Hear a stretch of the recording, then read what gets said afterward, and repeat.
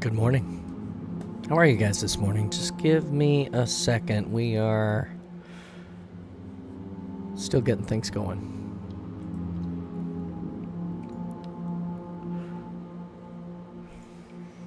La la la la la.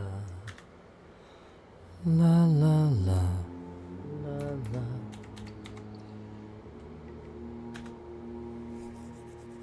La la la la la.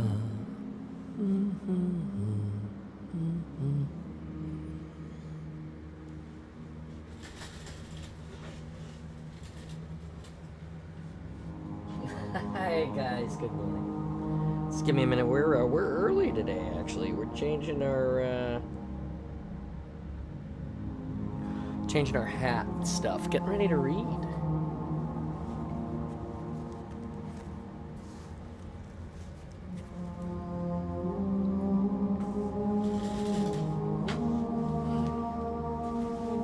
How are you guys this morning?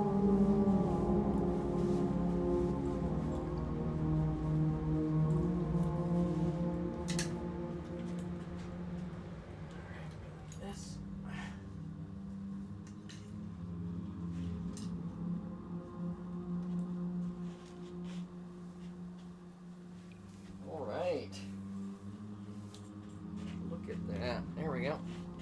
Oh, all better. Read to me. It's like, wow, you're early. Good morning. I was just getting my outfit on. I found my Spartan shirt. Came out of the laundry, fresh and clean. Finally, I had been missing it for like a month. I think my son tried to steal it from me. So I was just getting ready to read and be awesome. But you know, the first thing we got to do is sit here and complain about our aching back, talk for 15 minutes about whatever. Did you see the cup that my wife made me? And then on this side, the sandwich.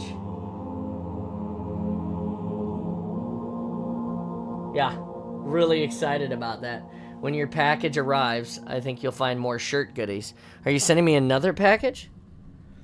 Oh yeah, she made this. She embraced the book daddy from the community, and put the pineapples on there, and then painted the photo of my helmet with the sandwich on it from HCS Worlds, and it's actually made quite a splash. I usually just bring this out for the Thursday streams. Lena was like, why don't you use it all the time? And I was like, well, I got this other metal cup that I've kind of sort of made part of my brand, and my dad got it for me, and it's still something that I appreciate. So I was like, so on Thursdays we bring out the Book Daddy cup with the pineapples, which I'm just so tickled. She did such a great job on it. I can't even. We're still waiting on packages. Cigar is still stuck in customs. It's been stuck there since the 12th of December. What is that now? 12. So this is 30 days in December. Is it 30 or 31 days in December? 30 days? 31 days. Fuck, I can't remember. 31 days. So 31 days in December. Is that right? January, February, March, April, May, June, July, August, September, October, November, December. Yeah, 31 days. Did you know that? You know which days based on the knuckles on your hand. So January is tall, February is short. 28 days. March is 31. Yeah, on the backs of your knuckles. I learned that when I was a kid. Didn't know if you knew that, for anybody out there who's, just learning shit today with me. Anyway, so 31 days. So the 12th plus, let's see, minus 1 plus 20.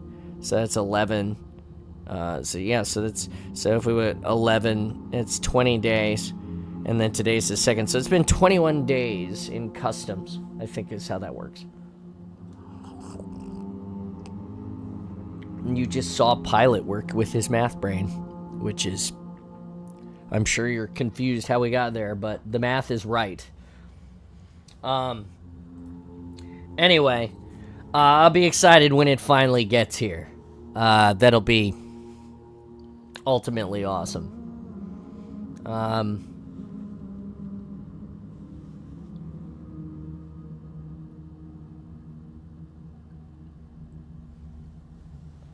feel like there was something else I was going to talk about this morning, but fuck if I can remember. More ambient wonders on the way. Hey, you know, I should do that right now. I got a Stream Deck. Did you know that? I got a Stream Deck for Christmas. I thought I might have said that to you, but, so, check this out. What just happened there? That's cool. Well, anyway, so check this out. So I can put socials up here.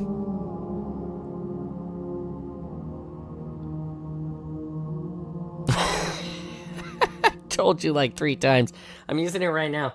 Don't forget. Hey, this is you. You're on this list. I love it because I can change all of these screens and shit, and I don't have to be fiddling around with the mouse anymore, so I can be more engaged with the community. It makes my job way easier. By the way, OST for everybody who loves it. The only thing I haven't figured out yet is how to make these macros for the Stream Deck work for the YouTube chat. Oh yeah, you are. Yeah. And everybody, don't forget to join the Discord. So you can find all the stuff about Spartan John there if this is your first time stopping by. We're going to get started reading here soon. We're 8 minutes in approximately, which is great. We love that. Interesting. The Streamlabs website is the stream manager. The timer is wrong by a little bit.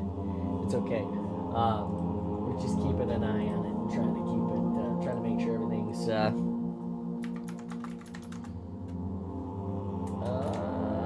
going.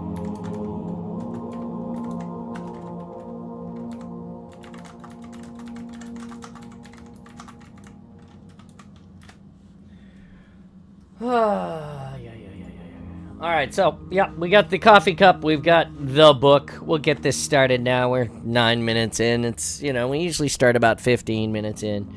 Woke up this morning. My wife got up. She was up early. She blasted off. She's watching my brother-in-law's kids today, which means,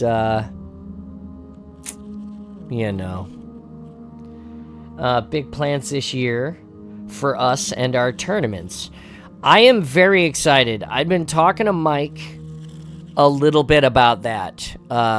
We sort of dropped a little bit of info about that yesterday on the Awesome during towards the end. We're trying to, we want to get a 1v out. We want to get a Classic Halo tournament out this year. We want to do a Husky Raid tournament. And then, of course, the big charity event that we always do towards the end of the year. I think we're still going to push forward and try to do that. So, yeah, definitely. Tournaments, no shit. Going to be a big deal in the Awesome this year. It's going to be great. Waiting on a new camera to show up, courtesy Installation 00 here in the chat live. He is the man, the myth, the legend. Sponsored us a Tiny Bot. Waiting for it to show up. I haven't figured out where I'm going to put it yet.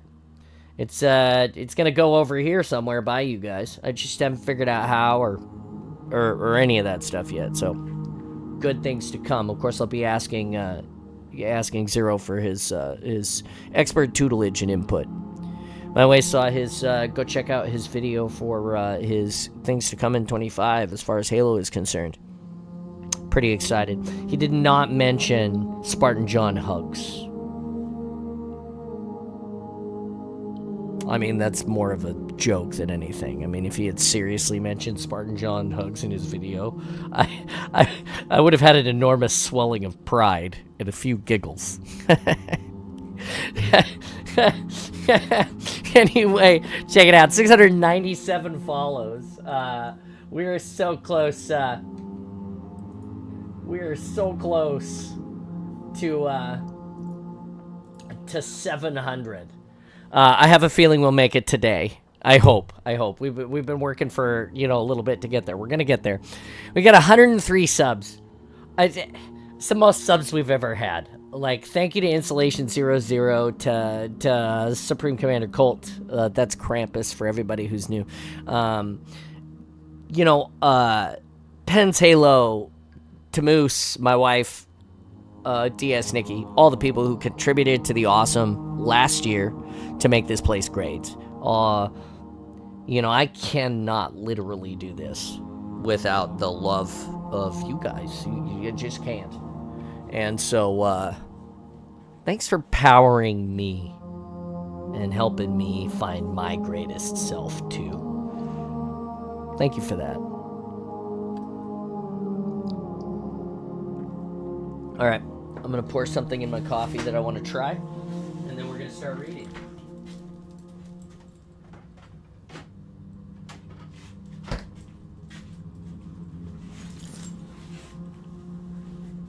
After the ad is over, because they decided to run an ad right now, fuckers.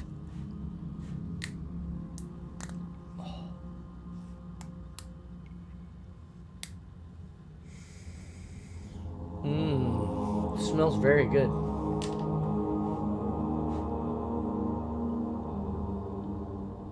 Little bit of liquid Schwartz right in here. Oh, what?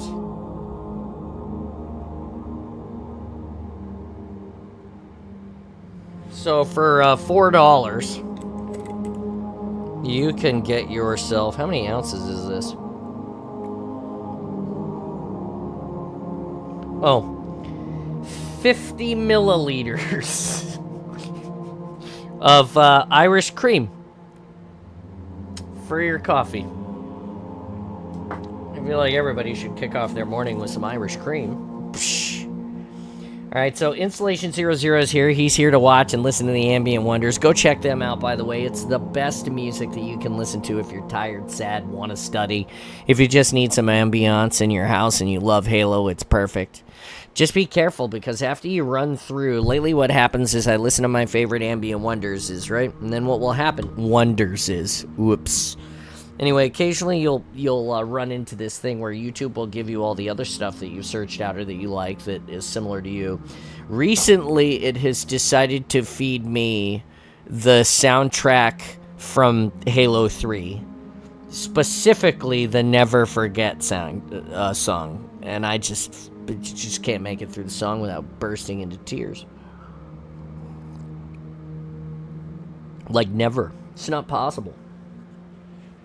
Anyway, go check out Ambient Wonders on YouTube. Go throw Installation 00 a like and a share and a sub. If you haven't found him already, what are you doing with your life? Guy is pumping out videos every day that are just awesome. Anyway, for everybody who's new, here's the bookmark. It's the Enterprise. We show the bookmark every day we read before we start reading, so that you all can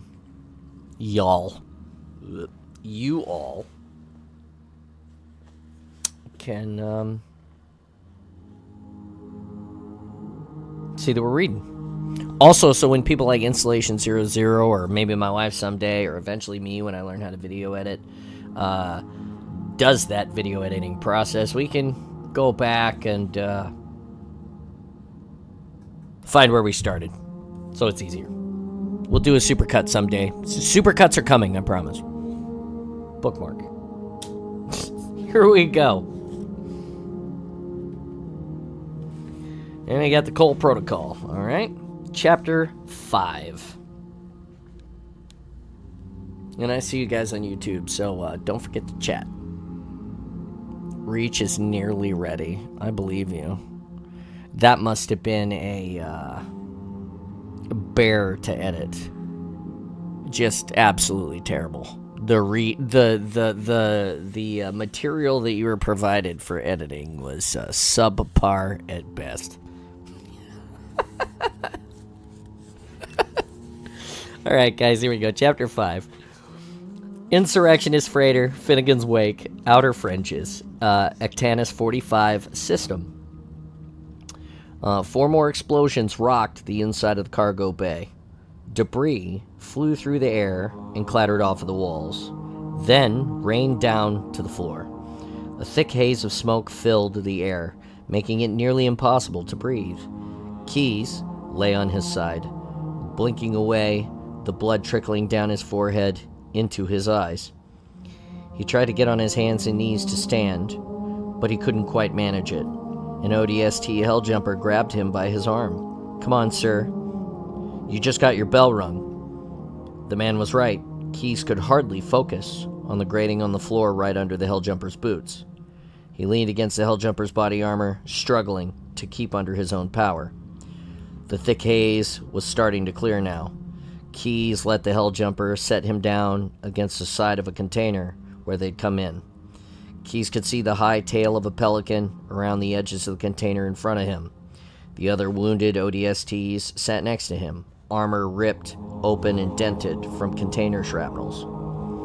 Several of the bodies just lay still, flat out on the floor.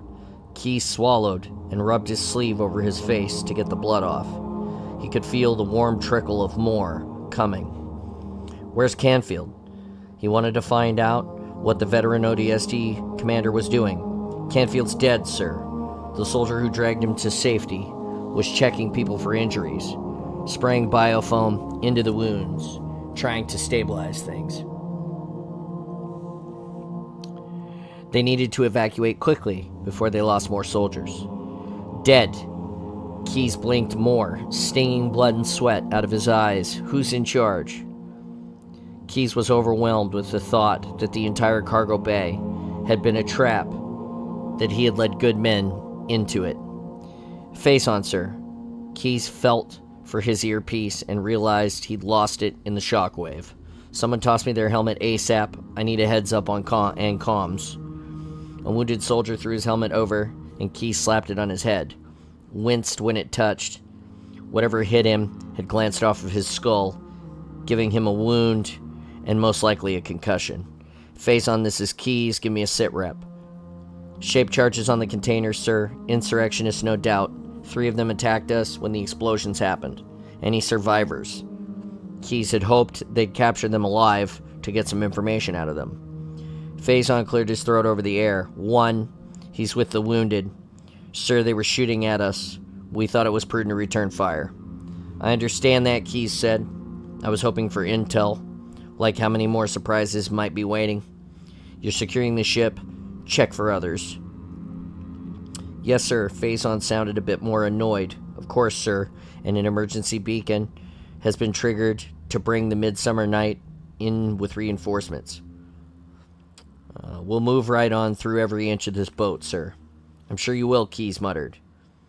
And if you don't mind, sir, I don't need someone second-guessing my orders and looking over my shoulder. All things considered, sir, you're Navy, I'm a Marine. Let's stay out of each other's way.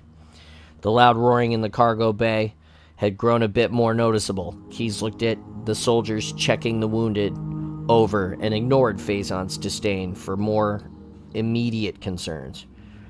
Son, where are we losing air from? Everywhere. The explosives punched holes all over this little tub, came in response. Wish I were a Marine right now, Keyes said, looking around at the ODSTs.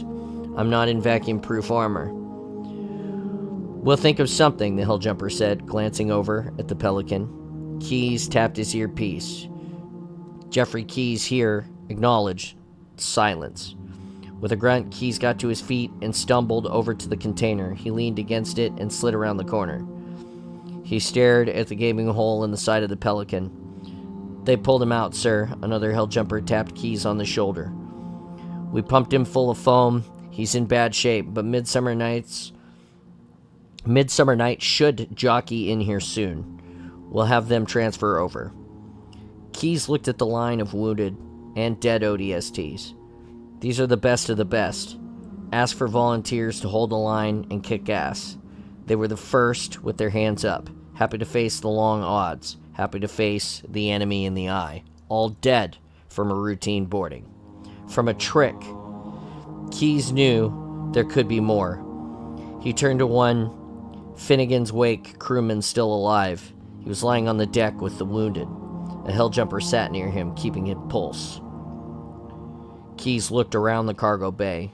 Think laterally, he told himself. This wasn't a typical fight. He needed to think a step ahead. The Helljumpers were combing the ship for more innies. They'd need transport off the ship once they'd combed it. Since the Pelican they'd come in was all holed, Keyes triggered the Midsummer Night ship-to-ship channel and tried to make contact, but got nothing. Keyes bit his lip. Commander Faison, Keyes here. Did you trigger the beacon calling the Midsummer Night in? Faison here. No, sir. Then who did? Keyes felt a cold stab of fear. They could all hear the beacon just by flipping to the emergency channel. A steady series of digital beeps tapping out a number code that when translated to any UNSC listening, men down, need backup and medical assistance with all possible speed. I don't know, Faison said, annoyed. We're in the middle of the sweep of the ship. Commander, I'm pulling rank. I'm ordering you to stop the sweep. Get a response from every single Marine under your command. I want to know who set the beacon off. Yes, sir, came Faison. His clipped reply in Keyes' ear. Don't suppose you want me to interview any of the dead, sir? Could be somewhat difficult. The Helljumper's passive aggressiveness was turning into anger now. Faison obviously wanted to kick back, and hard. No, Faison, we'll do that here. Keyes turned to the Helljumper standing around him. He couldn't see any expressions behind the dark blue faceplates. He had a feeling that there wouldn't be any smiles, but knowing exactly what was going on in the battle was extremely important. And while they might not respect the man right now, Keyes would make sure that even the ODSTs would damn well respect the rank. Pull the chips on any soldier helmets, check the footage in the audio, look to see if anyone triggered the beacon. They all stood silent, then one Marine managed a, Sir. Don't stand there and stare at me, Keyes shouted. The crack of a whip in back of his tone. The words echoed in the cavernous bay. Just do it. They jumped too, pulling chips out of their fallen comrades' helmets and checking the footages. Keyes looked at the soldier who tossed him his helmet, and the man shook his head. Not him. As they worked, Keyes switched frequencies and continually called out the Midsummer Night. Nothing. They could talk inside the freighter, but it seemed nothing was getting out. One by one, the Helljumpers all reported their beacon results. Nothing. Faison, Keyes called out over comms. Nothing here, sir. No one standing did it. Nothing on the wounded or the dead. Sir, Faison wasn't questioning Keyes this time or annoyed. He wanted to know what Keyes was thinking. The Pelican is down. If any of your men find a way to talk to Midsummer Night, have them tell Zhang to stand off for now. That we have things under control. I'm on it, sir, and Faison went quiet. Keyes took a deep breath, and another wave of dizziness hit him. They were losing too much air from this cargo bay. He had maybe another 15 minutes before he'd start gasping. Sir, Faison was back. We're being jammed. Nothing is getting out. There are some pretty hefty blast doors between us and the cockpit. We can start working on blowing those out. See if we can gain access to ship comms. No, Keyes said. They'll have more surprises. Not worth it right now. Get back, and let's regroup. Figure out what to do. You have a plan, Faison asked. Keyes smiled inside of his ODST helmet. He sure as hell had a plan, but Keyes wasn't going to broadcast it over a suit radio. Not when the insurrectionists aboard already showed a capacity of messing with their communication so easily. No, Commander, I just want to regroup. Take care of our wounded, and get ready for the Midsummer Night to come in. Get every ODST back to the cargo bay ASAP. Move it. He motioned one of the Helljumpers over. The man's tag read, Markov. Sir, this armor really vacuum-proof? Keyes asked. Yes, sir. How long can it hold air? 15 minutes, sir. Good. That hadn't changed in his years off. All right, Markov. Keyes looked around, then lowered his voice. We need explosives. We're going to widen one of these debris holes in the hull, large enough to shove one of these containers through. Say nothing over comms. Ask for anything you need in person, and quietly. Grab as many battle rifles as you can, a pair of field goggles, and all the ammo you can hang on to. Move it. Markov took off, and Keyes walked over to a puncture in the far side of the hull from the cargo bay doors. The ragged edges whistled as the air leaked out of the gap. Keyes walked back towards the wounded. Listen, as everyone comes in, relay this in person, not over the comms, understand? I need all these cargo containers searched and cleared out. Put the dead in one, the wounded in another. Helljumpers flooded back into the cargo bay. As word of the order spread, each man started pulling their comrades towards the empty pair of containers. Markov came back with a pair of battle rifles and extra ammo, magazines tucked into every pocket of his armor. Keyes looked him over. Strap your armor, son, and hand me those rifles. Then I want you to enter the container with the wounded. Sir, I'm going to need you to get out there in front of the containers. There's other armor, Markov protested. He pointed a black-gloved hand at the rows of dead men. Keyes got up close to the man's helmet. You want me to use body armor that may have been damaged in the explosion? That may have caused their injury or death? We don't have time to check them over. Markov, strip your armor down now. A Helljumper with squad leader paint on the shoulder of his body armor had walked up behind the two men. Face on. Markov removed his armor, and just as quickly Keyes started buckling up. No plan, huh? Faison said out loud. Sure doesn't look that way from here, from where I'm standing. Keyes finished snapping up. He was now another black-clad ODST Helljumper from all appearances.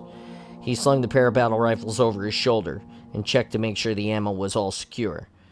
He looked at Faison. I lied, I have a plan. They blew us up at the boarding, and they've set off emergency beacon that bringing the midsummer night, because we obviously didn't set it off. What do you think is the next step? I'm willing to bet this whole freighter is ready to blow the moment our ship gets close enough. So for now, I want you to get this gap lined up with explosives. I want the hole big enough to shove a container through. Wounded are in one, dead in another.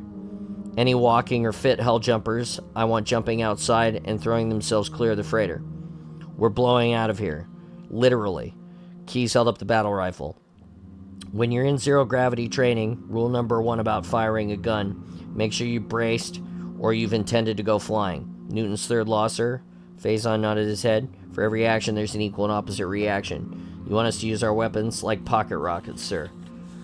Now you're talking my language, Keyes said. Yes, we're all going to jump ship and use our weapons to maneuver.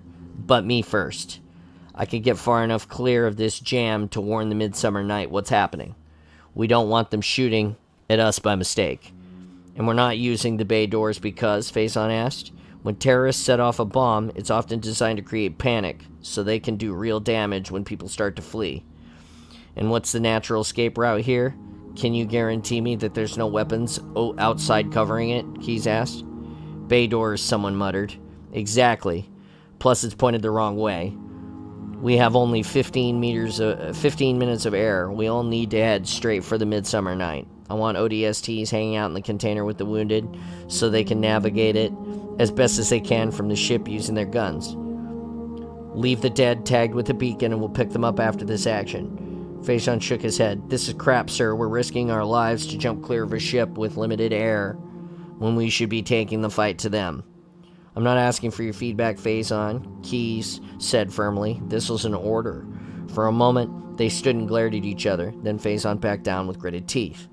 It only took another 2 minutes before the Helljumpers had the containers sealed, explosives primed, and they were ready to rock. It had to be done quickly.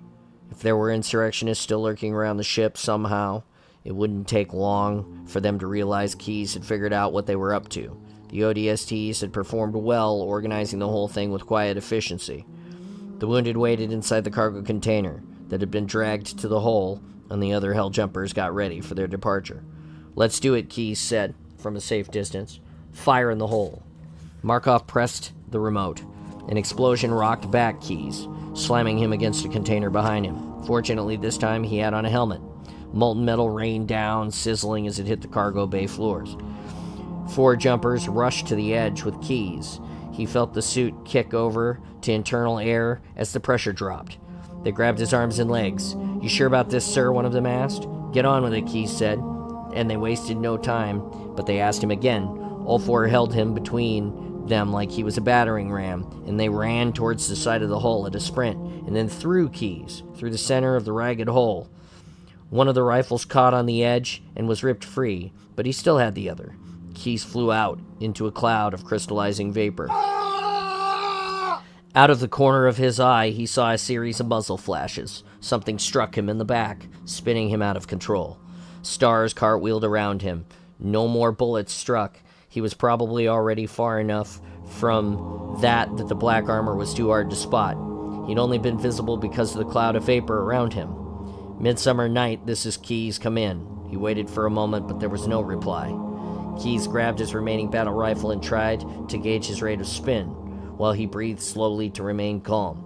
He fired against the direction of his spin until it stopped, and he could see Finnegan's wake off like a toy in the distance. He looked around, but he could not see the Midsummer Night out there. But he'd cleared the freighter in roughly the right direction. He just needed to get far enough away. He tried to radio again as he lined up a shot that would move him further out in the right direction, but not fire bullets right back at the freighter, where the ODSTs would be following. Midsummer Night, this is Keyes, come in. Again, no reply. Keyes fired the rifle off. A burst of fire aimed below the freighter, a few seconds above to compensate, moving him further away into the quiet darkness of space. Keyes' heart sped now, as he thought about how little time he had left. If Zhang had moved away or to the other side of the freighter, Keyes willed himself to remain calm and follow the plan. Life was full of what-ifs, and they had no place in this emergency. Keyes emptied the battle rifle's magazine and ripped through the spares as fast as he could. In the far distance, the wake looked about as small as a thumb. He could see 2 specks of red metal falling away from it, and hoped it was the 2 containers and the rest of the ODSTs getting clear of the freighter. This is the UNSC frigate Midsummer Night, Zhang's voice suddenly crackled in Keyes' ears. Identify yourself. Lieutenant Keyes, sir. Keyes grinned. The rest of the ODSTs are jumping clear of the freighter. We were attacked. Wounded and dead are in 2 containers that were just shoved out. The freighter is most likely a big trap, sir, probably rigged to blow when you get close.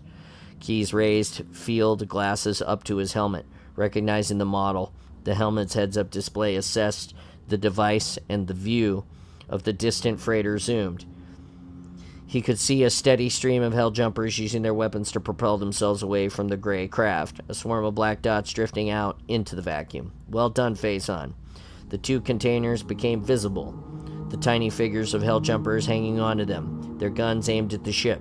Once the first group cleared the ship, the hell jumpers hanging on the containers started firing their weapons to get the bulky boxes moving outward. In the distance, Finnegan's wake collapsed, sections of the ship straining against the ribs of the bulkheads and then caving inward. The insurrectionists hiding on the outer hull had realized that the ODSTs were abandoning ship on the double and were blowing it up, while they could still take out what UNSC forces they could. Hell jumpers, empty your magazines, Keyes shouted, even as Faison screamed for them to do the same. The freighter blew out in a white-hot fireball of debris. The brightly colored shock wave of gas and debris stripping the container of the hell jumpers clinging to them. In the bright light and under magnification, Keyes saw the outlines of hell jumpers splayed out and spinning as they were tossed away from the vicinity of the destroyed freighter. Keyes stared in horror, forgetting to breathe. They hadn't gotten clear in time, and because he insisted on going first, taking all of the risk of any insurrectionist fire on the way out, he might be the only one to survive now. Scramble recovery vehicles, Zhang shouted, as the shockwave of glowing gas slammed into Keyes. In the wake of the fireball came debris, and Keyes felt himself thrown further away as the constant pitter-patter of chunks off of the ship, along with even larger pieces of deck plate and machinery, flew past him. A numb feeling of shock now filled him. His first mission back was a failure. He wasn't fit to be out here at all, and he'd gotten some extraordinary men killed because of it.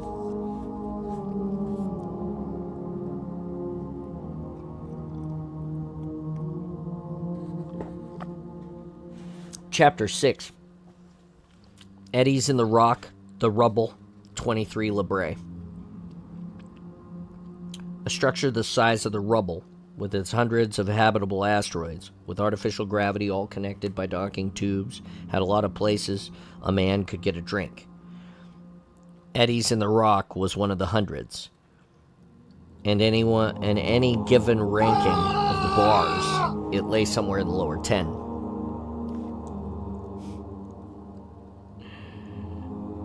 Delgado knew that any ex-smugglers who would know anything about the Kestrel wouldn't be anywhere trendy, or frequenting the larger habitats where slamming beats of flip music blared out from behind the doors built to look like industrial airlocks. So, they'd been holed up in one of the outer habitats, far from the core, where the asteroids were still being mined or hollowed out. Where the bar door was an actual airlock in case some massive piece of construction equipment broke a hole in the rock while baking it and all of the air blew out. Delgado had spent the better part of his day ducking in and out of the dark holes drilled into the sides of these habitats near the edges of the rubble. Places hastily equipped with polycrete and gratings inside, dressed up in a cheap pair of clean pants and a Distancia leather jacket. He had meandered through habitats without artificial gravity and others where it was half a standard gravity to make it easier on the construction crews. Eddie Underwood looked up as Delgado walked into the bar. Distancia, right? His artificial right hand, a fake pink against Eddie's white upper arm, jerked a bit as he leaned a glass out with a clean rag. Eddie's in the rock was a dive, but one with an owner obsessed with cleanliness. Yeah, Delgado had shuttled mining supplies from one freshly finished habitat to another, as well as mining crews in a hurry to get from one end of the rubble to the other. He was known quantity in this crowd. Delgado sat at the bar. A crowd of heavy-set miners lined the counter. And towards the back, scattered groups drank loudly in booths or played gravity ball on tables. A lean bodybuilder or heavy crew worker sat alone in a booth in the far corner with his back to the door. Heard about Melko Hollister? Eddie nodded. He gave no indication how he felt about it, which Delgado could take. What'll you have? Here to ask a favor. Delgado leaned on the bar near a corner post that ran up to the raw rock ceiling. Hanging over the bar was a stone arm. It was Eddie's. He'd lost it while working on a crew, falling into liquefied rock with his hand out to try and catch himself. He'd retired after that. He'd had lost his arm jackhammered out of the cool rock and started the bar. Eddie hadn't said anything, so Delgado continued. I know it's soon, but I don't have any crew. I'm looking for anyone in search of a ship to work on. Maybe I know someone, Eddie said. Looking for a whole crew, Delgado replied, willing to pay a solid finder's fee. I've got a chance for a cheap lease on a ship with a slip space drive and a one-time run sort of thing. I need the sort of crew that can handle slip space jumps without getting frozen. Particularly one with recent experience. Particularly anyone who's gotten back recently from the inner colonies. And he leaned forward. You know, no one is smuggling anymore. All the navs have been purged.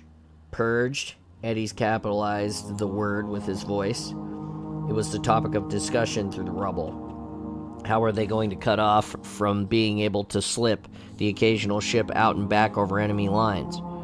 With little news of the outside world they'd gleaned, what supplies they'd managed to haul back had all come to a halt. People were scared. Some speculated it was insurrectionist hard cases, sealing them off from the UNSC. Others blamed the Kigyar, pointing out that the Covenant had after all, destroyed Madrigal.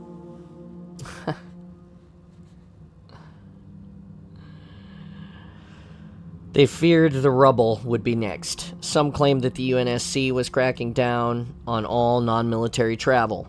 There may be a ship or two still straggling in, Delgado muttered. Some that might still have nav data to help me out. Like the crew from the Kestrel. Delgado froze. I wasn't specifically looking for information about them. Huh. Well, you're not the only one. Miss Universe over there is too. Eddie jerked his head toward the booth in the shadows where the massive man sat. He shifted, and Delgado noticed the triceps flexing under the person's shirt. He had to assume Eddie meant that there was a woman in the booth with the guy. It wasn't a bodybuilder sitting there. It wasn't even a man. It was a Spartan, Adriana. He recognized her face.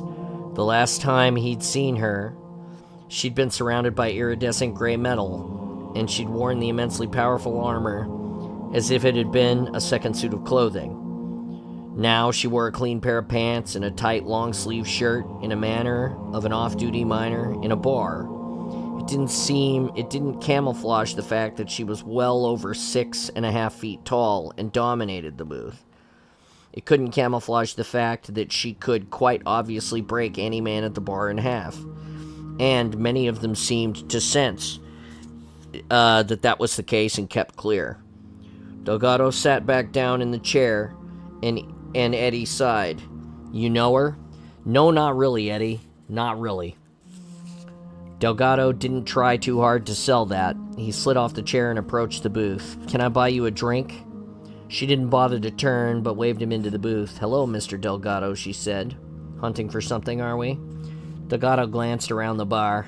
"Maybe, but the chances of me finding it are somewhat ruined now that you've arrived asking the same questions." There were people paying too much attention to them near the other side of the bar. "I'm sorry," Adriana said. 5 men walked over before Delgado could suggest that they get the hell out of there. "What the hell are you two doing asking about the Kestrel?" the leader of the little group asked. "Hey guys, come on." Delgado held up his hands, placating them. "Let's stay calm." "Shut up." These were large, muscled miners, their eyes glassy from being too far into the drinks. "This freak has been nosing around about stuff that's none of their business." Adriana looked at the group. "I'm just asking a few questions. No reason to make this anything it's not. What we don't need is some earth-loving she-hulk skulking about our bars, asking about things that ain't none of their business," another man snapped. "Hey now," Delgado said. "Hey now what?" The leader reached over and grabbed Adriana's shoulder. "Now listen here." She shrugged his hand off and pushed it back. The stout miner staggered slightly for a moment, and the whole group paused. Then the miner surged back, grabbing at Adriana's shirt collar again. "You!" This time she grabbed his hand and twisted it. "Don't touch me." She didn't ask this, she stated it, like it was fact. A second man swore and lunged for her as well. "Well, do whatever the hell we want."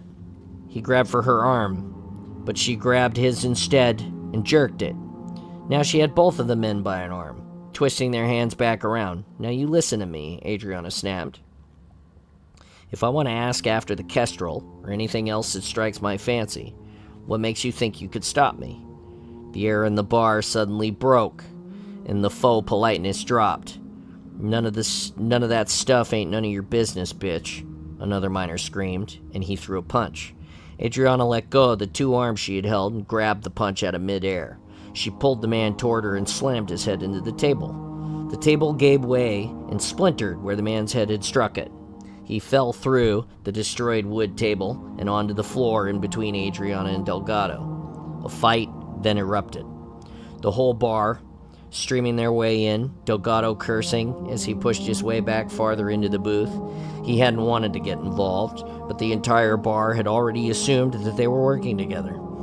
Adriana ripped the remains of the table out of the ground. With one grunt, she held the large pedestal that had anchored it into the floor out in front of her with one hand, keeping the angry men at bay as she tapped her ear.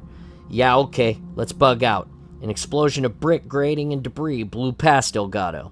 As the dust settled, he spotted one of the miners pulling a gun on Adriana. Delgado whipped out the Senora Cias, and the men all froze.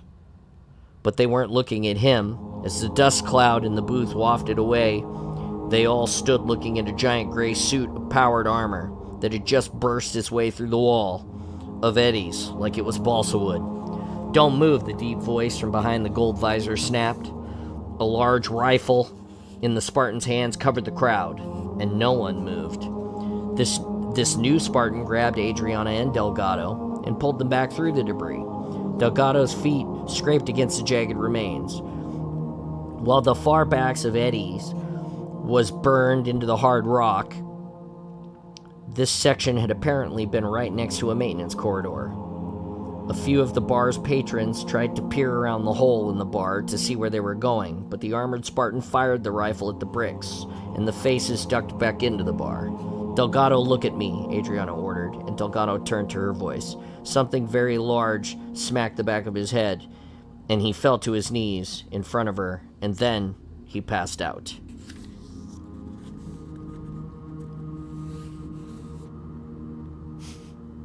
Chapter 7. Freighter Petya, just off of Habitat Bolivar, Outer Rubble 23 La Brea.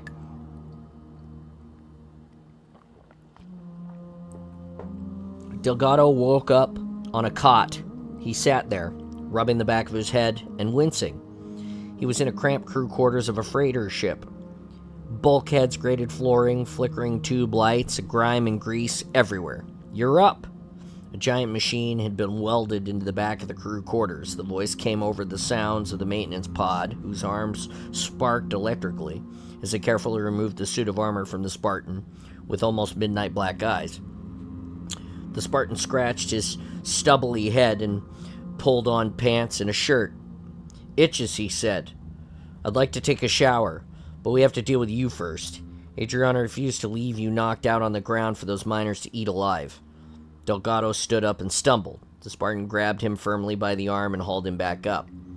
Another giant of a man who stood so tall he blocked the lights above. Delgado blinked. "What do you want with me?" "You know who we are, right? The Spartans, the boogeymen of the insurrectionist children everywhere," Delgado grunted. His head still throbbed, but he was feeling scrappy despite the fact that this mountain of a human being next to him could probably break him in half like a stick. But if they were going to kill him, they would have already done it. This gave Delgado a sudden boldness as he straightened up. Delgado smiled. "Don't be spoiled, don't start a fight. Always be careful here at night, because the Spartans might come in the suits that weigh a half a ton, and they'll steal you and all you gots, just like they did from Colonel Watts." The Spartan cocked his head. "What?" "Just a kid's rhyme," Delgado muttered. "Yeah, there are a lot of rumors about you guys. Like the ones about how you super soldiers took out Colonel Watts and the rebels. Whole network had to scramble to find a new leader. And there were other rumors too. You know, a lot of people would be quite flattered that the UNSC created an entire special division of super soldiers just to come after them. But it's all been different since Harvest fell, hasn't it? The aliens sure bloodied your noses." Yes, they have," the Spartan agreed. Suddenly, the idea of fighting for the right to your own survival isn't much of an alien idea. "True," the Spartan said, "but then, the UNSC never glassed an entire populace, so it's not exactly fair to compare UNSC and Covenant fights with UNSC and insurrectionist fights, is it?" The Spartan had a point. "What's your name?" Delgado asked. "Jai, Spartan 006. You like your numbers? You have last names?" The Spartan didn't even answer, just pulled Delgado along into the freighter's cockpit, stooping to avoid hitting his head on the bulkhead.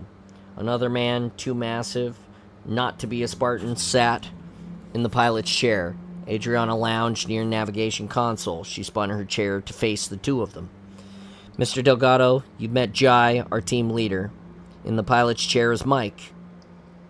From the windows of the cockpit, Delgado could tell they were still in the rubble, but not hanging off of a dock connector.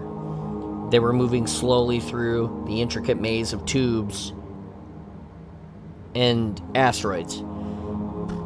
Jai sat down at a communications console and swung around to face Delgado, who found a jump seat. "You were right back there. We used to go after insurrectionists. But that's what we were trained to do. We live, breathe, and eat this stuff. Delgado, we serve humanity. We exist to protect Earth and all of her colonies."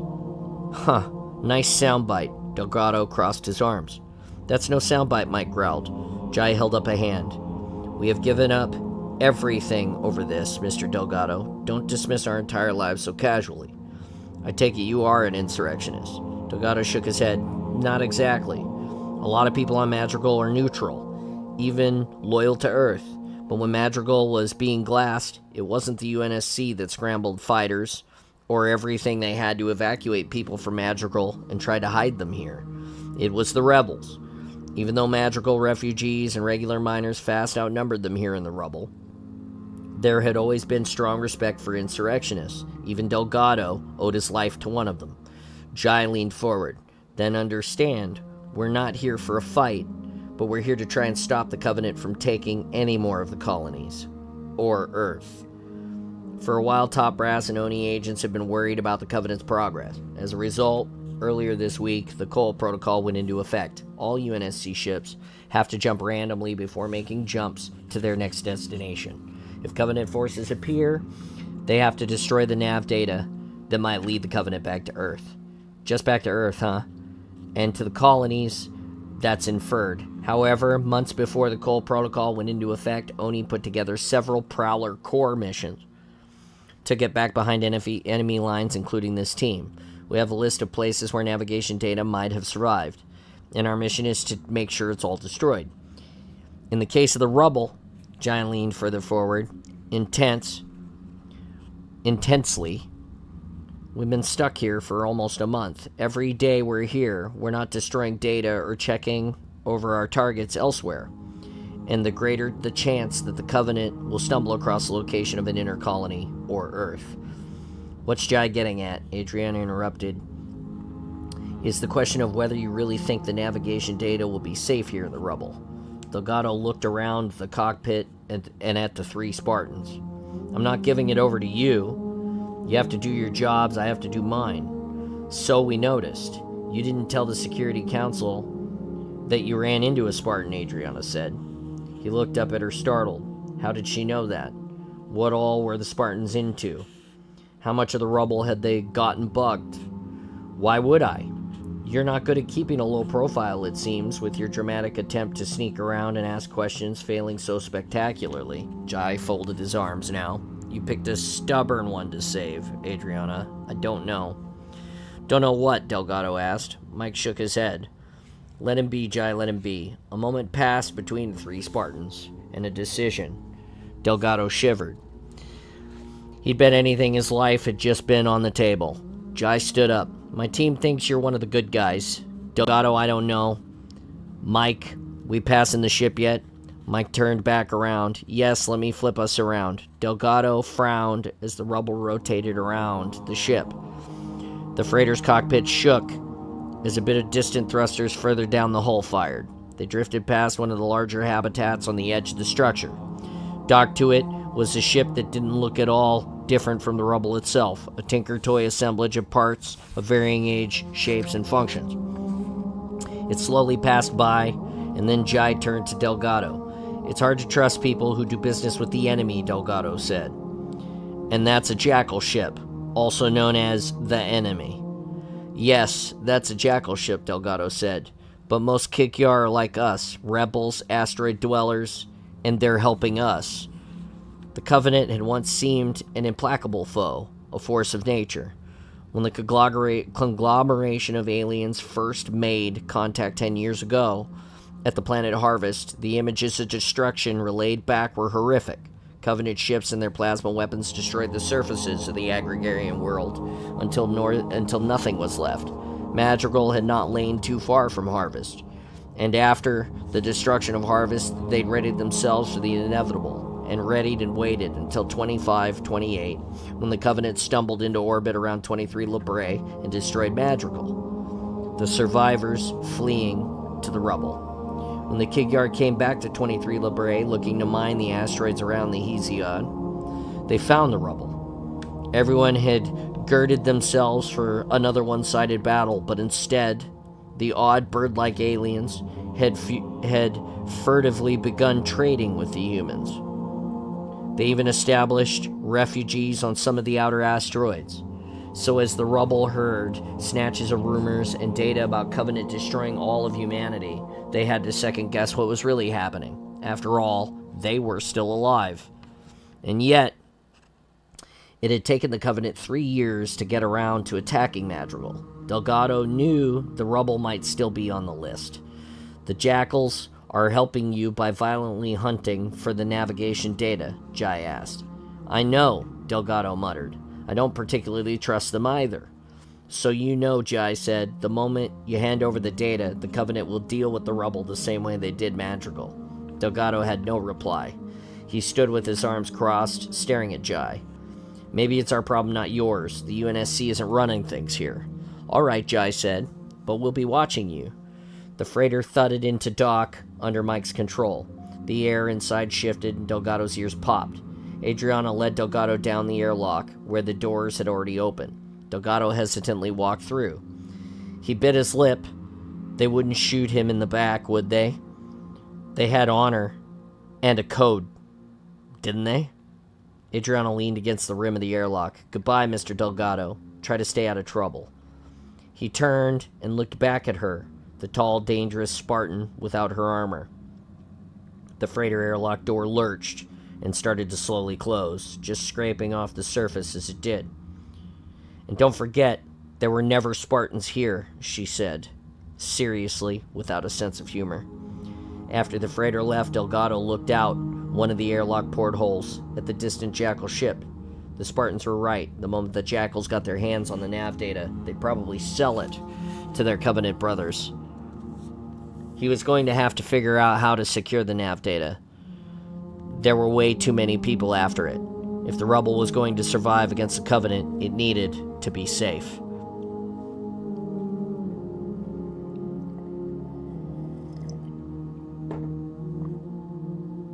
Chapter 8. Freighter Petya, Outer Rubble, 23 Labray. Jai watched the last sliver of light fade away as the airlock shut. They were back alone on the freighter Petya. He folded his arms as Adriana walked back up to him. We should have kept him, Jai said as she passed. Adriana paused and looked him in the eye. We've had this discussion. If you'd like to order me to go get him, Petty Officer Jai, I will follow your commands. He stared back at the intense blue eyes. Would you? She sighed and left him leaning against the wall. The freighter shuddered as Mike disengaged the airlock and coasted away from the asteroid. Gray team, Jai thought to himself with a small amount of frustration. He'd ask what he'd done to deserve being put with the other two, but he already knew. It had started when he was 6. He'd been snatched away from life he only dimly remembered and taken to a military training facility on a planet of Reach, along with 75 other children. Jai remembered being herded into an amphitheater after waking up from the chill of a cold sleep by a tough, grisly-looking naval drill instructor in fatigues. Every child had had an instructor standing next to them. And then, up front, on the raised dais, a woman with dark hair and gray-blue eyes cleared her throat. Beside her stood a man with medals. And they would all come to respect and fear him, CPO Mendez. But it was clear this woman was in charge. All the big Navy men in the room responded to the crack of her orders with nervous jumps. The woman had looked at the crowd of nervous children and told them, as per Naval Code 45812, you are hereby conscripted into the UNSC Special Project Codename Spartan 2. Conscripted. Jai hadn't liked the sound of that word. It felt wrong. And when he heard it, he stood up and tried to leave. The heavily muscled drill instructor next to him grabbed him by the shoulders and shoved him down. Shocked, Jai continued listening as the woman said, you have been called upon to serve. You will be trained. You will become the best that we can make of you. You will be the protectors of Earth and all of her colonies. He'd been 6, damn it. His life in Bouge, in an orphanage, hadn't been much better than the hellish boot camp that followed the next morning, all orchestrated by CPO Mendez. But Jai had roamed the streets of his own time back on Bouge. He'd scrapped with other urchins, stolen food, and found all the best bold holes in the city to hide and watch the other people. It had been his life, and even as a wiry 6-year-old, Jai had decided conscription didn't figure into his plans. After the first night of boot camp, Jai met Adriana, who'd been out that night sneaking around. "Are you leaving?" she asked in awkward English. "Yes," Jai said. "I need something to pick a lock with." Adriana handed him a sliver of metal from under her tongue, a paperclip stolen from somewhere on the base. Jai had picked a lock, and they'd snuck out from the bar racks, using the shadows until they'd broken for the gates. He got halfway up the fence before the guards turned the electricity on, and Jai had dropped to the ground with Adriana both writhing in the dust and screaming. "Good evening," Mendez had said, walking up to look down at him. "I don't recall giving you two permission to leave the base." Neither of them said anything. They just stared at the forest off in the distance. So the next week, Jai used a blanket to help them climb, and the guards caught them on the other side. And after that, it was sprinting across the barren space around the camp. They were hunted down in the forest, but he and Adriana split up and eluded the pursuers for days this time. They came after him on the roads past the forest, hunting them down in large teams with warthogs and pelicans. But no matter how much Mendez pushed him with extraordinary runs, push-ups, latrine cleaning duties, no matter how hard he tried to break him, Jai and Adriana always planned for the next escape attempt.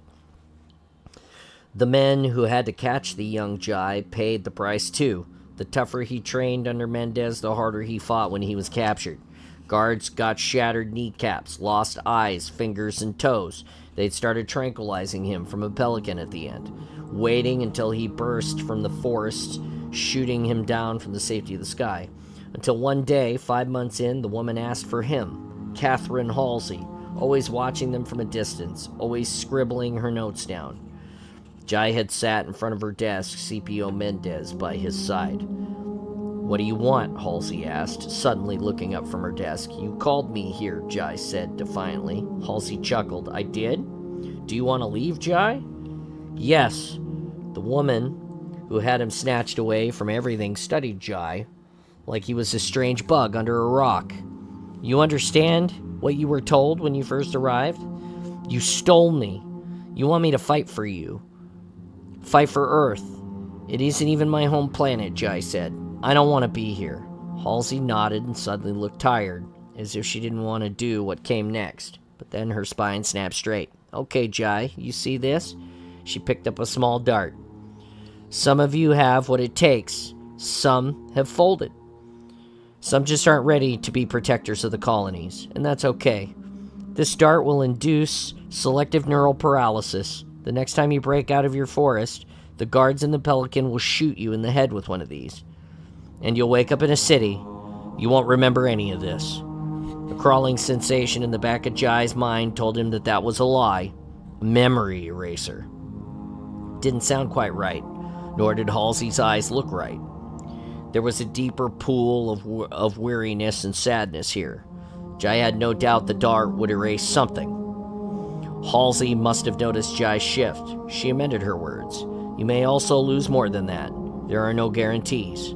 The process is messy, and it's worse with a child because they have so few memories that they can lose." Jai swallowed and stared at the dart. "Of course," Halsey said, steel in her voice. "You could just continue your training and your duties." "Why?" Jai asked. "You're an orphan, right, Jai? State dorm 55, bed number 68. And you want to go back to that?" Jai nodded. Halsey sighed. "You think they remember you there?" "We called. No one had even noticed I transferred you. No one cared enough to even check your bed until I called. And you've been gone for months, Jai." Jai stared back at her. It shouldn't have hurt to hear that. He kept to himself. Why was he surprised that no one had noticed? "No vendors remember you. Your hiding places in the city have been taken over by rats. No one has even noticed you were gone. You had no family, no friends, nothing.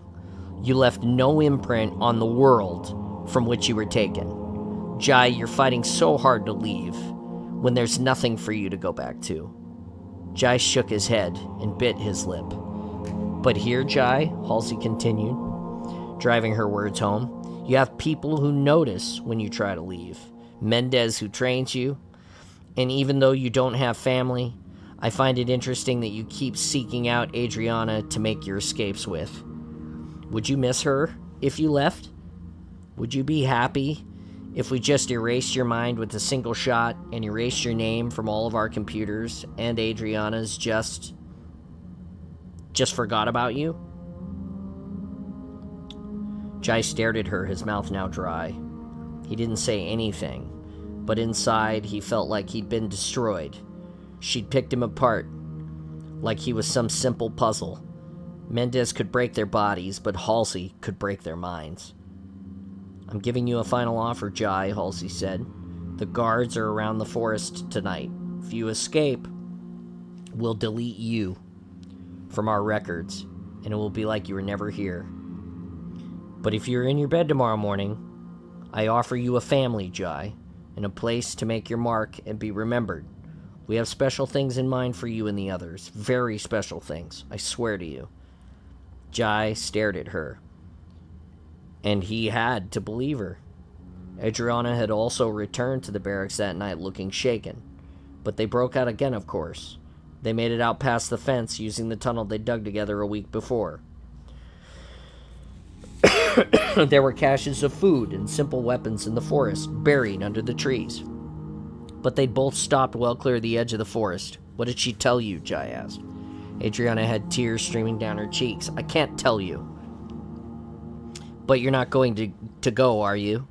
No, I like this too much to go, she said, with that odd Adriana smile that Jai was now always comfortable seeing. Me either. They both sat on a log and watched the pelicans crisscross the sky outside the forests, and then turned back to the barracks. Mendez didn't comment on Jai's dusty boots the next morning, just threw a 10-mile run at him with a small grin. When Jai had returned, Mendez introduced him to another quiet kid with even browner skin than Jai's and tight curly hair, who stood outside the barracks, running in place next to Adriana, both of them holding heavy wooden logs over their heads. At ease, Jai, Adriana, and Mike, Mendez said. You are now a team. You will eat together, run together, drill together, and fight together. Sir, when Mendez left, Adriana and Jai had turned to Mike. What did you do? Mike smiled. I stole a pelican, he said innocently, then blew it up when they got to me. And all those years ago, all three of them had shaken hands. Gray Team trained to be isolated, slipped into distant fields for missions where there was little, if any, oversight, and after the physical augmentations, and as they became lethal killers, the Oni branch began to use the three loners for long-duration missions way out of reach from the command. They were ghosts that could wreak terrific damage, which was why the latest mission made sense.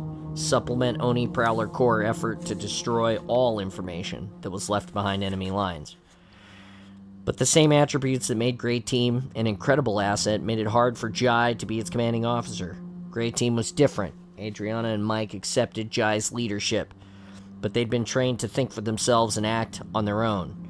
So Jai had been frustrated to find out that Adriana let the insurrectionist Delgado live after the Jackals made a play for the last known navigation data in this bizarre asteroid creation of theirs. She should have focused only on the data, but she didn't. And now, they had once again let this man go. But as Adriana pointed out, had they destroyed the last bit of data and left the rubble, then they wouldn't have known about another ship coming back from Charbdis 9. So, their delay had helped. They might have left the rubble without fully finishing their mission. But Jai still felt they should have kept Delgado aboard. He was, after all, working with insurrectionists, and Jai had killed his fair share of any terrorists. Now Adriana felt they had a duty to make sure that the people living here were safe. Covenant collaborating insurrectionists, no less. Jai walked up to the cockpit of the old freighter. Mike sat at the controls as the Jackal ship slowly drifted past their field of vision. One Shiva nuke, Mike muttered. You think Adriana's right, that these Coveys will turn on them? They always do, Mike said. The Covenant always attacks, always destroys it all. Why would they stop now? I don't know, Jai said as Mike boosted them out and away from the fringes of the rubble, where they could lurk. We've never seen anything like this before. Jackals trading and working with humans to build asteroid habitats. But then, that's what Grey Team was for. They couldn't call back for orders. They were the UNSC in absentia. The three of them had to figure out what all of this meant and what to do next. One Shiva, Jai turned and looked at Mike. Mike ran his hand over his shaved head. Put it in the right place, yes? Put it where? Inside. Jai looked at him and then laughed. That would do the trick, Mike. That would do it. And he imagined that if Adriana and Mike were right, and they usually were, they would end up having to do it. How many Shivas do we have left in the holds? Jai asked. Enough, Mike said. Enough for what? To cause a lot of trouble here in the rubble, Mike said. When the time comes. I haven't made any decisions about that yet, Jai said. Mike shrugged. When you decide, the nukes will be ready. Jai left the bridge.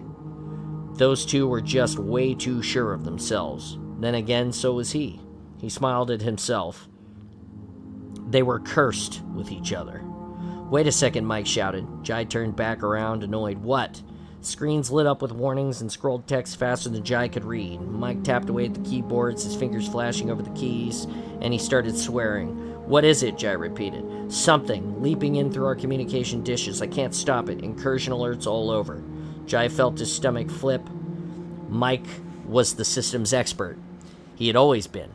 He figured out how to steal the Pelican when he'd been conscripted into the Spartan 2 program because he'd been flown in to the camp on one. And that single session of watching how the pilot flew was enough for him. He had a gift with machines and computers that Jai envied. Now Mike looked flustered. Hit the kill switch now. Jai ran to the center of the cockpit and pulled the plate of metal. He yanked out the red handle inside the entire freighter, and it abruptly plunged into darkness. What just happened? Adriana shouted. Was that the kill switch? Yeah. Without any power, the artificial gravity had failed. Jai hung near the kill switch, a manual circuit breaker Mike had installed during the long slip space journey into this system. Just in case, he'd always said, you can't hack into a ship if someone yanks the power cord loose. The Petya, their home, for the last several months, coasted along in the dark. Mike twisted onto his back in the starlight and moved over to one of the windows. We're not going to hit anything for 20 minutes or so, he said. That'll give us time. When it came back to the ships and hardware, Mike called the shots. Mike spun in place to face them. Jai, get clippers and snip the wires going to any comm array. We have 18 minutes before we go bump. Adriana, you should suit up.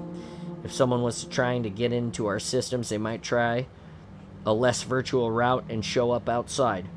On it, Adriana kicked off the edge of the cockpit door and backed down the dark center of the ship towards the bunks, and Jai followed, leaving Mike in the cockpit alone.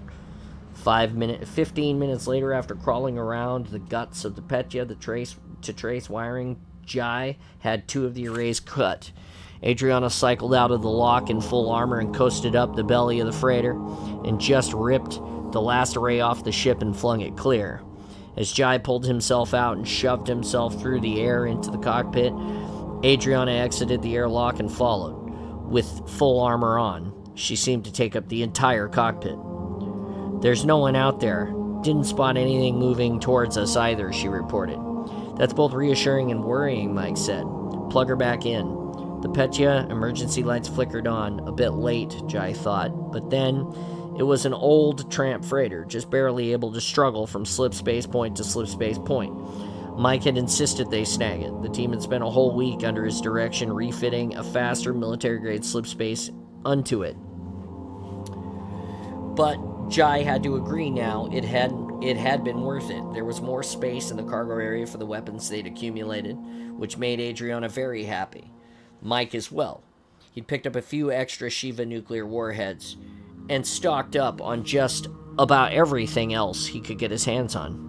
The primary lights flickered on as Mike tapped at the screens and guided the ships as it rebooted. Jai realized everything had fallen deathly silent as fans and pumps whirred back to life. The entire ship's steady background hum slowly trickled back now. Artificial gravity returned. Adriana and Mike twisted like cats and landed on their feet. All right, let's see what we've got. Mike moved back to the controls. Petra shuddered as she adjusted the trajectory with thrusters. They passed by one of the flexible docking tubes, stretching half a mile between two asteroids. Inside, people hustled from point to point on their business, hardly even noticing the freighter had come within a mile of striking it. One of the screens to Mike's right flickered, and a woman appeared on it, her skin a ghostly skein of numbers and calculations. The affected look of many AIs. It seemed to look around the cockpit. Neat trick, it said, through the cockpit's many speakers. But before you cut the power again, know that I infected a number of your external stellar navigation sensors. They don't have much broadcasting power, but I have a lot of comms equipment trained on you guys through the rubble, listening to them. Plus, I already disabled your slip space drives, so you really do have to listen to me. Mike checked his screen, then swore and turned to Jai, who reached down for the red handle. Wait, please hear me out. The AI on the other screen said, I have an offer for you. I can get you the rubble navigation data, but I want to cut a deal. Jai froze and locked eyes with Mike, who shrugged. Jai looked back up. A deal? The AI nodded on the screen. You're Spartans, the best of the best of the best. It smiled. There are a lot of lives at stake here, soldiers. I will help you get the navigation data because I want you to protect it. But you can't leave right away, and that's the deal. We have to stick around? Jai asked, a bit incredulously. Why? Because the lives of everyone in the rubble are at stake, Spartan. And I'm going to need the three of you to help them in the very short days ahead. We will be their deliverance, and you three their paladins. My very own knights in somewhat shining armor. Mike shook his head and held up 7 fingers by his thigh for Jai to see. An artificial intelligence usually lasted 7 years before it legally had to be put down. After 7 years, they often started to go through stages of instability. They became rampant, convinced of their godlike power and ability. Rampant AIs were destructive, dangerous, or somewhat insane. But rampancy was not inevitable, just statistically likely. An AI older than 7 years was playing a dangerous game out here in the rubble. They must have felt it prudent to keep the AI running this long in order to keep the system together. Come on, snapped the AI, yelling at them. I can see your fingers, Spartans. I'm over the age, yes, maybe I am rampant. I damn well deserve to be. Adriana turned to look at Jai, but he waved his hand. Let it talk, see where it went. They unpacked me from storage to run the rubble the year after Madrigal was glassed. They couldn't handle the course corrections manually to keep the asteroids connected to each other. They needed the constant and genius-like attention of someone like me. They kept me busy growing all of this out until the jackals came. Since then, well, I've been planning for the end. Spartans. And now, it's here. Yes, I am Juliana, the goddess of the rubble. Your experts may suspect me of rampancy, but a benevolent goddess may be exactly what you need right now. And this one happens to be very, very attached to the idea of saving people on the rubble. Mike shifted. Doesn't sound rampant to me. He was mollifying it, engaging it, Jai saw. Maybe even validating it. And Jai felt not pulling the plug had been worth it. This unsettled AI, somewhat frazzled by the chores it had been given in keeping the rubble going, might be a very useful ally indeed. Juliana looked down, suddenly tired, a flash of sadness crossing her face. I think right now my preoccupation with the tricky, immense, complicated task of saving the rebels' citizenry is all that does actually keep me from the depths of rampancy. It's been eating away at the edges of me for 2 years now, and you want us to help, Adriana prodded. The AI looked back up. In return, I'll give you even more than the data you want. The Covenant forces here are up to a lot more than just settling up shop in a few of the Rubble's asteroids. I have details and you'll want these. She had a coy smile. Adriana and Mike looked over at Jai, who smiled back at the AI. We don't have much time, Juliana said. We need to help each other now.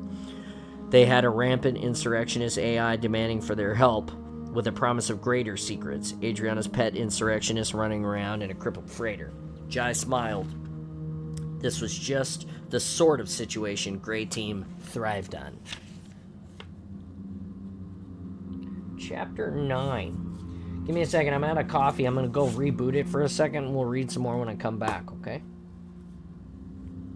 How do I do this? Check this out. BRB. Look at that! Isn't that cool? I made a thing! Give me a second. I know I usually don't take a break here, but just give me a second.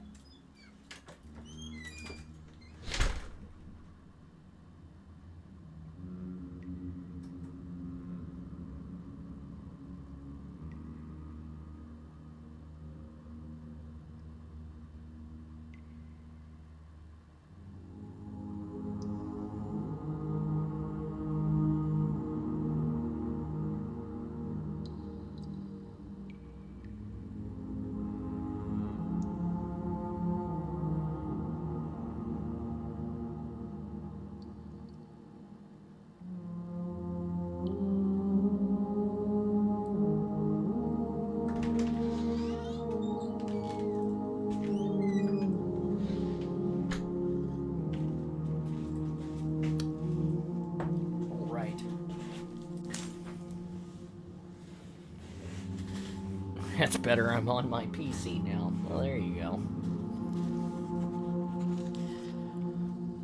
Chapter 9. Vadam Keep, Yermo, sang Helios. Early in the pre-dawn light of the day after Thel Vadam's ascension to Kaidan of his keep, he woke to the faint scratching sound of 3 pairs of feet. They were on the roof outside his window, moving quickly and getting ready to vault the lip of his windowsill into his room. Thel wasted no time getting up from the chair that he had sat in all night waiting for this. As the first assassin broke through the window, Thel pressed the button on the thick bar of metal in his hand that had been laying casually by his side.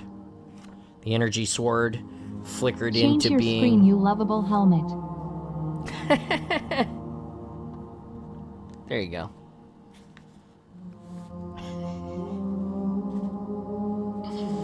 As the first assassin broke through the window, Thel passed the button on the thick bar of metal in his hand that had been lying casually by his side. The energy sword flickered into being with a crack of ionized air from the handle as the twin half-ovals of blue plasma appeared. The first swipe of the angry-sounding sword dug deep into the assassin's chest, spearing him on the tip of the concentrated plasma. To his credit, the assassin did not scream. Thel barely had time to duck, though, as the next 2 assassins, bearing energy swords of their own, hit the floor in front of him. Their crackling energy weapons just barely missed Thel's head, but their overeager swings doomed them. Even as their energy swords passed by him, Thel was coming back up to a full stand, slicing the sword arm of the nearest assassin clear off of his body.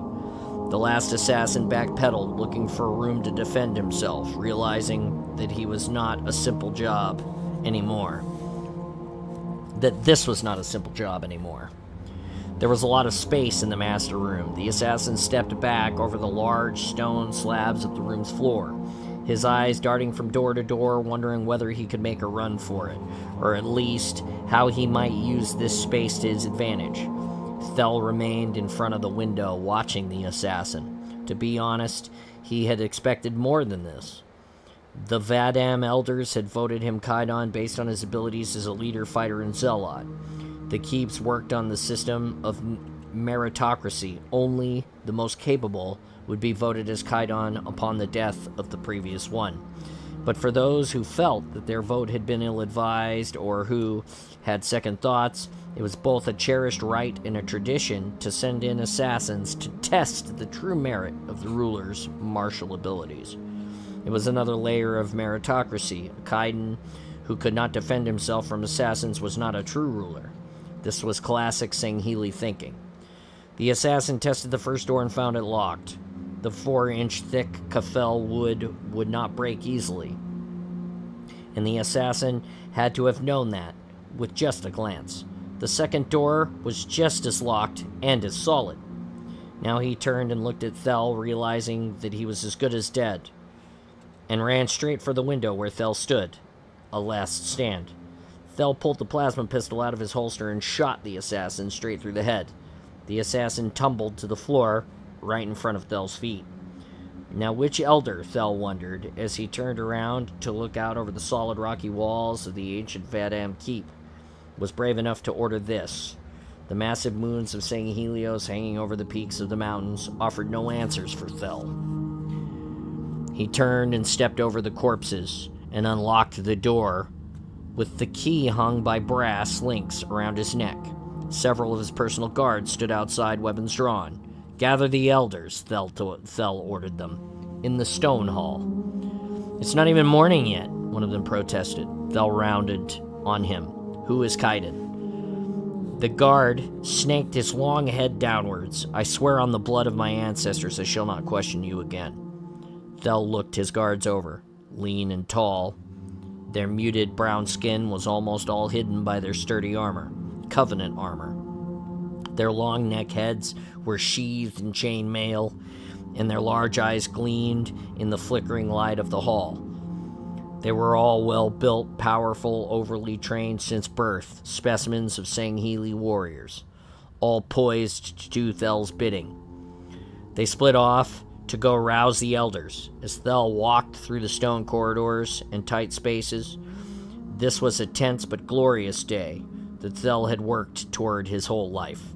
The lineage of Vadam, in the long history of his kind, was relatively young, founded by a distant ancestor during the first exploratory age, when Sangheli ships plied the dangerous oceans, risking terrific tides due to the multiple suns and moons that the planet danced with. From the sides of Kolar Mountain, the Vadam Keep looked out toward Vadam Harbor 30 miles away. They'd huddled against invaders throughout the ages here, and it was also from this well-defended location that they'd lashed back. The prophets themselves had even tried, but had been unable to properly destroy Vadam, among many others. They'd been too buried in the crags and cliffs of the mountains. Great Sangheli had built Vadam's power up through the generations. Thel wanted to add his own name to the Vadam saga. Etched into the living rock of the walls under the mountain. "They are waiting for you," a guard said outside the stone room. As Thel walked down the steps that took him even farther down into the depths of the mountain's bedrock. In the distance, the thunder of the river shook the stone under Thel's feet, an underground water source and a power source that no enemy had ever managed to get to. Thel entered the stone hall and looked up at the curved timbers, rising 100 feet over his head. Then he looked down at the long table in the center of the room where the elders, most of them now, with their cloaks wrapped around them against the morning cold, stared with large unblinking eyes. "My blood," Thel said, as he walked to the head of the table. You voted me for Kaidon, and yet it seems one of you did not believe in his vote, and did not believe in me. For 3 assassins broke into the high room just minutes ago. With that said, Thel shrugged his own cloak off and stood naked before them. "Kaiden," one of them whispered, shocked. "As you can see, with all your own eyes, they failed to even scratch my body." Thel glared at them. All. As one of the personal guards rushed to his side to pull the cloak back on. "I killed 2 of them, but left the last one alive, so we could discuss the matter of who sent him." A lie. But it was telling lie. It was a telling lie. As Thel saw one of the elders stiffen, then let out a long breath. Koida, Thel remembered his name, Koida Vadam. Thel felt the faint kick of disappointment. Any of these elders could have sired Thel. It was not the Sangheli way to let a child know its father, as Sangheli took sires based on their fighting prowess. Sangheli only truly could know who their mothers or brothers were, and so were raised by their uncles to learn the fighting arts. Many of these elders had once been great warriors, and several of Thel's uncles sat before him. Koida, thankfully, was not one. I am Thelvadamy. Thel stressed the EE that signified his military service. If you voted for me, Kaidan, surely you knew I could defend myself. Koida leaned forward, his wrinkled hands on the table before him to steady himself. You have spent our last years fighting the lesser races of the Covenant, not Sanghili. I feared you have weakened, and would not make a strong Kaidan of the keep. Thel shook his head. The only ones who grow soft, it seems, are elders who cluster in their small rooms plotting against their Kaidan. Have you been strong? Had you been strong, you would have waited in my room to attack me yourself. The elders murmured in agreement, and Thel walked around the table, grabbed Koida's cloak, and pulled him up from the chair. He pushed him toward the nearest massive wall where the Vadam saga stopped. There are the words of our lineage, Koida, Thel said.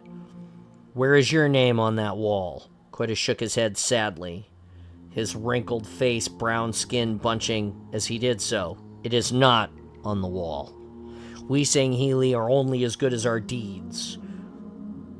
We are born and live in the common rooms, beginning life equal to each other in the eyes of the keep, and rise according to the abilities.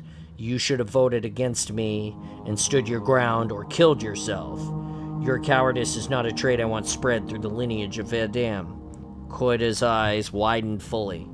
I will fall on my sword, Kaidan, but please do not revoke the blood of my line. I did not quench it, Thel said. You did.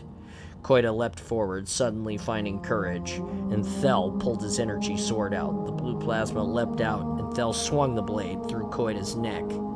The elder's head rolled across the floor, and purple blood gushed out, splattering the saga chiseled words. It was the closest the elder would ever get to having part of himself on that wall. Thel turned to his guards. The Koida line shall leave. They are no longer Vadam. They have until sunrise to do so.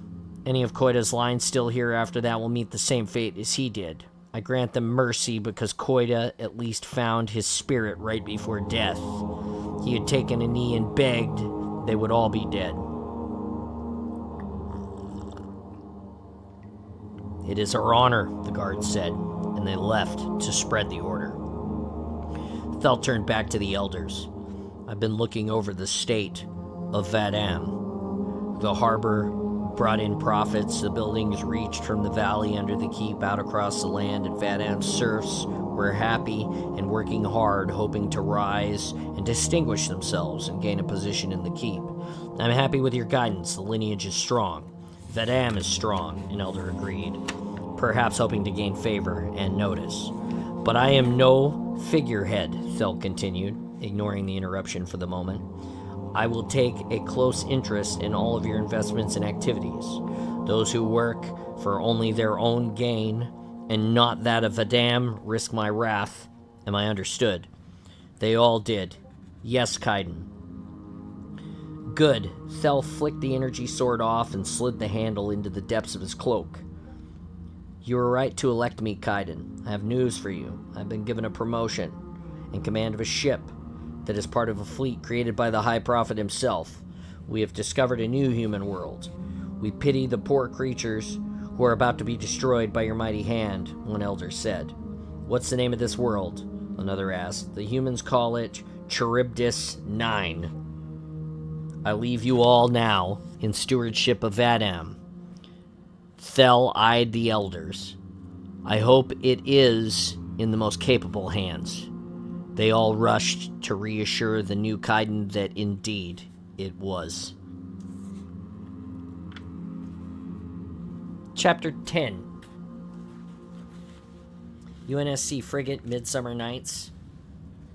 Out fringes Ectanus 45 system.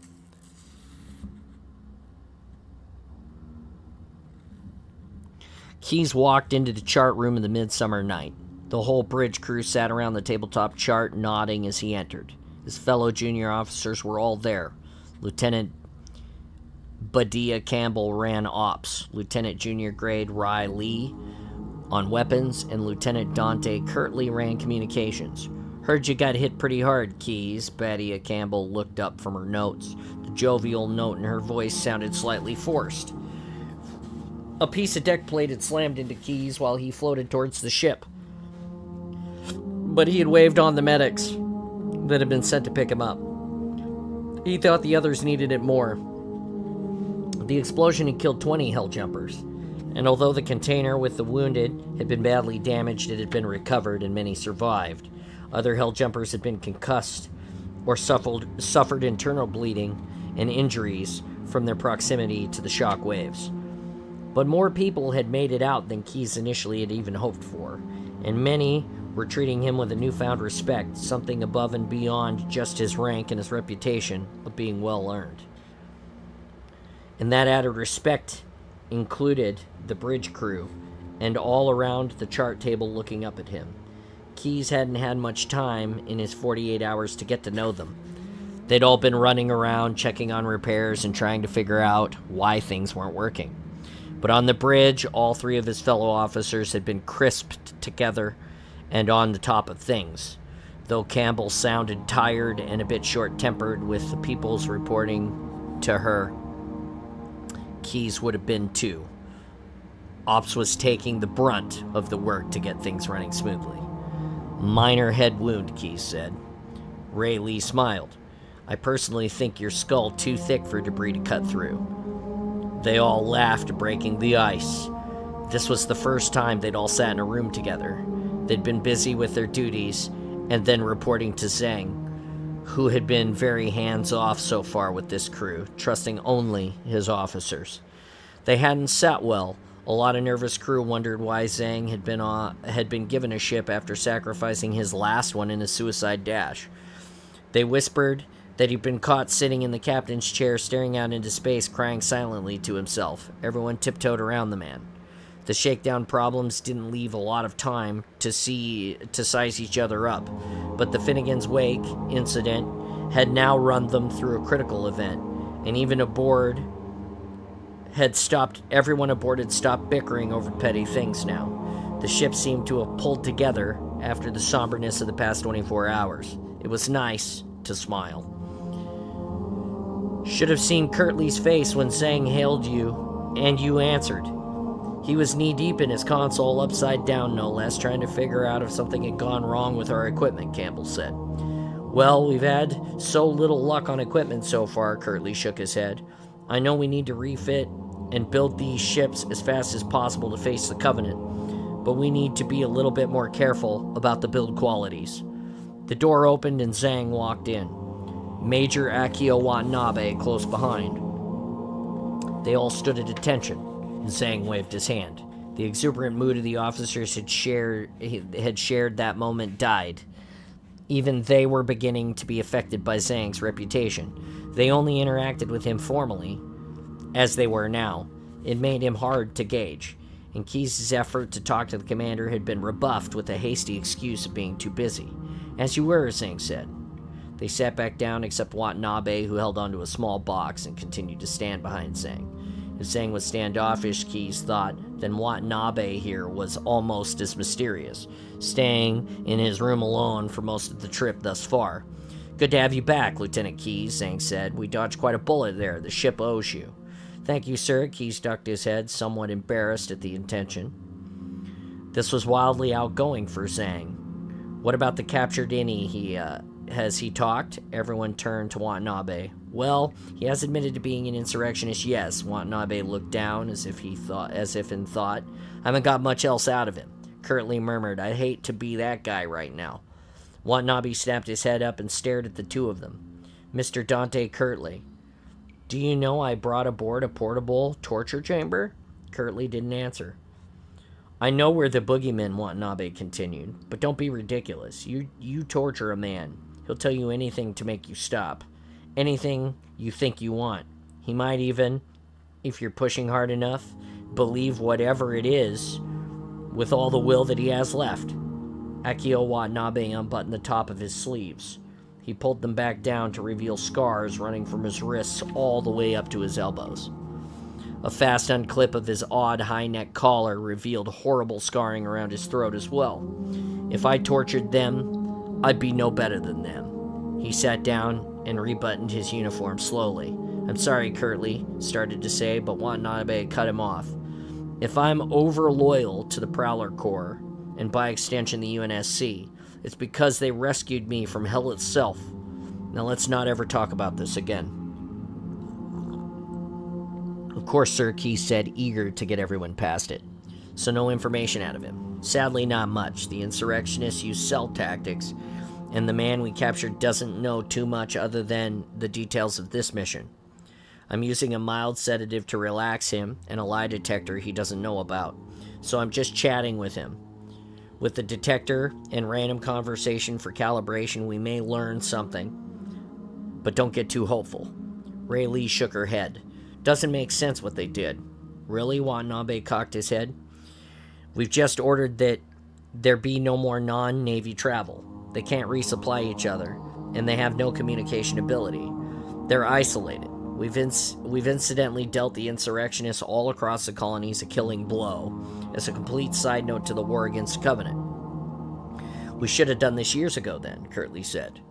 What kind of martial civilization would we be where civilians weren't allowed to travel unless by the military? Where all communications between worlds were controlled by just us, Watanabe asked. We'd be a functional one, without uprisings, orderly. It seemed obvious to... Without uprisings, and orderly. It seemed obvious to Curtly. Keyes had to admit he'd agreed somewhat. Ah, Watanabe shrugged. Maybe at first. But don't forget these insurrectionists knew what frequencies to jam. They have sympathizers in the UNSC. They could be anywhere. It isn't as simple as killing things or cutting that. People failing at invasion, no matter what, we'd like to believe, behave in a variety of different ways.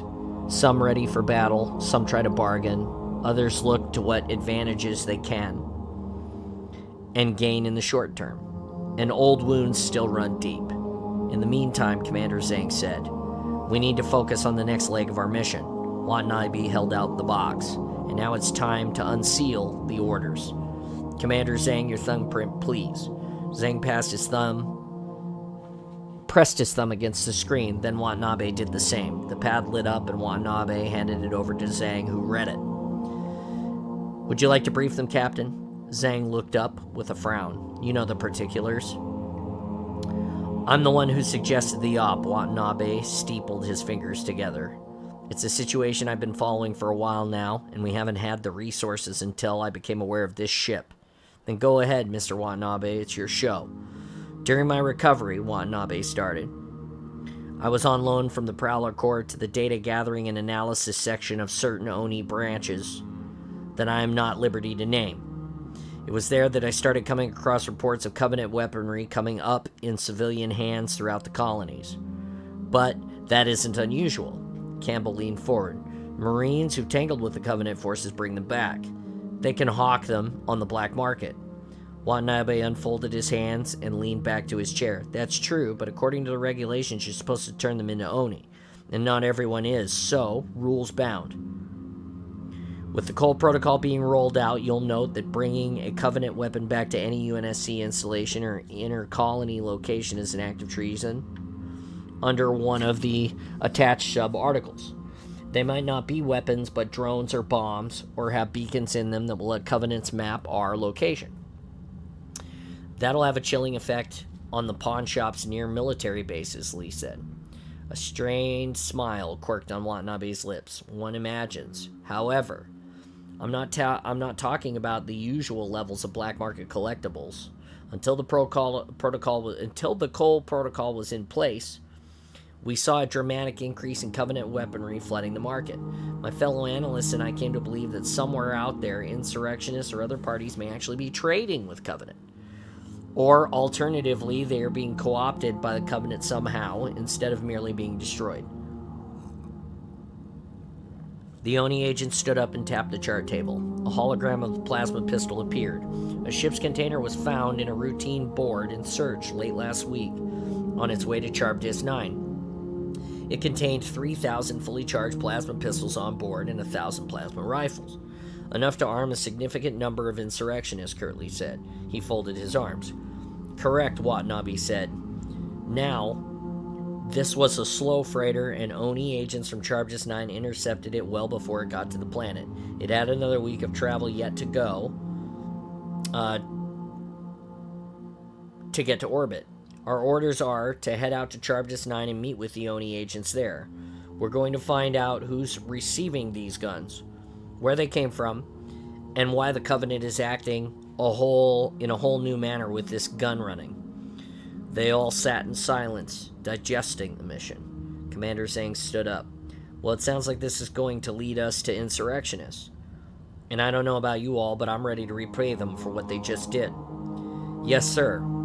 They all chorused, except Badia, who glanced down at the floor and closed her eyes. Keyes wondered if she was thinking about all the dead from the last engagement. Then let's get to it, Keyes.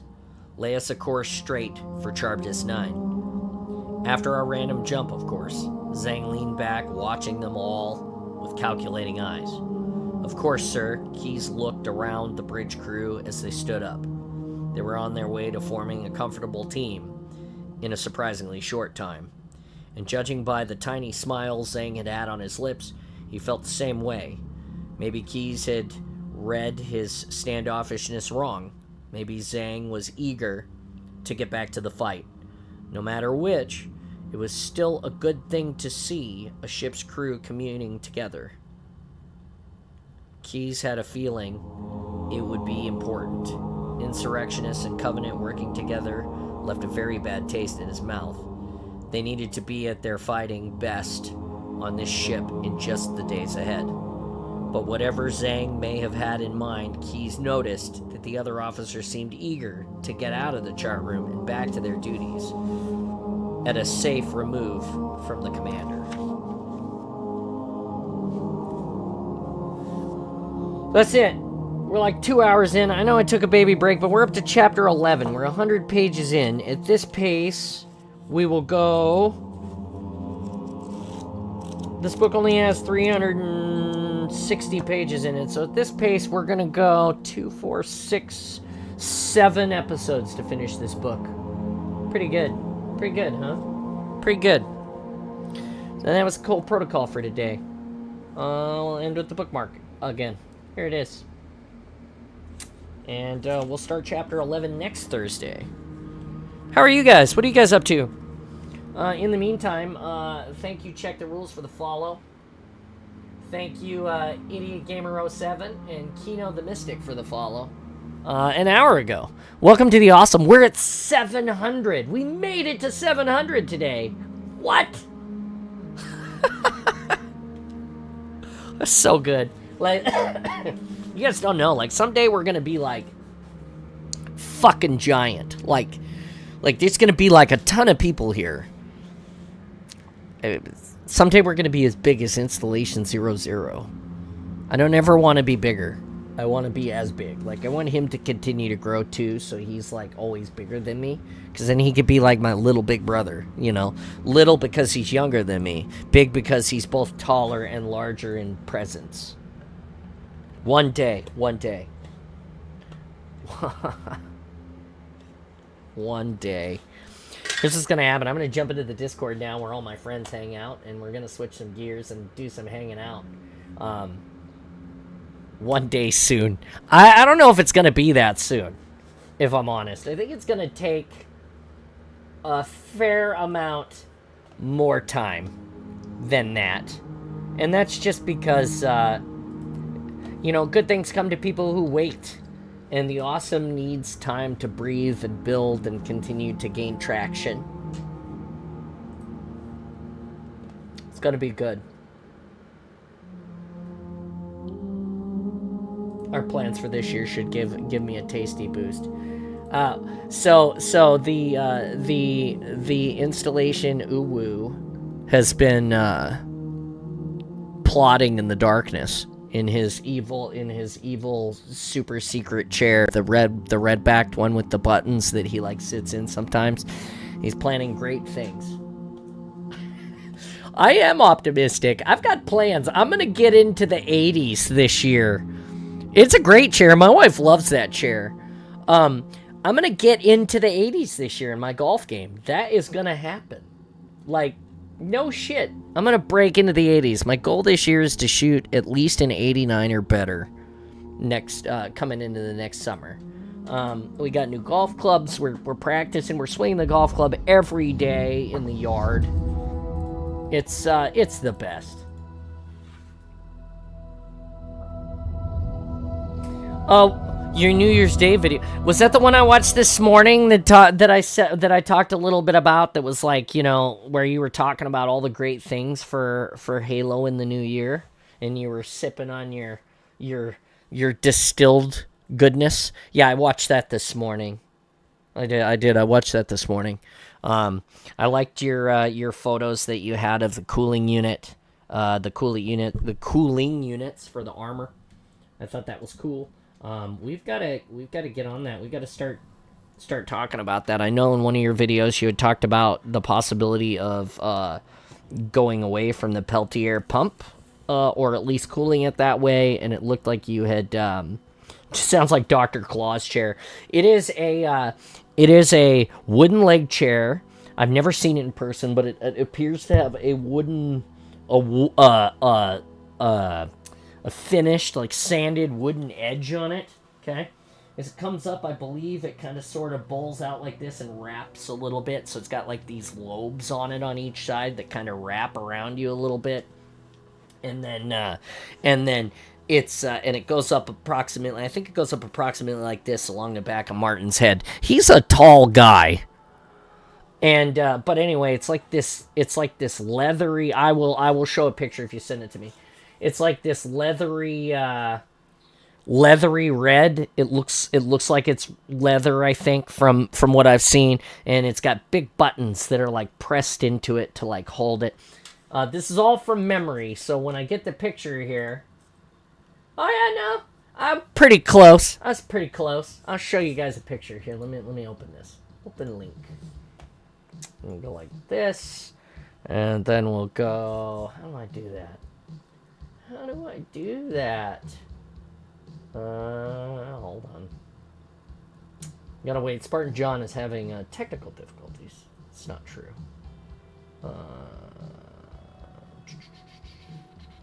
Let's go. Oh, that's why. Because we need to go like this. So we'll switch to here, and then we'll turn this off. That was wrong. We'll turn. There you go. There's the picture of the handsome guy and his awesome. It does appear to be leather. It's a very nice chair. He looks great in it. Yeah. I guess it didn't have like a finished wood edge. It's the rhinestone pins that like push in where the leather folds over so they can hide the seam. But it's a great chair. It's a great chair. It's a great chair. We loves it. 100% genuine leather. I believe that. I believe it is. That tracks. That 100% tracks. It's a great chair. Anyway, so I'm sitting in it today. And I watched you in the video this morning sitting in the chair and doing your thing there. And that was super cool. That was super duper cool. Let's see what I missed in the chat, right? While I was reading. Oh my God, let's go. I love this. Thank you, Butrixie, for chatting today. Me when I followed, I was like, whoops. Message deleted by moderator. Oh, Nikki, did you say something that got deleted? I'm sorry. Again, I gotta work on that moderator. Installation 00, again, you gifted Kevin Hurd a sub today. I don't know if you knew that. Kevin Hurd, the Halo Collector. You gifted him a sub. That is awesome. He watches. Great person. Thank you again for the five more subs. You have no idea. You have 100. Okay. In the last year, since you have started supporting the Awesome, you have gifted 195 subs to the Awesome. That is, let me see, 195 over 12 months. I'm going to get a calculator out because, you know, I'm not always the best at this math shit on the top of my head. The calculator says 195 divided by 12. That's an average of 16 and a quarter subs that you have contributed over the year. If you add another 5, it'll be like 17 or 18. So, again, I am eternally grateful for the contributions. Now at 200, once again, you're the sub gift leader for the year. I will give you a hug and a butt squeeze when I see you at HCS. And hopefully neither of our wives will slap us for that or be upset. Anyway, let's see. That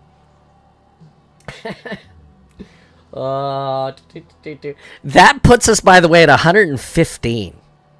I love how it deletes all my messages when I use words about urine. Is that really it? It's really what you said? You're just talking about pissing all over stuff? Interesting.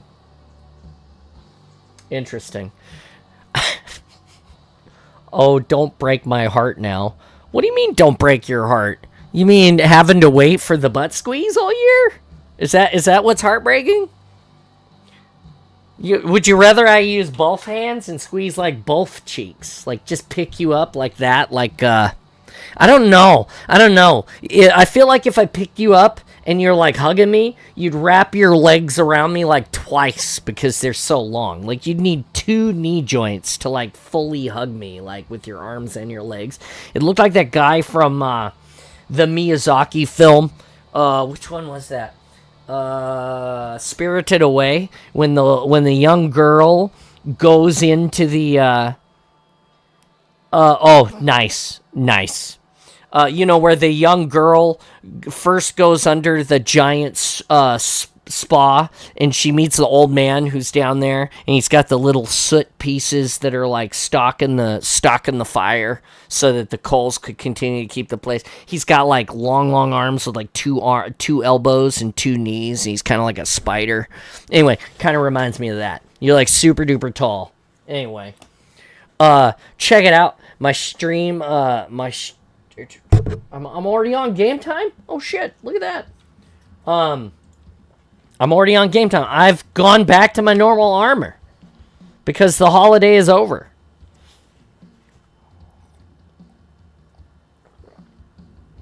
It's a good day. It is a good day. 700. Our new goal is 750, I think. Let me look at that real quick. Manage poll. Nope. Manage goals.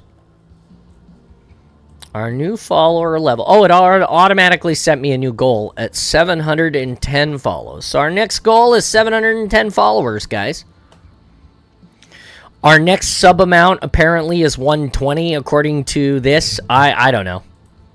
I don't set that goal. It automatically sets these goals for me now. I can set goals, but it's like automatically. That's what I like. I'm getting better. It's like setting stuff for me, helping me grow. Like installation 00 helps me grow.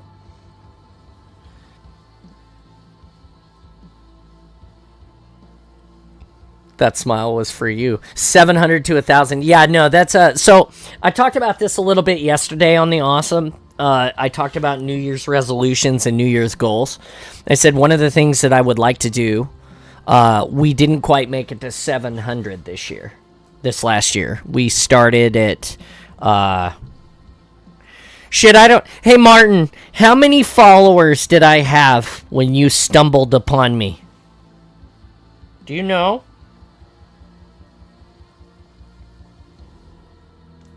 He might not know. He might be able to find out. I don't remember. I want to say that I started at like it was like less than 100. I wanted to say I might have had like 30 or 40 followers maybe when I think I had 8 when I originally came back to Twitch the first time. I had 8 followers, okay? So I want to say that my Twitch recap came along and said that last year we got 400 and something followers just in the last year. This is about 2 years we've been doing this now. We made it to 700 today. My goal is to be at 1,500 by next year. So I think that this is a reasonable goal. This is a continuing the growth. that we're at now, if by New Year's next year I have exceeded 1,500 followers, I will have doubled this year's growth. You think so? You think it's going to snowball soon? It's just going to blow up? I hope so. I don't know. It's crazy. It's kind of scary, right? The idea that, like, we've been building this together and we've been enjoying these times that we've been doing these photos. By the way, I need to get with you, Nikki, and talk about my Instagram posts so I can start sharing those photos during the off season that you helped me take. And we got to get together and do some more photos. I know we were talking about that around the holidays. We wanted to actually pay you to do our family photos. And, yeah. Creators get around 700, things do suddenly snowball. Interesting. I didn't realize that that's the way that it went on Twitch. I know that YouTube is pretty crazy. Socialblade.com, Twitch user JS1. I'm going to check that out. Let me see what that is. What does this say? This says followers rank. My followers rank is 509,353rd. According to this website, I currently have a total grade of C. Last 30 days, I gained 180 followers. Holy shit. My best days have been the month of July, the month of July, I gained the most followers. Interesting. Man, this is a really cool site. I had no idea that something like this existed. Wow. Man, that's cool. Look at that. Never would have guessed. This does YouTube as well. Interesting. I'm gonna keep this on here. So it's a way to track your brand discoverability across platforms and optimizes your content for performance. Hey, that's amazing. Thank you for that. You, by the way, you coming to hang out today? Hey, Nikki, how is the move? I wanted to ask. You searched yourself on ChatGPT? No, I have not searched myself on ChatGPT yet. I believe that you said you searched me one time and AI had written like this very eloquent paragraph about me and stuff. Fuck if I remember. Yeah, you're always welcome. You just drop hot. Like, never turn you away. Alright, check it out. Here's what we're gonna do. I'm gonna run an ad. I'm gonna reboot my coffee. I'm gonna take a leak because I haven't taken a leak yet. I hope you enjoy my Spartan outfit that I wear for the reading days. Then we're gonna play some games. We're gonna hop in and play. We're gonna hop in and continue our grind towards greatness. And what that means is, well, we already made it to hero. So now the next milestone for us is something great in the ranked tree structure. Hoping to hire some new guys this weekend to come out and junk donate a lot of what's left. Nice. That's good work.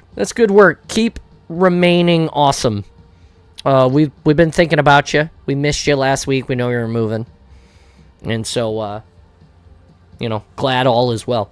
Give me a second, guys. I'm going to go use that restroom, reboot my coffee, and then we're going to get to the sleighs. Enjoy the chair. I'll put the big window on so you can look at all the cool stuff in the Spartan space while I'm gone.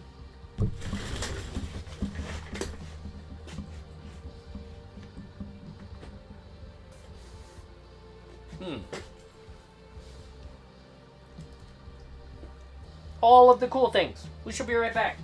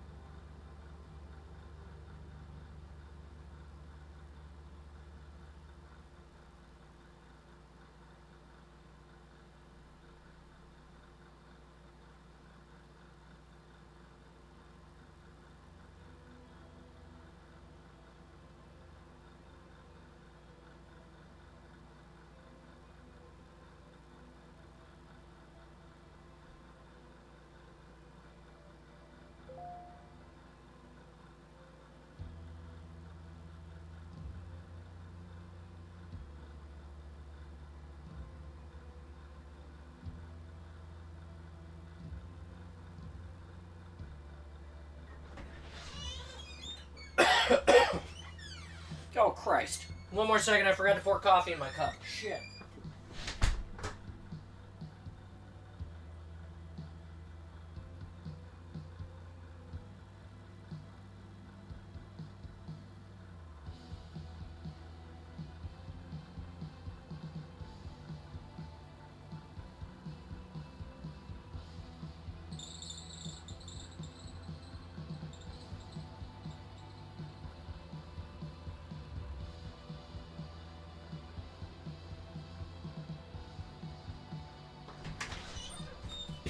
All right.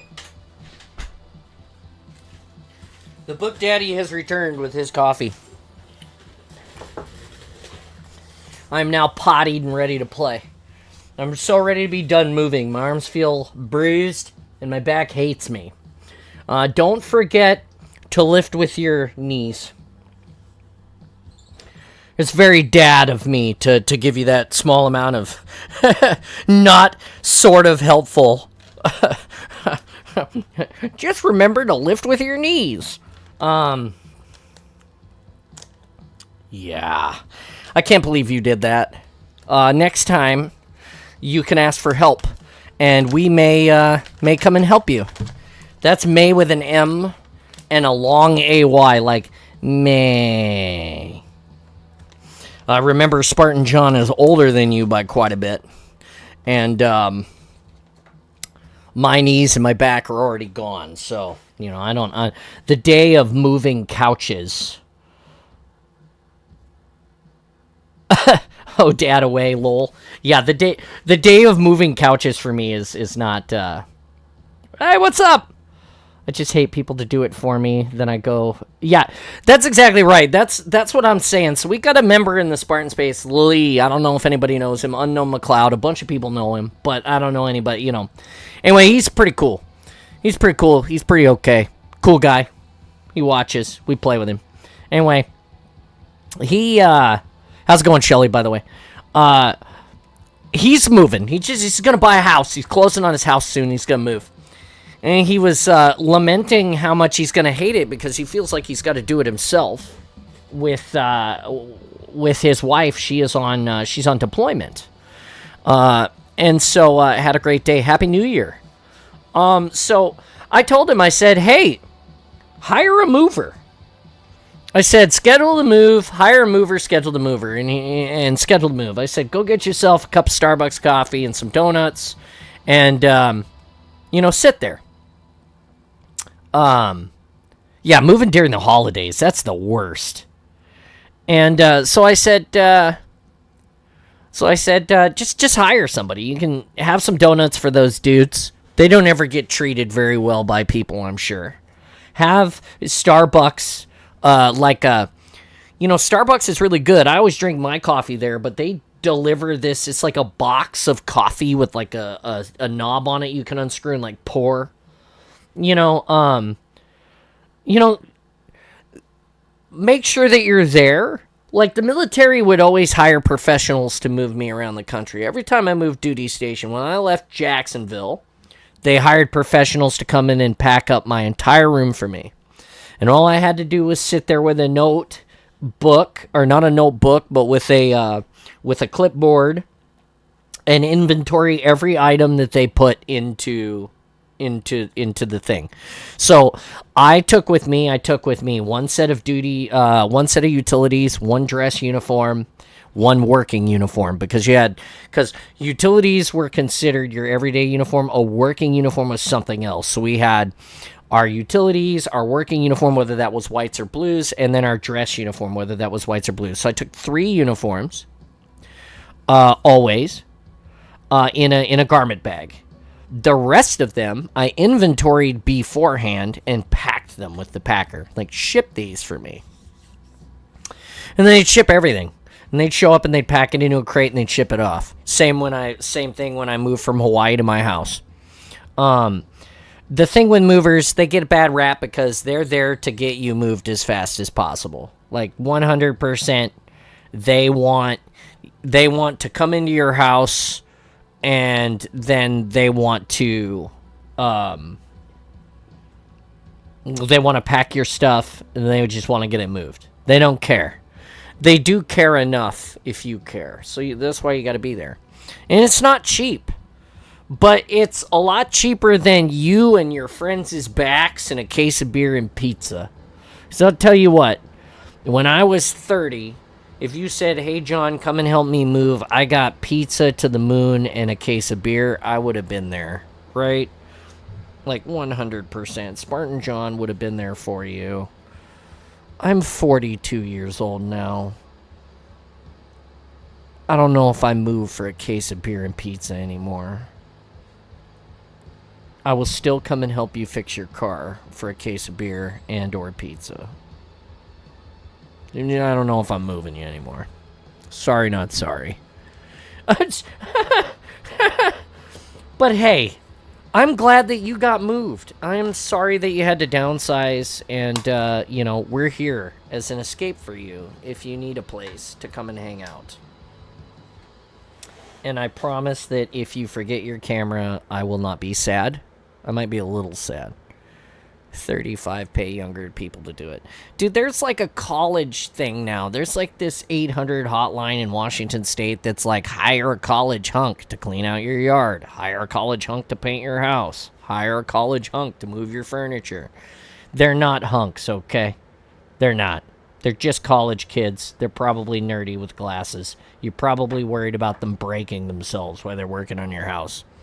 But they'll come and pack your stuff and move you. Just saying. Or clean out your garbage, or, whatever that looks like. I'm going to shut up and play some games now. Well, I mean, I'm not going to shut up, but I'm going to play some games now, because that's what you guys pay to see, is me do great things poorly, or greatly, or poorly. You know what I'm saying. If we ever have to move again, I'll probably set it on fire. You're definitely going to have to move again. Newsflash, you're not staying where you're at forever. I can't let you do that. Where is your peace? Nikki needs an art room. My dad needs things moved. He just makes me do it. I feel that. I ask my son to help. I do. I don't make him do anything. It's interesting because I have these memories of my parents, like, when I talk to my therapist, I say things like, when I was a kid, if my dad didn't beat me today, there was something wrong with him. And that is funny, but it is true. It's like, okay, I didn't get beat every day as a child, but I will tell you that, 5 out of 7 days a week, my dad spanked my ass with a belt, 5 days a week. Had to be. I need space for my foot. Yeah, exactly. You need a she shed that you could set your photo stuff in so you could do portraits for people. Yeah. Anyway. So we talk about that. I think my kids have been spanked 15 times in their whole life. It is silly how we change the way that we do those things. I asked my daughter, Oliver, to help me in the awesome, because she is a great artist. And I said, hey, can you make me a holding... Oh yeah. My dad was corporal punishment, 100%. Eye for an eye. This is iron fist at my house growing up. He didn't break the rules. My sister broke the rules a lot. She got away with it. She was coddled. I mean, my parents weren't easy on her either. They had a whole list of other abuses that they put on her, so childhood is complicated. I would say at best. But God,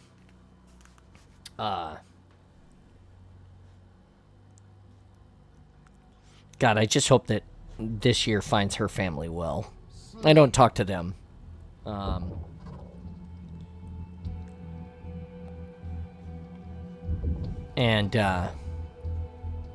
It's unfortunate. And I still talk to my dad about once a week. Well, on a lighter note, I got a girl's you got a girl's number today? Sweet. Was it at speed dating? Or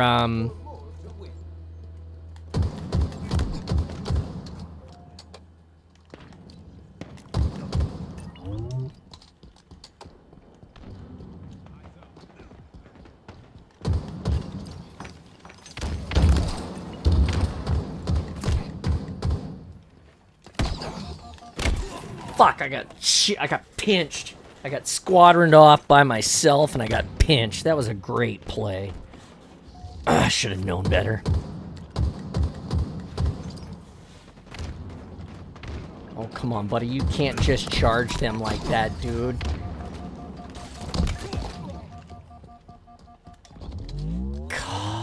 Okay, where are my squad mates? I got one here. One there. No eyes. With you.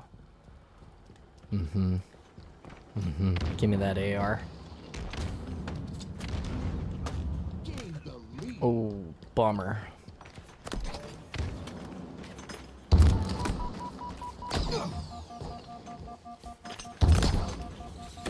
Fuck. I could not. I was not close enough. Complimented her and asked her for her number. Didn't get much more since they're going in different directions. Have you called yet?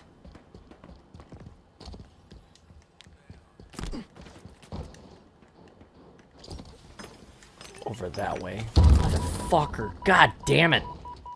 Where are my teammates?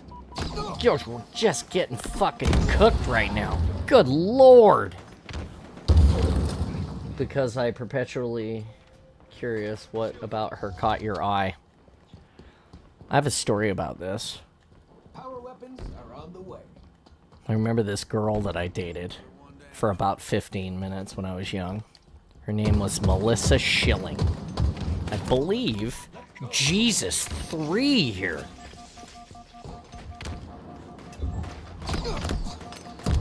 And an AFK? Are you kidding me? Can't play ranked with an AFK. The boobs. I remember saying she was going out with some friends. I see. Well, I wouldn't call her right away either. I'd wait until, like, maybe an evening. Yeah, you redeemed story time. I will tell it to you. Just give me a minute. So there was this, yeah, anyway, all I'm saying is, yes, you should definitely,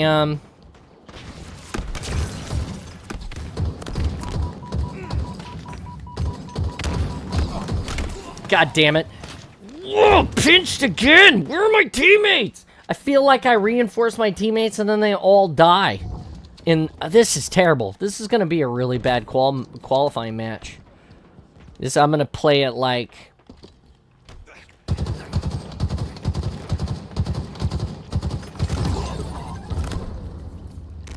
God damn it. Come on, John. Play fucking better, alright, buddy? I'll give you that story in a minute.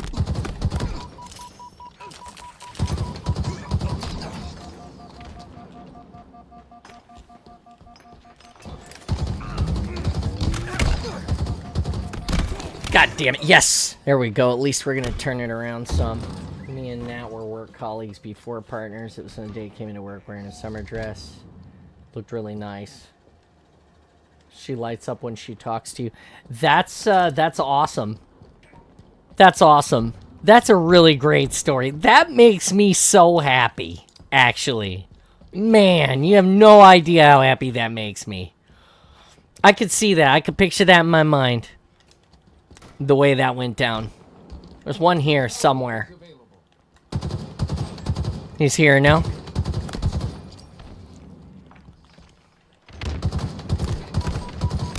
Fucking Jesus Christ, and where are my teammates still?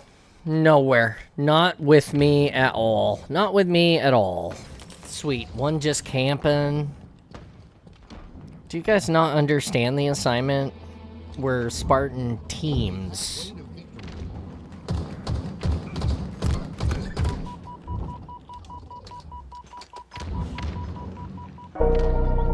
Hey, what's up, buddy? That makes me so happy, that story. It does. It 100% does. Oh my god. Yeah, that is literally like how it went down, yeah. Yeah, it's like magic, man. It's like magic. That's the best. I mean, I always say that I hate it when people poke their nose into other people's love, but that's like the best. Like when somebody's just like, hey, did you know? And you're like, I did not know. And then now you have something. That's awesome. It's very wholesome and good. Indeed. Die! I've hopped into Infinite, so Oh, because your team are completely fucking useless. oh so my come to help. god, yeah, these guys are terrible. You seeing this? Like, as I like run, I guess that maybe it could be me. I run into. Mike had a term for this. He called me something the other day. He said, "I I'll charge 2 guys with broken shields by myself." And he's like, there's a term for this. Go ahead. My screen looks a weird shade. I don't know why. There was recently an update. You might have to change a few settings. Yeah, it looks. Here. I'd say smoky, but Should have backed out on that one. I love the mutual interest. Yeah, that's right, Nikki. I love the mutual interest as well. And Shelly says, didn't see anything but her jacket. That's fair. She had a nice face. That's good.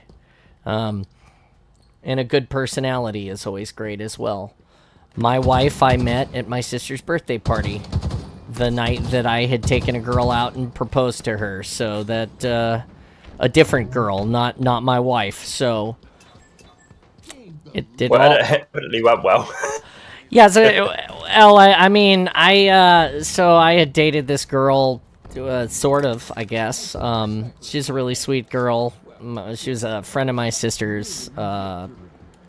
I'd come home from the military, and she was great, and so I invested a lot of time chasing her around the planet, and and by that I just mean I'd get off of work in elevators or whatever, and I'd drive for oh god, just missed that shot, son of a bitch. I'd drive to like Port Angeles every weekend and like cut wood for her grandma and spend time with her. Sometimes I'd cook. It was cool. It was really cool. I always sleep on the couch because I had respect for her. Fucking Jesus Christ! Hit the shot, you dumbass! Good lord! Sorry, I'm yelling at myself. It happens. Come on, buddy. Come out of there. Oh, fuck on me. It was stupid. I should have switched guns. Let him get the drop. I'm playing like garbage right now. No, see, so the main menu looked completely fine, so I do actually think it's Infinite. Oh, yeah. Really weird. Like, when I booted up, it looked like I was looking at everything through, like smoke. It looked like the contrast on my... Oh, shit. Yeah, there's something wrong here. Uh-oh. The screen was just, like, purple and glitching out. Yeah, there's something wrong here. Great play, douchebag. Oh, and he got the best of me, too, because I missed the shot. It's like the contrast is fucked. What the hell? Interesting. Yeah, like I said, I know they had set some things, and have you updated your graphics driver recently? No, I'm on the Series X at the moment. Oh, you're on the... Oh! I got nothing for you. I don't know. Anyway, so I spent a lot of time with this girl, and my sister was like, they were friends, and they were talking, and she was like, if he asked me, I think I'd marry him.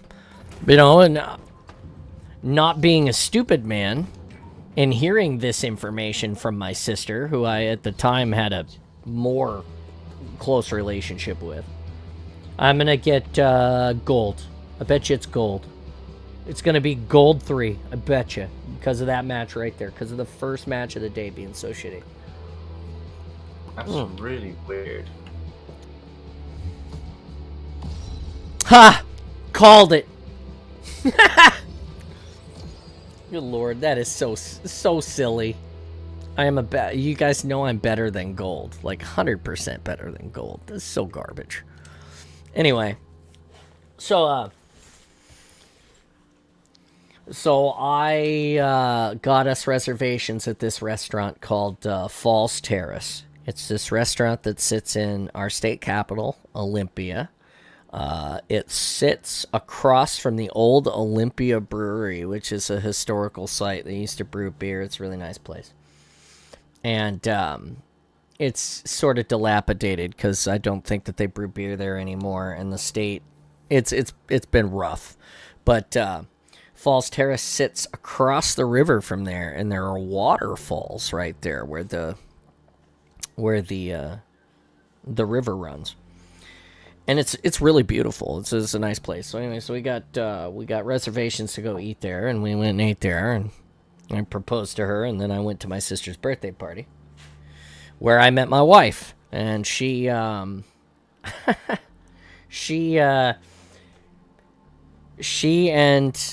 the girl that I had proposed to were friends.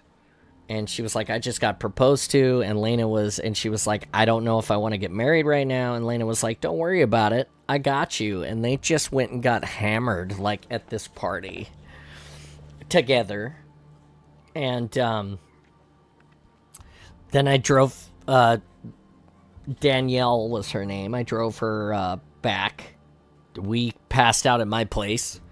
And then in the morning at 5, I got up and drove her to her house. She had to go to work, so it was like supposed to be really great evening, and it turned out to be a little bit different than that. And then our relationship just sort of fizzled out and didn't become a thing. And then I started dating my wife, and that was it. Yeah. It's just like that. I joke around with my wife a lot that she, saw me the first time and was like, that's the one I have to marry, and then just decided to, wreck all the rest of the things so that she could marry me. That's really bad of me. I should probably not do that, but I always think it's really funny when I'm joking about it. Yes. How's your PC? How's your PC working? Yeah, one sec. I'm just sorry, Xbox. Yeah, just taking a photo of the screen, and I'm gonna just quickly switch to MCC and see if it does the same thing there. If it does the same thing there in MCC as well, then that's much better. If it doesn't, is it going to just take me to the menu, or is it going to fuck about?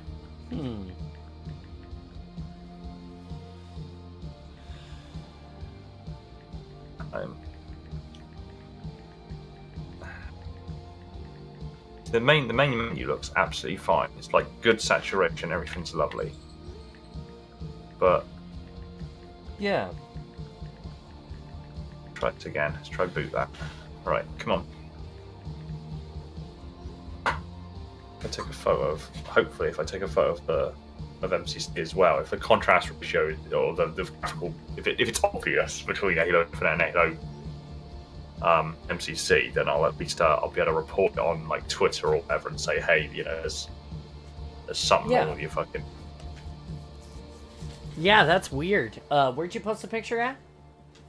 I'm about to put it up on Twitter. Oh, on Twitter. Okay, give me a second. Let me check on something. I hear dogs barking.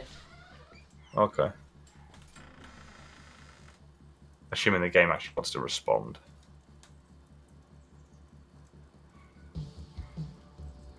Not my dog barking. There we go. Alright.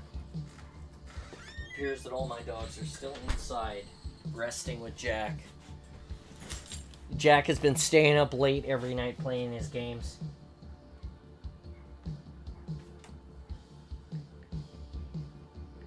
Quick look at those. Make sure that those. All right. So anyway, guys, yeah, like I said, hey, Ian, how's it going? Anyway, that was the story you got. That's how I met my wife. I went to that birthday party and I met my wife. She came over. I tried to get her to come looking at houses with me for a long time. That's good. That's good, man. It's good to see you. I tried to get her to come look at houses with me for a long time, and she wouldn't come with me. She was like, I'm not going to come and look at houses with you. You know, I sort of was trying to, I wanted to date her a little bit, but she kept telling me that she didn't want to do anything with me that was like dating. She was like, I'm gonna leave. She was gonna leave to this place called AmeriCorps, and she's like, got better screenshots for my map. Good job, man. Map is great.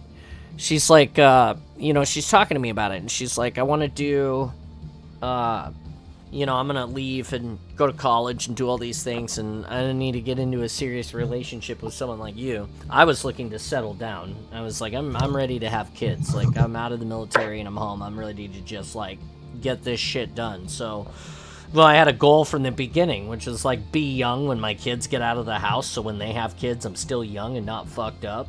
You know, I had reasons. It's like, I want to be able to do cool things with my grandkids, like play golf with them, or take them to Disneyland, or, you know, walk down the street and not need a walker. Anyway, you know, shit like that. I remember my dad telling me placebo is the reason I exist, because he texted my mom after one of their concerts since he was feeling really good. I mean, that is the thing. Like, you get that liquid courage, a little bit of beer in you, a couple of shots of that distillation 0.0 bourbon, and haha. Oh yeah, there's that shameless plug, buddy. You're welcome. Anyway, you get yourself some of that. And it gives you that ability to just go ask her out. I'm a firm believer in that. Anyway, so I kept asking my wife. I was like, well, if you don't want to go out with me, why don't we just go do something fun? Like, let's go watch a movie. Let's get some food. Let's, like, whatever that is. And kept pestering her. And I had gotten to the point in my life where I was making like 70 grand a year. And so, and at the time, money was like double the value that it is now. So it was a lot of money. You know, it was a lot of money back then. And so I was like, I got to buy a house. That's what I need to buy now, is I need to buy a house. And I was like, hey, do you want to come and look at houses with me? And it was just innocent. Like, I think it'd be really cool if you came, and having a woman's perspective on things is important. And I didn't really have one in my life. And I was sort of interested. I was interested in pursuing her in some capacity. But it was complicated, right? And so she was like, nah, I'm not going to go. Her exact words were, I'm not going to go look at houses with you because I'm never going to live in the house that you buy anyway. That was her exact words, okay? It's always funny to see the cockeyed smile on her face when you bring this up, because I bought this house. And she did leave to AmeriCorps, but we did date for a small amount of time before that happened. And based on all of the wonderful magic that happens there, we got Oliver. So she came back from AmeriCorps and moved into the house that I bought that she didn't put any input on. And we've lived there ever since. So that's why it's funny to me. That's the story. That's the whole story. That's how we ended up where we got. So also disastrous in some amazing way, right? It's awesome. Did you get it fixed? Are you in here yet? When you? I'm gonna play. Yeah, I'm just uploading a post for the video and everything to. Oh, okay. Yeah, I think it's playable. So bear with. I'll jump into your fire team. I think it's playable. It's just really weird. Everything looks like the contrast is either fucked or the high dynamic range is fucked or something. Interesting. And like I say, other games aren't like it. And like I say, I'm on Series X, so it's just. And when I the game up, there's this really weird, messed up, like purple screen. Oh. That like looks glitched out. So like. Interesting. Like the shaders are all broken.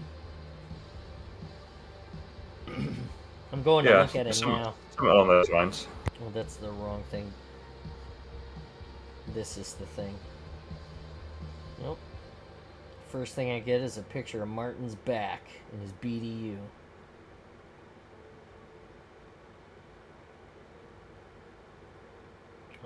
Nope. It has not popped on my profile yet that you have posted it, so...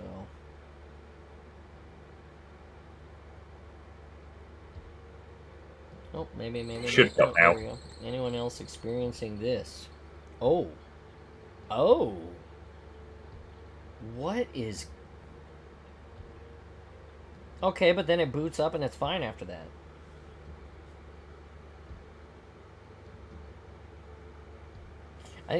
It's like your monitor's washed out. But the thing is, it's not right. When it does boot up, everything is like, yeah, it looks washed out, but it's not my monitor, because when I go back to main menu, when I go back to like the Xbox dashboard, everything's fine. When I boot up another game, everything's fine. Okay, so you do have HDR, is that correct? Well, on the monitor. Yeah. I believe I do. I can turn it off. I would say turn it off. Like change the setting and see if it comes out of it. Sorry guys, we're gonna play here. We're just helping Installation 00 get his he's having some PC things going on. We're trying to fix it. Well, you say PC, it's the like I say, it's Xbox. I meant Xbox. That's right. The Xbox Series X. Xbox, yeah. Why is that experiencing problems? With Halo, interesting. Yeah, with only Halo Infinite, with nothing else. Yeah, so I've just turned my high dynamic range off. Okay. And it's done nothing. It hasn't fixed it. No. Okay, so what I would do is I would reset the setting then, and then I would hard reset your Xbox. I would just hold the button until it makes the beep sound and shuts off, and then let it restart. You're not going to delete anything, but it's going to clear the cache. It's going to hard down. Okay. Right? And then then power it back up, and when it comes back, we will know. It'll either fix it or it won't. And in the meantime, while I'm waiting for you, it'll take several minutes. I will play something that's not this. Jesus, that fan! Can you guys hear that? That little squeal, that fan squealing? I need a It's not coming through on mic. Oh, good. I was gonna say I need a can of air. I got one of the low fans inside of my radiator inside of my PC is squealing. The only way for me to fix it is to take the side panel off and take the fan off and replace the fan. I think a bearing is toast. And it's like an intermittent squeal, so it's like, it's pretty terrible. Or in the words of, terribly awesome.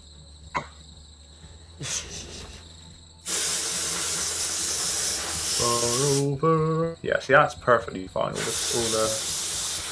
the dashboard looks absolutely fine. There's no problems. There's no nothing. Everything looks correct graphically. Like the contrast ratio is correct. There's no like weird haze. There's no graphical glitches. So it's better boot now up it's Infinite. fixed? Let's have a look. Boot up Infinite. So it boots up Infinite initially. Quickly goes to a black screen. Yeah. The current input timing is not supported by a monitor display. Yes, it fucking is. Uh-oh. How? The current input timing is not supported by the monitor display. I've played Xbox Series X on this monitor since I've had it. Okay. Current input timing on this monitor is not supported by the display. What is the timing on the monitor? What is it set to? Let's have a little look.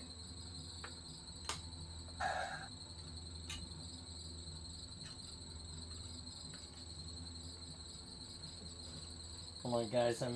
While I'm helping Installation 00 figure out his PC woes, I am cleaning the fan in my PC so that it doesn't squeal. I'll put you on the face cam so you can stare at my back even bigger for a minute. Hey! Hey, what's up, Ben? Oh yeah, right. I don't know if I already specific. Did you come in Zero. here for something specifically? Because you were live Yes. on the Awesome, so... Yep. Okay, what's up, buddy? Let me check. Give me a second. Let you check what? Where I have it. Where do I have it?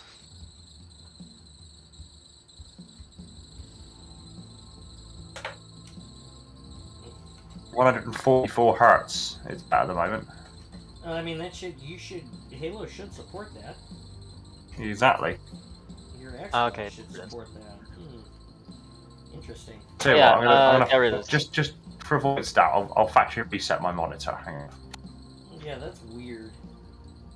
As I say, I've got it tied into my computer as well, and it's not displaying any issues with my computer. Right. So, sorry if I'm coughing a lot. I have a little scratching in my throat.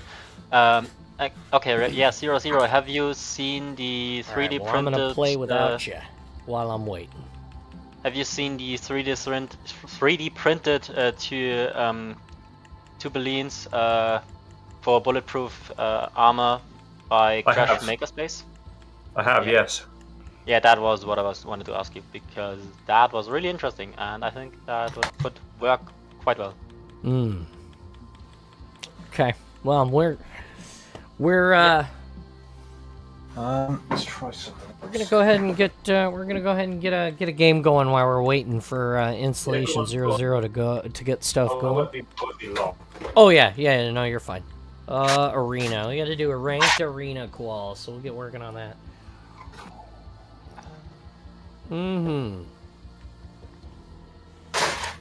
And my fan appears to no longer be squealing, at least for the moment. I'm thinking about hopping on to Halo Infinite as well, but I don't know. Don't know yet. You're thinking about what, Ben? Hopping on for Halo. Well, I mean, if you're in here, you should be on Halo.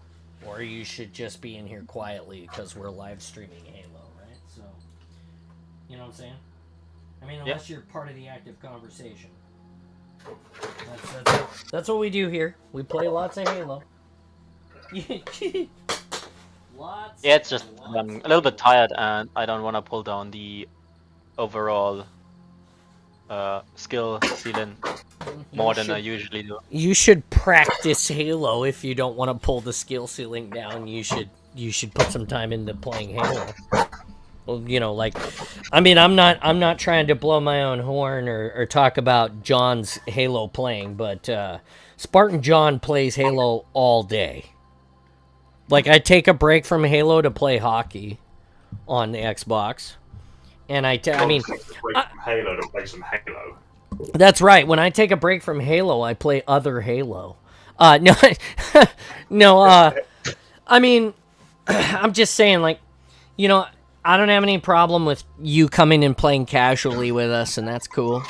Right now, we're focusing on getting all of our ranked qualifiers finished, so that we can start playing the ranked playlists. Because since we've become hero, and Halo is our favorite game, we're going to continue to press the competitive modes until something else comes out. Yeah, it's gonna be really fun for a while, and by really fun, I mean it could be pretty not fun too. It could be salty, maybe not as salty as Rocket League, but okay, yeah, then I'm not hopping on. Yeah. See you guys. All right, Ben. Well, Yeah. watch on the Twitch. You're welcome to stay here and talk to us. I just letting you know that's what I'm doing at the moment. It's awesome.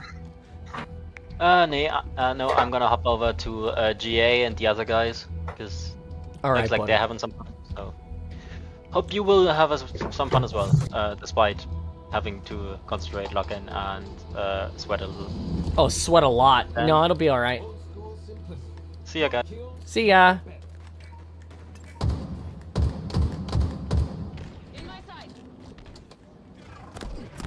I've just plugged in a completely different HDMI, and we're going to see if that does Nice. anything, just in case it's like a damaged cable.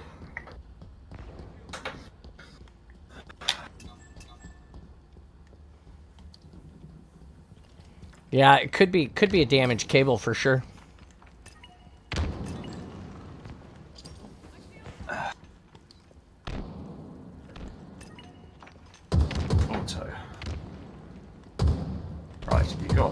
That's fine.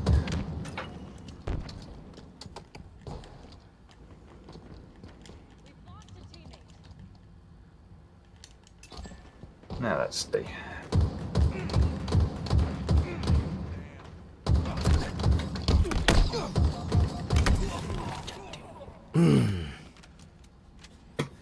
Pushed him but couldn't clutch that kill. What a bummer.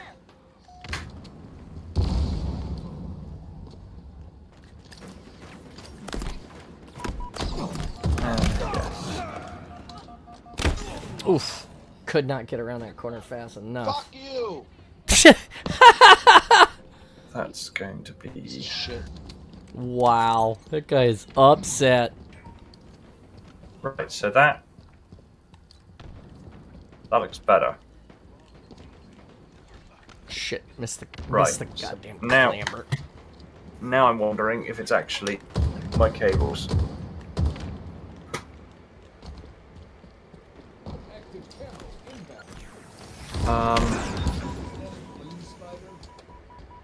Right, okay.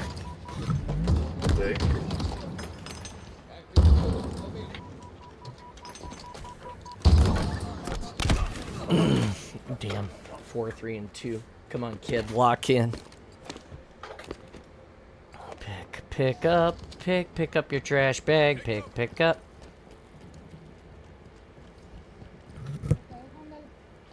Right. Let's do that.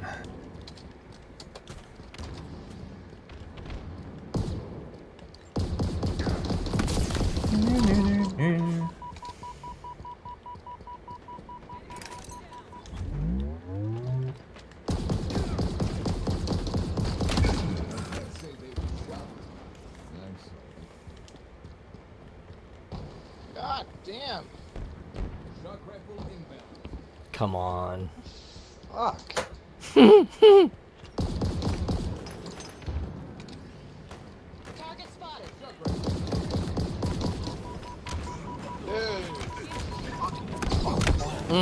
Two. Right. Yep. Okay.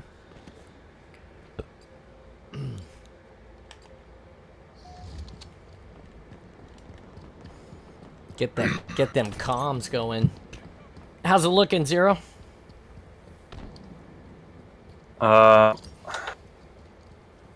it's looking like it's one of my cables. Oh. I think. So, right, hang on. I'll pull that one out. I'll pull that one out. No way. God dang it. Enemy got a multi-kill. Alright. Active camo.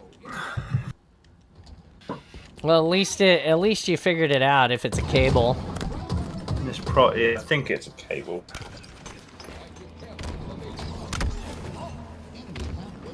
Two in there. Two in there still. Two. God damn it, they're 3 ahead of us now.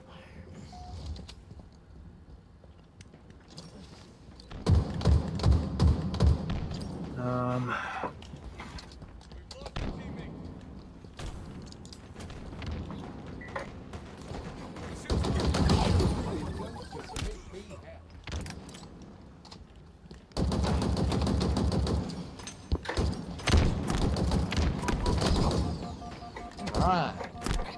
Oh fuck! God damn it! I knew it. Stop fighting alone. Take your own advice there, Broham. Step back.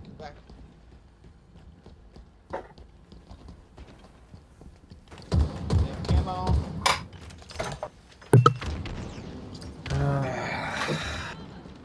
Just missed both of those grenade tosses. Fucking fuck, dude. This fucking retarded. Mmm, tasty.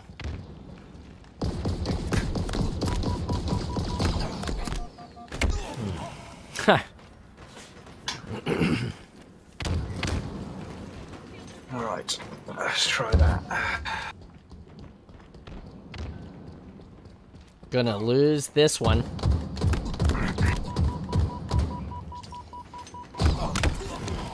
Still fighting in this corner, boys. No, back to the weird. Blur. Back to the weird still, huh? Yeah, So it must be the cables.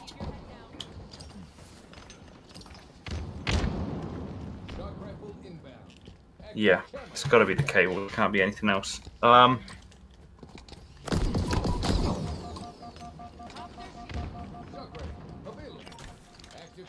Chosen. God, no, cables. Well, Santazon can bring you a new cable pretty quick, at least. Yeah. Okay, I've got a plan.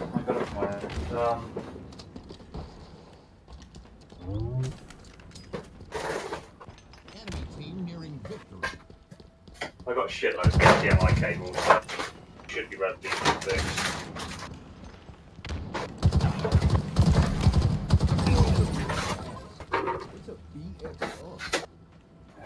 Just takes a bit of time myself.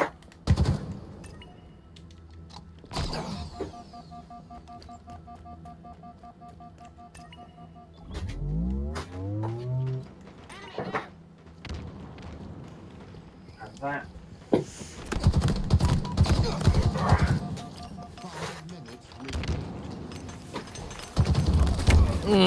Two sides pushing. God dang it. Oof.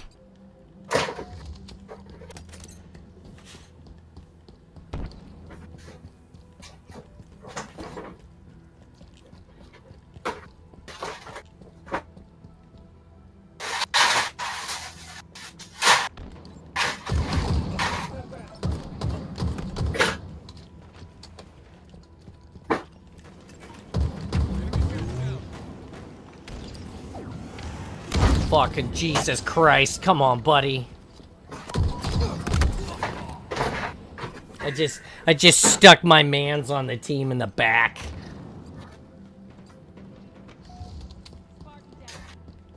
You're just piling up in one hallway, shooting all at the same dudes.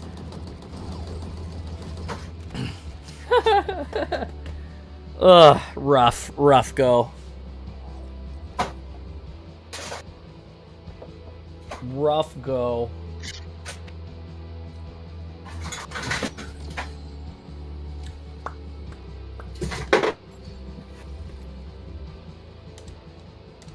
I'm gonna see what that, let me see what my, I'll give you guys the live report on the CSR as we qualify here. Oh, a ranked arena, it says I'm 782 after that match.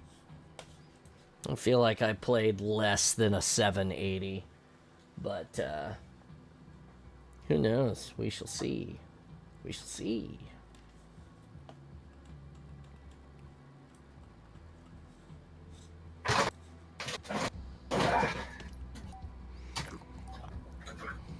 It is broken.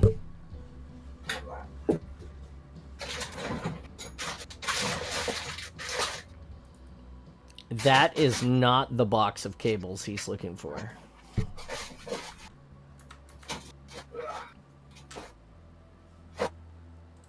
Okay, you fucker.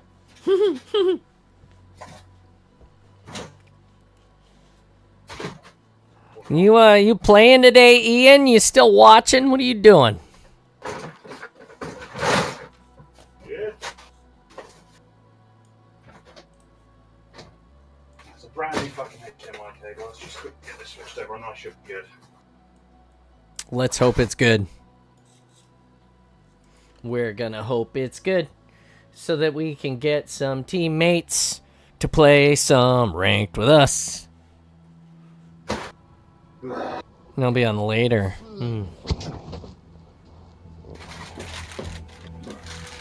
Try to get out of the way.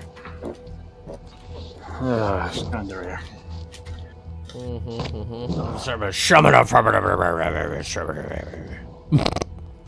I'm under the desk. Sweet.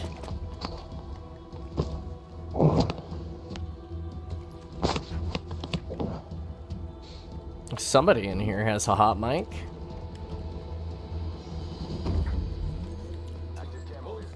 Going right. Play is gonna be for camo.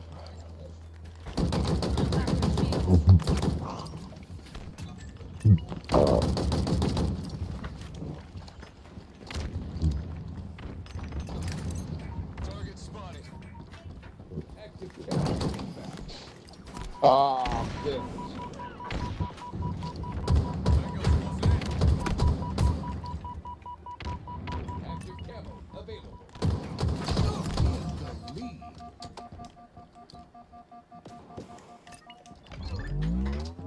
One. Nice. I'm in PD now.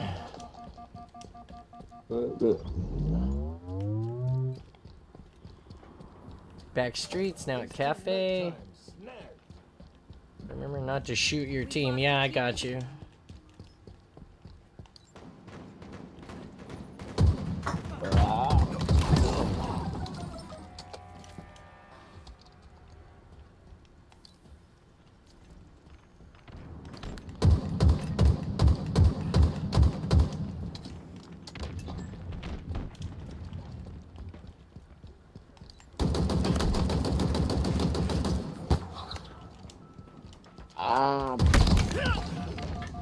Feels bad, man. Oh shit! In the smoke, son of a bitch.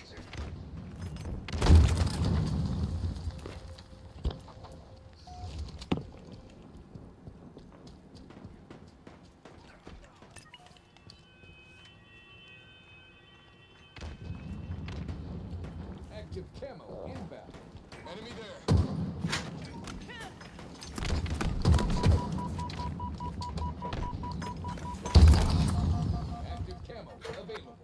I'm gonna come this way now too.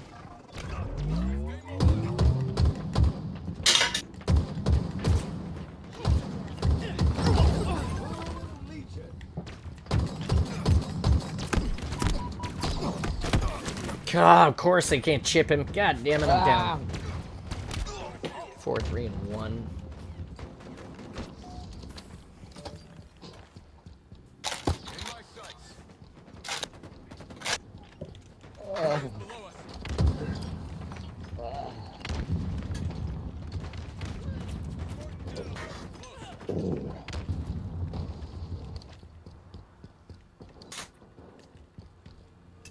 Target spotted. In my sights.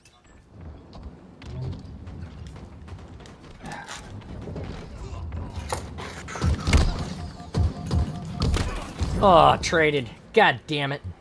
Well, at least 5, 3, and 1. This is where the comms are supremely important. This is why I miss my friends.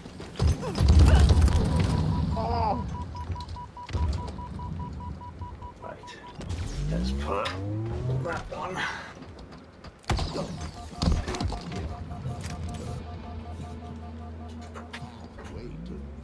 There.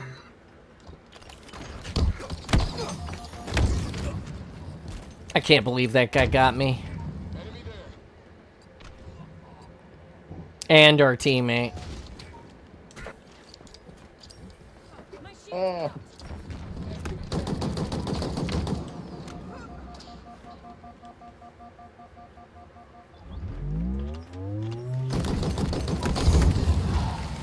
Bad news.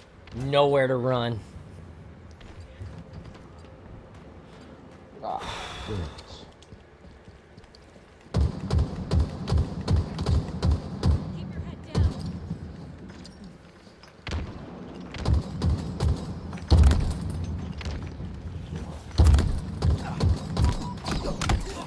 Two pushing up there. 2. 1. He's got to get the other one. Get the other one. Come on. 3 now. 3 now pushing up there.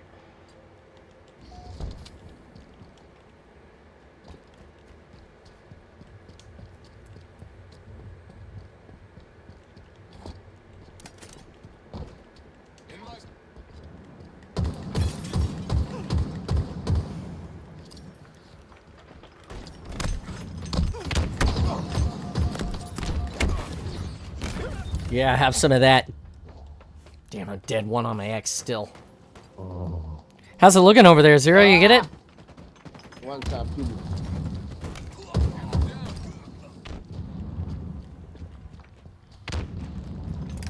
We're about to find out. We are about to find out. Target spotted. We've lost a teammate.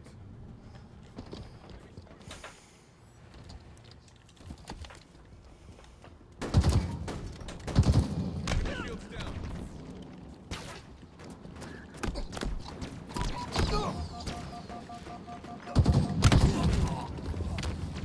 Wow, one in arcade as well. 8, 8, and 2. Shit.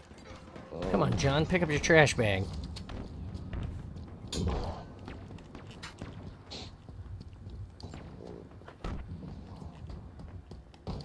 Active camo available.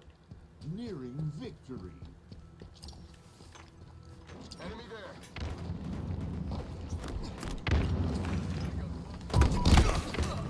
One shot is one face shot, and a beat down does not do.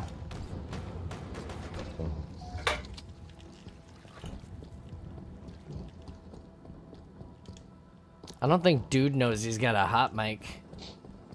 Just like moaning into the microphone and shit.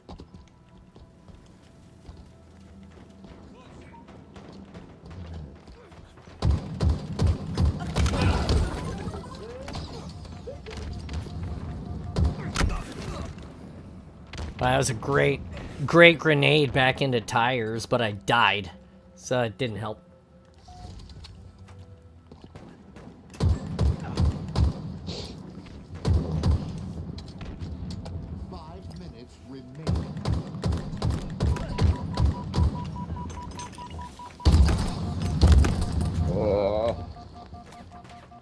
Oh shit, still here. Yeah, they came back. Not supporting, not supporting, not supporting. Fucking bitch! I fucking grenaded myself. One's still at arcade, 2 at arcade, 3 at arcade now. Nice.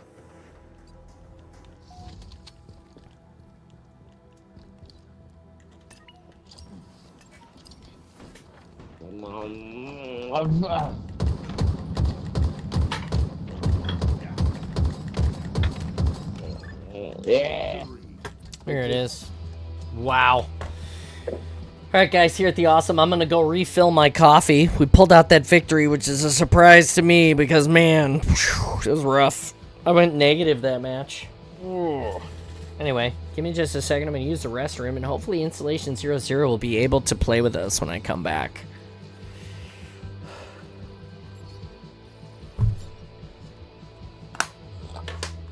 Here we go. What did we do? Oh, we don't know if we went up or down because we're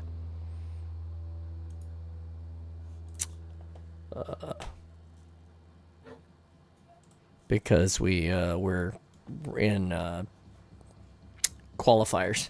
All right, be right back. Coffee reboot. I shall return.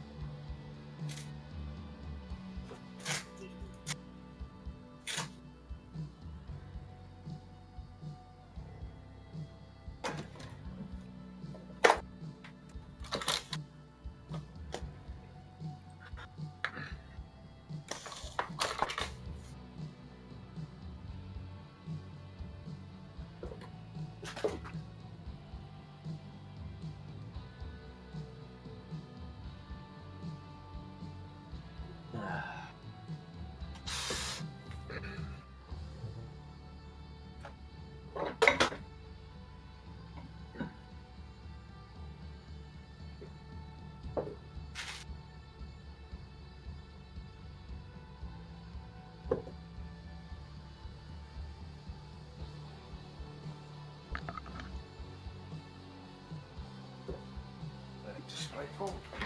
So, fuck it.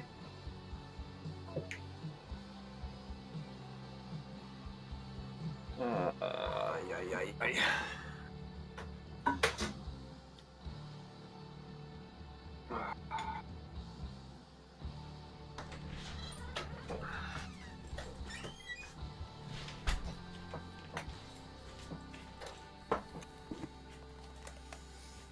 I have returned.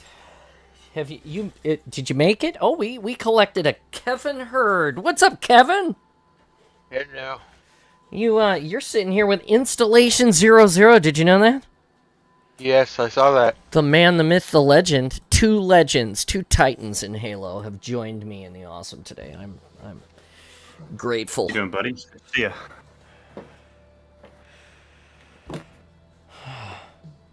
Did you hear him, Kevin? Can you hear Martin? Yeah, I hear everyone. Oh, okay. Sweetness. We're playing ranked arena qualifiers. So far it's been 2 Slayer matches, which I think is interesting. And we're hoping Zero could get in here. Did your cord change the beat for you, Martin? I've just poured all of my pens down the back of my desk. That's gonna be fun. It's wonderful. It does sound awful. I heard him pour out too. It was like. I'm sorry. I'm not trying to giggle at you like a schoolgirl, Martin. I'm not trying. Oh my god. Did you get it fixed? Is it working at least? We're about to find out. I'm just gonna we're still lock finding the last couple of bits. Yeah. Last couple of bits of cabling in a second, and we'll find out. Okay. I'll put my pen behind my desk. While we're waiting for him, for anybody who's wondering what's happening in the Awesome today, after the Awesome ends in approximately an hour, we'll probably experience about 10 minutes of overtime today, I'm guessing. But after the Awesome ends in approximately an hour, I'm going to take a tiny break, which I always do. Normally that just means I put on my headset and go in the house and do husband chores. Then I will be back on because the Kraken play tonight at 7, so I'm always on to listen to the hockey game and hang out with people the rest of the evening until the end. So that's what I'll be doing if anybody's wondering. And you guys are always welcome to hang out and be part of that, of course. So, yeah. All right, Kevin. Well, we'll play without him, in case he, in case he continues to have technical difficulties. I'm just sad, Martin. You've been plagued with technical difficulties lately, huh? Yeah. No, it's still messed up. What the hell? Right. I had some semi good news. I'm about ready to upgrade my processor and my motherboard and my RAM, and I will pass down the current monster to Jack, I think, so he will have something to play on.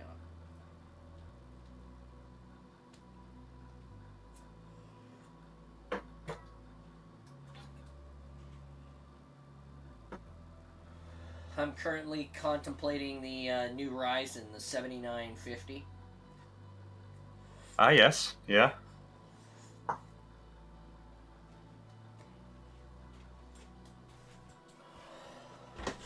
may see if my old connections to the planet are still good.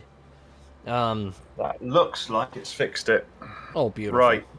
I have the awful realization then that the problem may lie in my capture card. Oh no! Which is a pain in the ass because it's an Elgato capture card that cost me a pretty penny, so... Yeah, I have to either diagnose the problem or they can go and send me a new one because I only recently purchased that phone. That's what I would do. I'd get a hold of them and let them know you've got it documented now. Trace it out and be like, "This we isolated this to the Elgato." One sec. Need the data sec. Get in bed. stay in bed. Meow. Here we go, Kevin. You ready to sweat? Right. I think No. I'm good. Oh, good. Just join on us. We started a sweaty match. We'll when we get done with it, we'll bring you in with us. One here, one here, one here. Yeah, I do believe it's my capture card was awful. I've had to revert back Two here now. Two here now. to the old one. Yeah, just get a hold of him, Martin. I'm sure that. Oh, you shouldn't have pushed me, douchebag. I stuck that asshole in his leg. Get a new one, or just call him and let him know. It's probably under warranty. Yeah. Ooh, two there. 1 week. On my X. On No bridge, way. mid-bridge. I pushed one and he got reinforced. John chose poorly. Do you remember what that was, Kevin? Mike had a name for that. When you charge somebody when your shields are broken. No.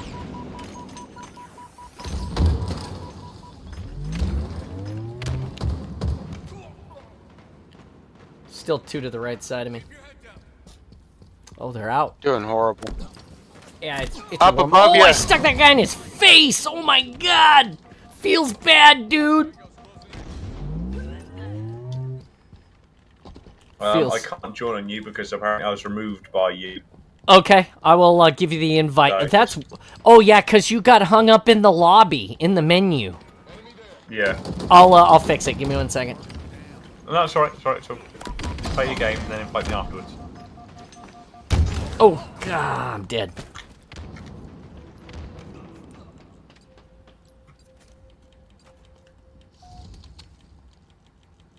Active camo inbound. Haha, gotcha. The whole world knows your gamer tag now. If they didn't already. Oh, they thought they were gonna chip us from all sides. They chose poorly. There's still one here.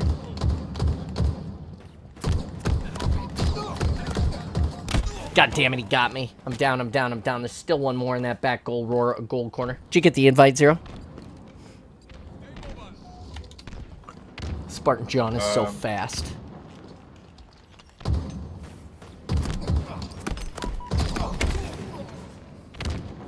Too weak on my X, too weak. At sniper. Excuse me. Enemy there.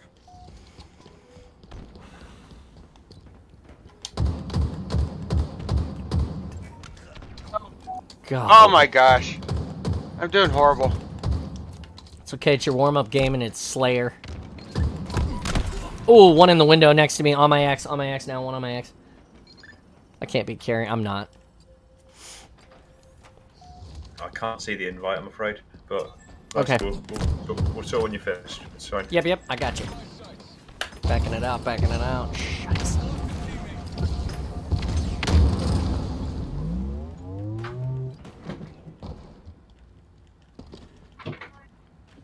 I'm glad you got it fixed anyway. Or you... Yeah, I'll have to look into like. Maybe there's some Elgato settings that I'm just missing. Ooh, one more in there. One more. Yeah, they change stuff every once in a while. It's pretty cool or pretty ridiculous, and they don't always give you updates on what they've changed, which I get wholly frustrated about. Camo inbound. Active camo available. Enemy halfway. God, I got stuck on the wall right there. It like, I couldn't get off of it. It was like Velcro. I don't know if that makes sense. There is much in life that doesn't make sense.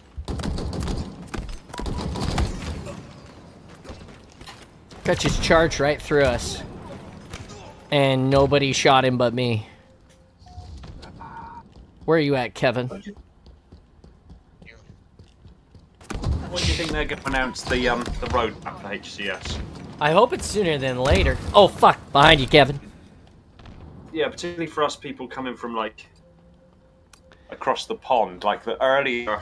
I mean, I suppose it's the same for people stateside actually as well. Like the earlier that you book, the cheaper your flights, the cheaper your accommodation.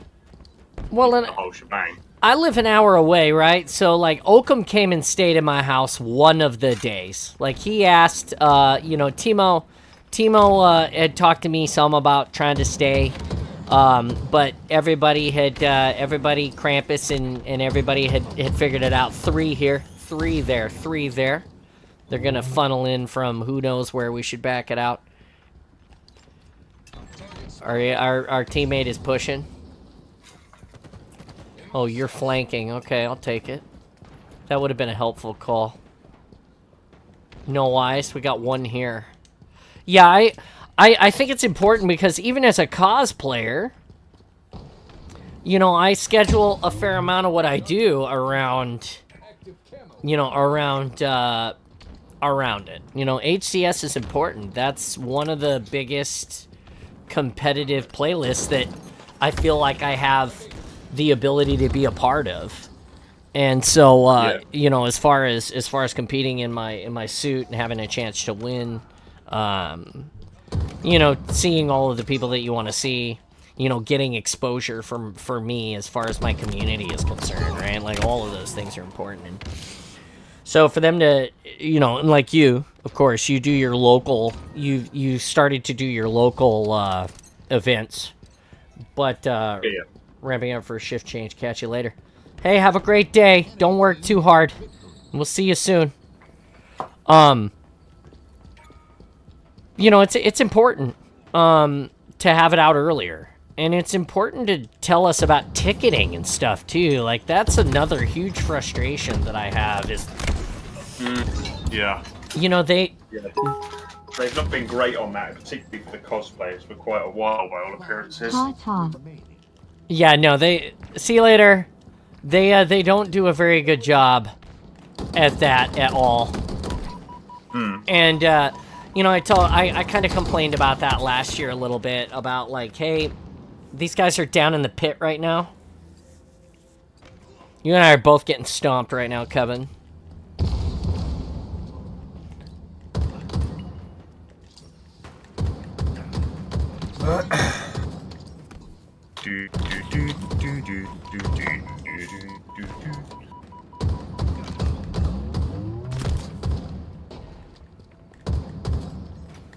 Hello, lady. How are God, and shields went up and our other teammate did not push. Our other teammate just stood there like an idiot. Golly, how are people playing ranked like this? Oh, this is why I don't play it without teammates. How'd you feel about that match, Kevin? Horrible. Yeah, I haven't played regular Slayer in a while. Oh yeah, oh yeah. We had 2 boneheads on our team. Like, That's right, you're about to have a third. well, at least I'll know. At least you'll be talking.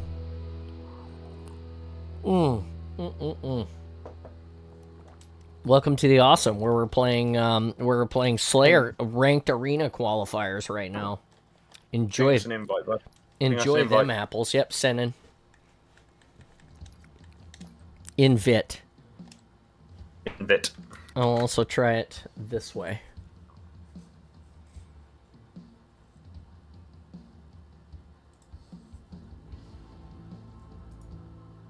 Why aren't I seeing any invites? What the fuck? Oh, that was invite to party. You don't want to join the party. We're not in a party. Don't join that. Leave. I want...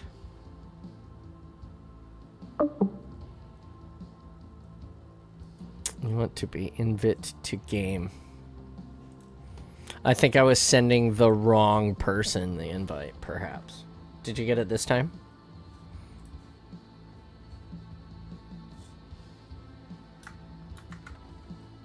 Zero? No. No? Okay. Then I'll send it to the other place. You have, Yeah, no, that's you. Invite to game. Yep, I've sent you the invite.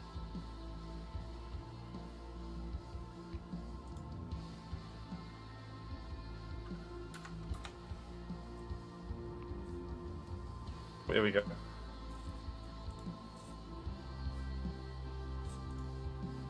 Did you get to... Oh, there you go. You got it. There we go. There you go. There you go. What are we playing? Right now we're doing qualifiers for arena. Oh, good. Oh yeah, it's gonna be so good. I expect to be gold. I expect that Kevin will be a platinum, I'm sure. Because that's what he was yesterday. Bronze. Bronze? You're not steel. You're not that bad. Copper. Yeah. That's what I tell everybody. They've got stone, haven't they? I'm like a 10-penny captain. Just straight copper. I think aluminum here. Aluminum. Oh my god. I'm about the worth of a tin can. Tinfoil captain. Helmet and all. I'm trying to think what's worse than tin.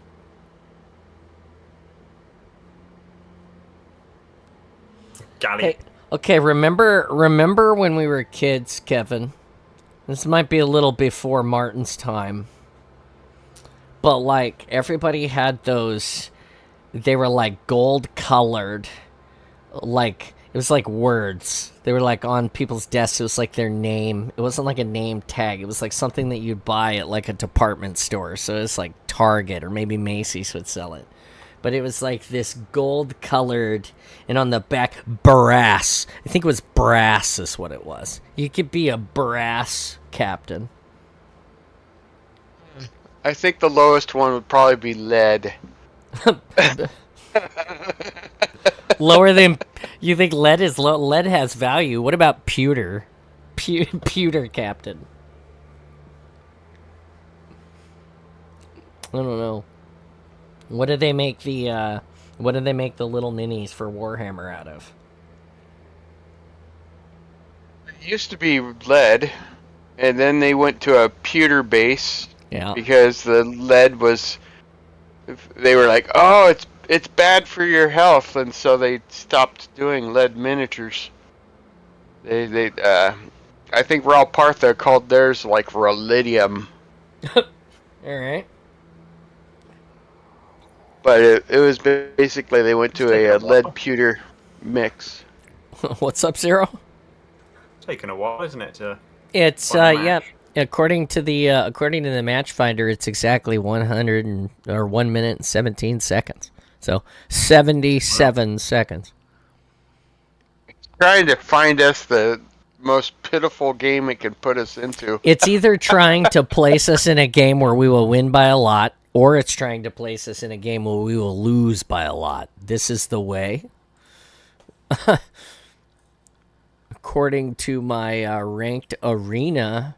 So in every skill tree that I qualify in, the arena skill qualifier shows the graph going from left to right, straight up like a mountain to the sky. On ranked arena, it shows it like the other side of the mountain, straight down into the ground.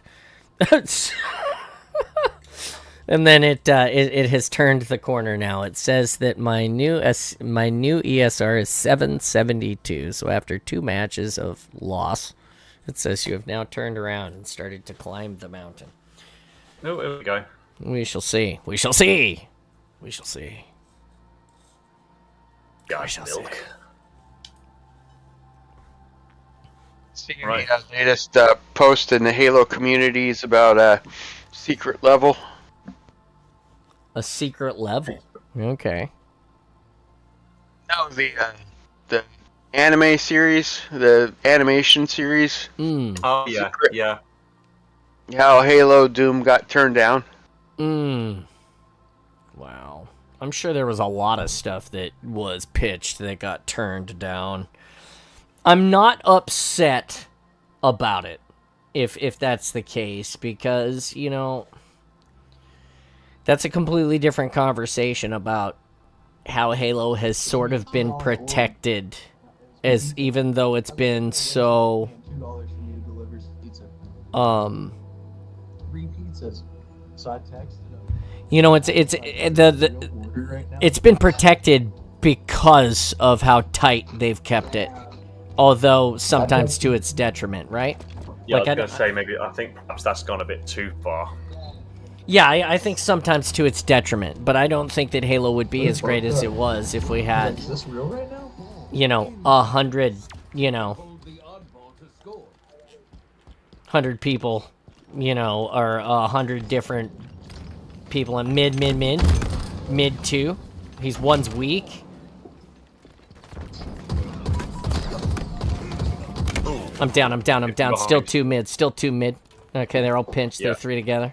One's got sniped now. Back up. Active camo available.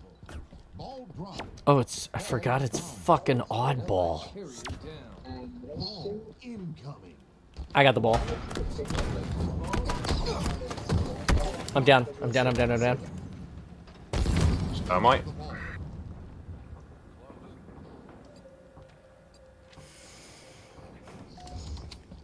Making heavy use of snipes.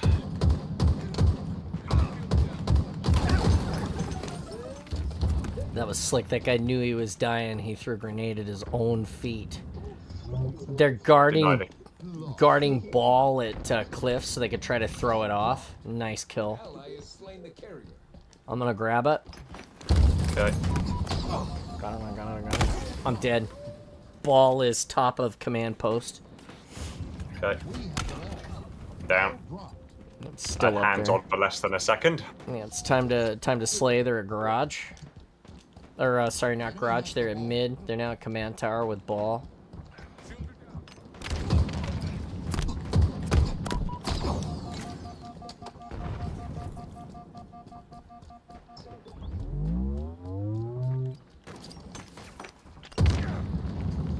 Translocators on the way.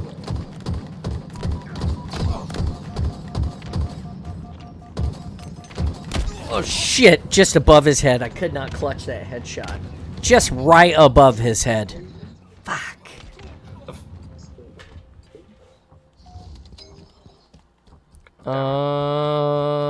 They're halfway. Over half.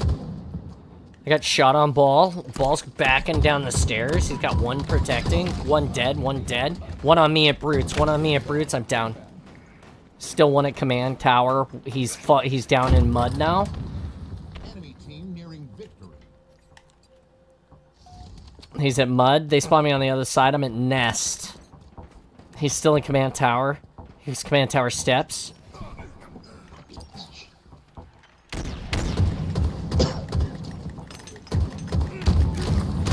Nice. Ally has slain the carrier. Enemy has the ball. Keep hold of We have the ball. They're literally like 2 points out from a win. Fucker. It's fine. Ball's gonna reset to mid, underneath, in basement. It's gonna Okay. reset in basement. They got it. It's over. Is the only choice there is to dump it off the side, be a reset if they're that far ahead. Yeah. This is Yeah. kind of sort of the play. All right, it's okay. It's okay. Play's gonna be for sniper and then ball. I got sniper. Dropping into the basement. No eyes in basement. Where's the fight? Where are you guys at with the ball? Oh, house elbow. Just down. He's weak there. Just down with a plasma pistol. They got ball. I need to talk more. Okay. Pick that up. I'm moving. Come on, Kevin, I'm on this unit way. 6. This way. Come on. Get down there. Go left to house elbow. Go to green. Get back there in that corner of green. Crouch inside. Inside green. Inside. I'm down. Coming out of house elbow. Right side, Kevin. Right side. He's already on Kevin. Kevin's down. One still. Chloe and Zoe. I'm on the way. The celeb couple. I'm on the way. Oh, Slay. Enemy I'm here. They're here in corner now. All three there. I'm dead. back up, but whole team's down. Okay. They're gonna stay in green corner now. We took it to green corner. They're gonna stay there. It makes sense for them to stay. Yeah. I'm at nest. I'm at nest chipping. He's injured near you, John. No, he's backed around. He's up behind you. He's kind of on your 6. He's dead. 2 down. 2 down. Press ball now. Press the ball now. He's down. off. It's gonna be Respawning. underneath. An ally has slain the carrier. Ball Back up. got a quantum translocator on the way. Ball dropped. Got it. Got it. Got it. One here on me. Pushing. They're coming in. They're coming. I'm dead. I'm dead. Pinching. Falling from left side. Okay, you got him. You got him. You got him. Scoop the ball and Got run him. to garage. We have the ball. Oh, I'm down. He got me from behind. Grenade. Yeah, he was in front of you at garage as well. Enemy has I'm at garage Oh, was elbow. There's 2 here. Got him now. Back up. One behind us. One Green. behind us. enemy has He's at garage elbow now, pushing in. enemy halfway to victory. Enemy has the ball. Ball dropped. They gave us 2 slayers, and then they give us this. What a bunch of great dudes. We've lost position. Back up. In garage. Garage. Garage. Oh, I'm down. I'm down. 1 on my X with ball. 2 on my X now with ball. In basement. In basement. Heading to you. Heading to you. He's alone. There's 1 more reinforcing him now. 2 reinforcing him now. We've lost Down. position. We have the ball. Taken by a grenade. Ball dropped. No way, bro. God damn it. Why I gotta Back up on suck green. so bad today? Ball dropped.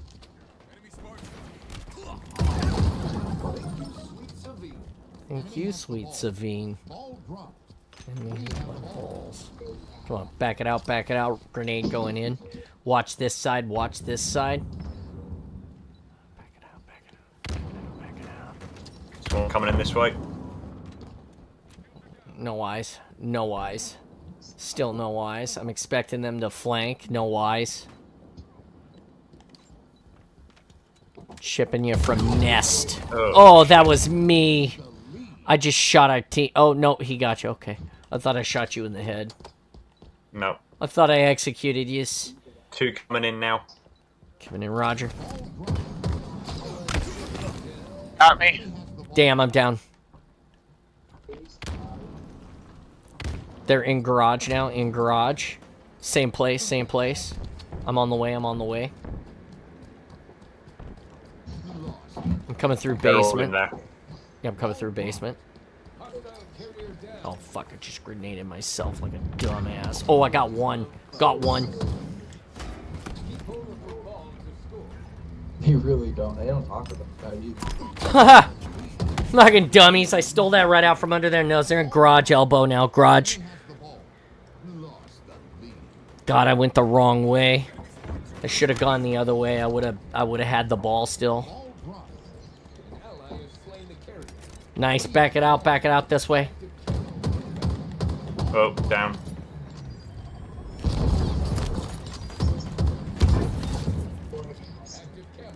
Alright. Back up. Mm-hmm. They're coming into garage now. Mm-hmm. He's down. That was a perfect We're gonna place shot, get if I do say so myself. There it is. Nice job. Way to clutch that one, boys. Yeah, it's whether or not we get served this next time now. No, it's against the same people, so I'm over your shoulder. I'm over your shoulder, Kevin. No eyes, no eyes, no eyes. I'm watching the back door. Watching the back door. Get out of here. 1 on me, 1 on me. I'm dead. I'm dead. I Yep. traded with 1 before I died. There's 1 more funneling in the basement there. That was a really poorly chosen time to fucking reload. Damn it. I'm meeting the ball at garage. Yep. I'm back up. I'm coming to garage as well. I'm going up over the top. They're coming out of garage. There's 2 garage. Both in. Oh, 1 invisible in here. I'm down. He's weak. Okay. He's on mid-platform, mid-platform. Hey, thanks, Sir Mags. Welcome to the awesome. Thanks for being part of it. How you doing today? I'm going through basement now. Going through basement now, no eyes. Bam. I'm throwing grenades in the side door.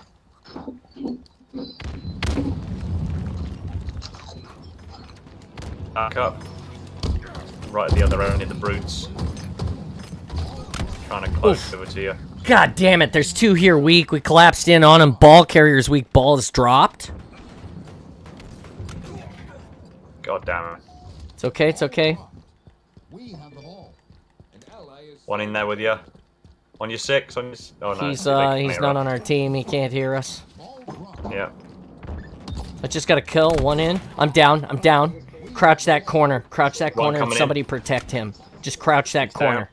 Back into it, Kevin, so that you're faced out, so you can see make it easy, do I? left and right. Oh, is it our other guys got it? Okay. There's some people, man, they're just amazing. Damn it. I have to work for it. Down. I'm down, but I covered. They're gonna get it. They're on it now. They're on it now. Back up, near brutes. I'm on the way. Grenades into elbow. They're down. Enemy team nearing victory. There's two there. Two still. They're still got it covered. Oh, nice. You guys circumvented it. You're pushing them from the top. You guys were able to knock it out from the bottom. We got a clutch here now. Down. Enemy has the ball.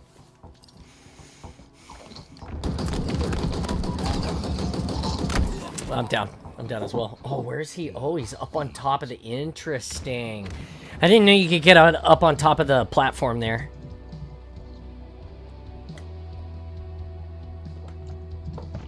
Happy New Year, Sir Mags. Thank you. We're just hanging out here in the awesome, doing the thing. You're my 701st follow, by the way. Thank you for being awesome with us. Live tracker says... I'm gonna say it says we went up. Watching you on Twitch on the Roku app. Yeah. Twitch Roku app. That for some reason it's really limited and it wouldn't even pull you up. Really? Yep. I'm not cool enough? It's a really poor app. Wow. Like a Twitch Rogue Lite. isn't known for its compatibility, to be fair. Wow. That kind of makes me the big sad, if I'm honest. You know, when you think about it like that. It says we went up that match. According to the tracker, the Halo tracker, it says we went up that match in CSR, so who knows? Apparently I got gold 3 on that one. Gold. Had you already played ranked arena at all? Did you just get ranked, or how many more do you have to go? I got 4 more matches to go. 4 more. Apparently my performance was in line with it. Gold 3. Oh, okay.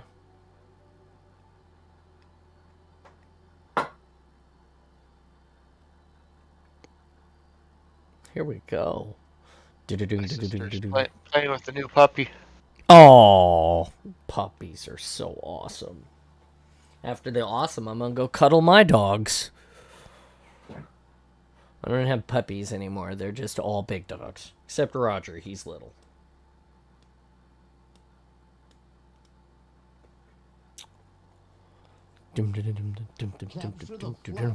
Oh, God. All right, boys, be ready for this. Wonderful.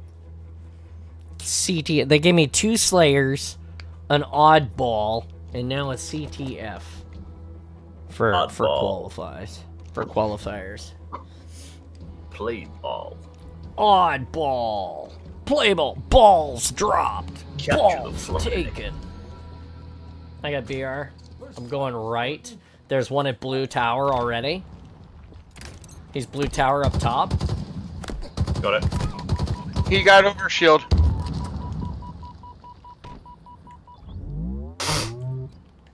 Pushing Blue Tower. There's one over shield at our flag, about to take it. We got it, and he's moving. Managed to take the 2 of them came for the flag. I managed to take one, but the guy with the over shield took it while I was weak. I've got their flag at mid. 2 on them. 2 on them. If you guys can kill these 2, you can grab their flag out. Ooh, no, grenade took me out. Fuck it.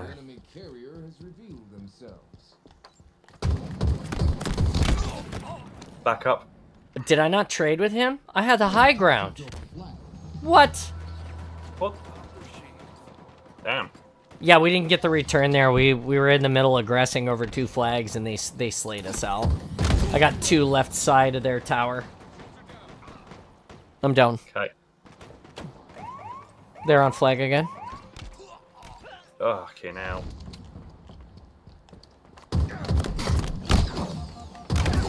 Traded in our base. This flag carrier's going right side towards you, Kevin. Yep. Back up. He's almost to the base. They're gonna get it. It's gonna be 2-0 here in a second.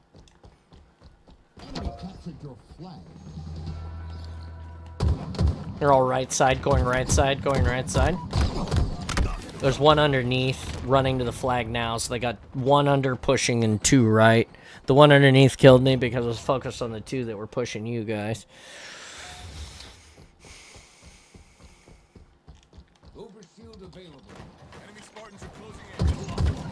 Flag carrier is down. Good job, Kevin. Chipping OS now. OS is pushing on you mid, Kevin.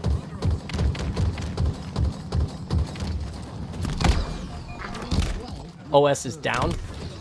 I'm down.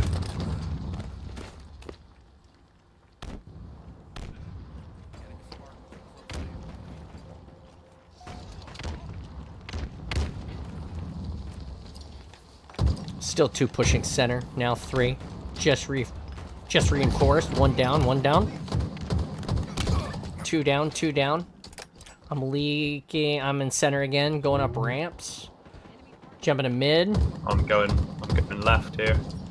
I got 1 here, 1 over here. He's chosen to aggress me. He's weak. I'm dead. Okay. And I'm the trash bag again. Good lord. Come on, Johnny. Be less trash. 1 here. Roger. Roger, blue tower. He's hurt. He just needs a nice... Oh, he's jumped out the back side of blue tower. Oh, I got him. Nice kill. Straight grenade. Oh, fuck. 1 on their flag, 2 on their flag now. I chipped 1, but he's alive. I'm dead. Okay. Playing this Slayer is not my strong suit. Tell Kevin's thinking about it, too, because he hasn't said anything in a while. One at mid. I'm down. Under blue tower. Back up.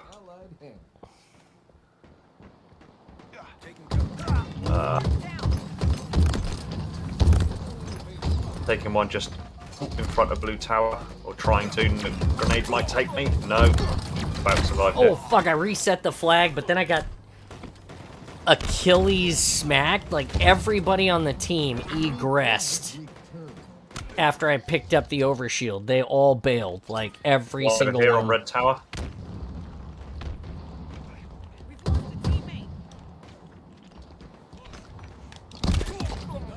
Bitch.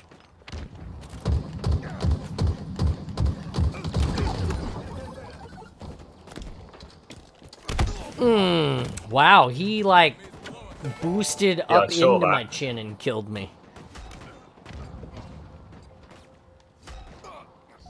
Yeah, that was nifty, wasn't it? Yep, protect the flag carrier. You know, just utterly defying gravity and the physics of the game. 2 here, 2 here. It's good. 1 here, 1 here. 1 on 1 close. Close is down. Still 1 here, 1 here mid, 1 here mid, 1 here mid. 1 under red tower.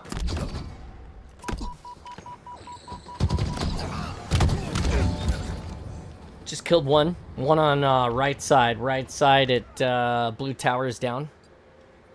Okay.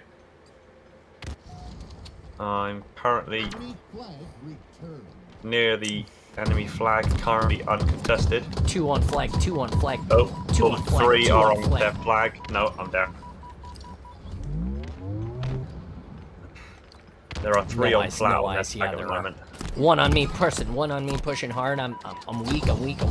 Wait, I'm down. Up. I got chipped from mid, 2 at mid now, pushing left side. That's red side, red side. Ooh, I'm down. They took me from across the map. And they're about to take them. Yeah. Oh, no, we got them. Yeah, they've just taken flag. Oh, that's cool. You didn't even get off the... That's nice. Yeah, use it, bro, use it. There we go. Oh, I'm trying to get... They just got it. They're going... It's fine, that's fine, that's fine. I got one on my axe. Shit. They're in center mid. Yep, with their flag as well.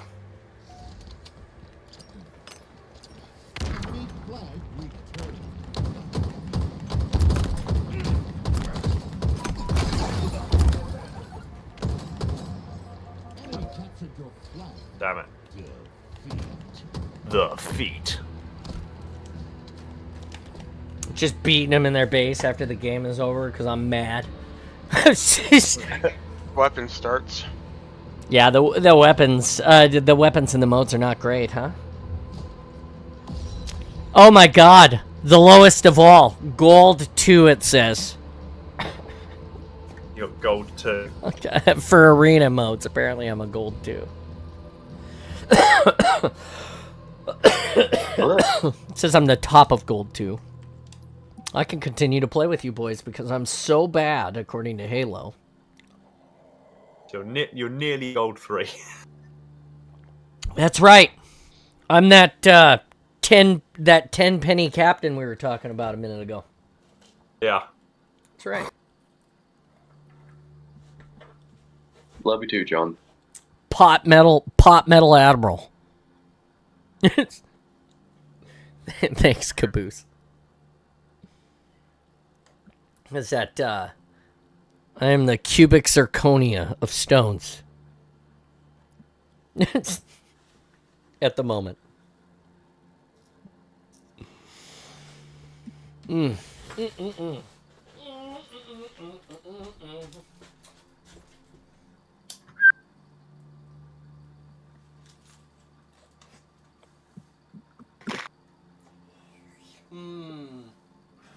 What are you doing right after this, Zero? You quitting time? That's in about 20 minutes. Well, 10 minutes actually. Yeah, I'll be backing out and chilling. I have a 3D modeling question for you. Go on. If I send you the chest and back of the Legends Chief, can we thin them for reprinting so that they're lighter? Oh, I can have a look at it, yeah. Because it's really, really heavy. That boy is 65 pounds, and the majority of it is chest and back. Yeah, I can look at it. Yeah, I'll send it over.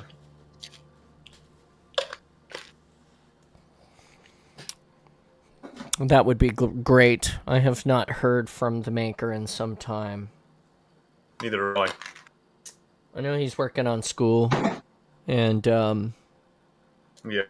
Well, like I said, I appreciate school stuff that you need to sort out. So that's all cool. It just means that I'll have to get other people on board to help out. Yeah, exactly. It's an interesting space to be at the moment, but it'll come around, I'm sure. I'm not. Yeah, I'm sure. You're interesting. Oh yeah, thank you, Caboose. How are you? How's your new year, buddy? It's pretty uneventful. Planning on heading back to school on Monday. Nice. That's gonna be fun. My wife also goes back to school this week, and so does Oliver. So, all of the students, even Jack, I think. So next week will be weird because everybody will be back to normal, and I will still be here with you guys. It'll just be weird because I won't have anybody to help me with the dogs. you'll be doing your job. That's right. I do my job. I'm the house husband. Exactly. My wife says that someday she's gonna get me a there's two there. I'm pushing across elbow. What? Pushing pink elbow towards their flag. Oh, for God's sake, I got what, like 106 millisecond packet loss. Oh my god, I killed them. I'm on their flag. There's one left on their flag. I'm down. How are you, 0-0? Sweating. Sweating to the oldies. Flag, it's almost there. Yeah, it is.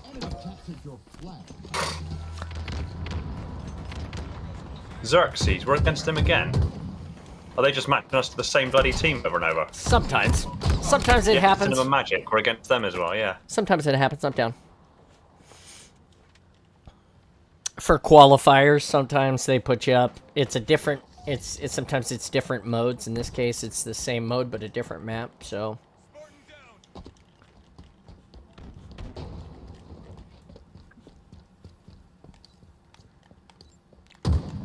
Tower. They're pink tower. One here. Pink tower. Two there now. They've got our flag. Are they camo or? No, they're not. No, they're not. They're around back here.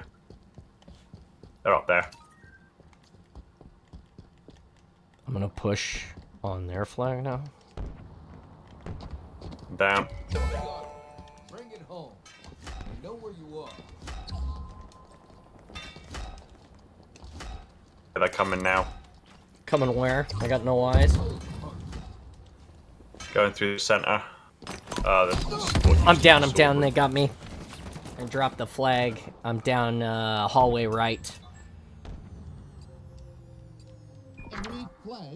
Okay, their flag is returned. Hope you guys did your job. Nope. Maybe. Is that job awesome? Yeah. We're in the middle of a match. You can... Are you watching? No, I'm just wondering out with the guy. Oh, you should be. You don't know what you're missing. I just saved someone.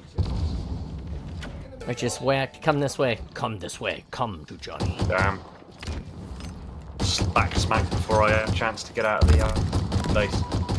Don't leave me with a pistol. I'm gonna take this. Oh, I'm dead. One on my axe.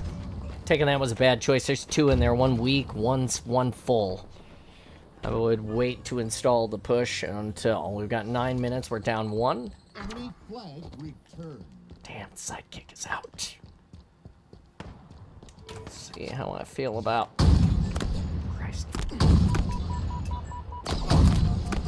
God damn it! Really? Can't snap with the snipe today. It's just not in my backpack this morning. That tool did not show up to the job site.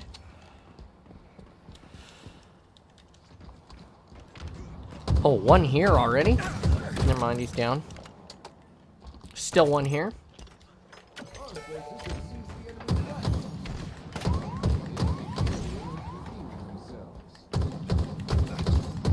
Get out of here. He had a sniper that he now no longer has? That's strange. Oh, I'm down, right side. Do not go to gold hallway with that flag, Zero. It'll be the wrong choice.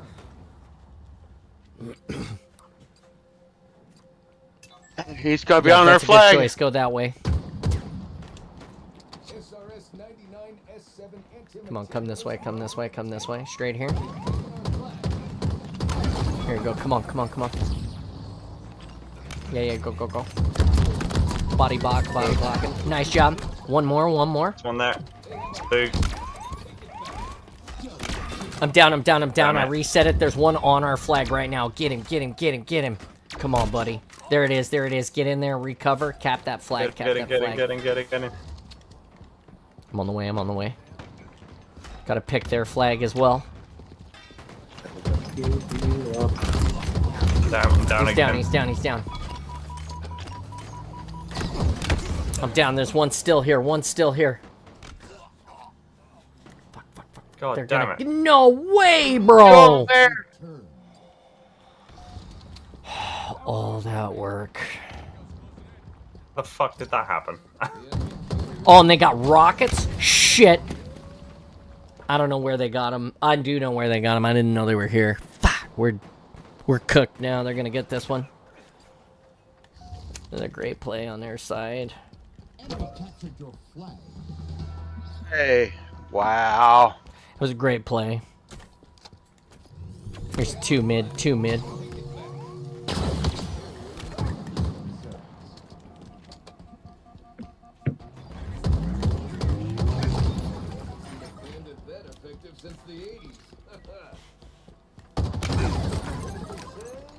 Nice. Fuck, two on their base. They're all three at their base now. I'm down.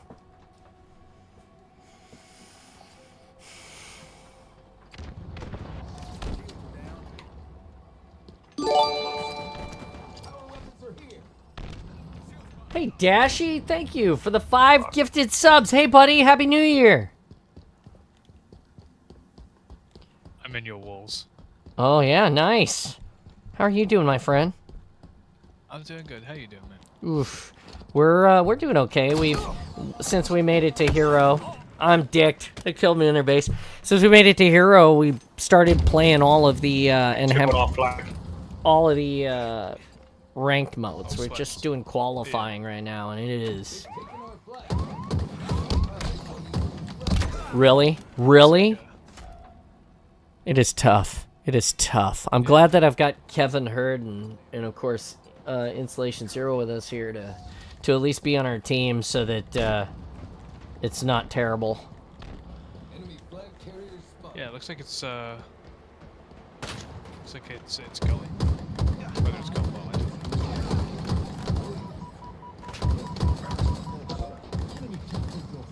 Yeah, I could have played the flag carrier right there, but I just decided to kill instead, which was a poor choice. We lost because of me, Zero. That was my fault. It's a team effort. I mean, I definitely fucked off slaying the flag carrier so that I could, slay that last guy right there, so... It happens. Right, I'm gonna chill for the event. Alright, man. You are, as always, a gift, and I appreciate you for spending the time with us. Thank you very much. It's always a pleasure. Wait, why is your logo in Halo? When did that happen? Oh. You're talking about the eyeball that's on fire? Yeah. When did what? Yeah, It's because I'm like a VIP. I'm like, I'm kind of a big deal. Yeah. I was kind of hoping you left that attitude last year, but. So I'm kidding, man. That showed up with a visor in I want to say season 1 or season 2 for 800 credits or something. Yeah, it did. I think I remember a message like telling me about it. It was they added my thing into the game, and I was like, oh, that's kind of cool. Yeah, so I completely forgot. A bunch of us bought it because we're fanboys of him, and yeah, I didn't see a fucking penny. Yeah. Right, well, it's not like they made it for you. They just, we just adopted it like it was yours. They didn't make it for me, they made it of me. Of you.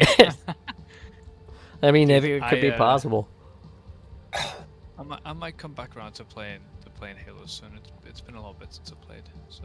Yeah, you kind of like a drifter. You drift out with the tide, and then you come back sometimes. I didn't have it installed. All right, buddy. Sleep well. We'll see you later. Have a great one. Stay awesome.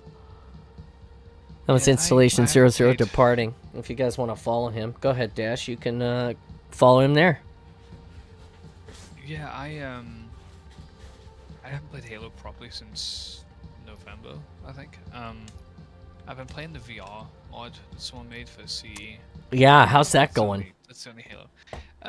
It's good. It feels good. It's like playing with a controller and a massive screen strapped to your head, but. Yeah, I kind of want to play it. We're contemplating getting a new VR here. I dropped out of the party, by the way, Kevin, because it's just about time for me to take my break. But we're contemplating getting a new VR headset. We're looking at the MetaQuest 3 because it's got the augmented reality with the cameras and the tracking is better. And they've made it now with every iteration where I can plug it into my PC and still play the PC Rift games, which was really important to me because I was a CV1, or I am a CV1 adopter. I still have one that works.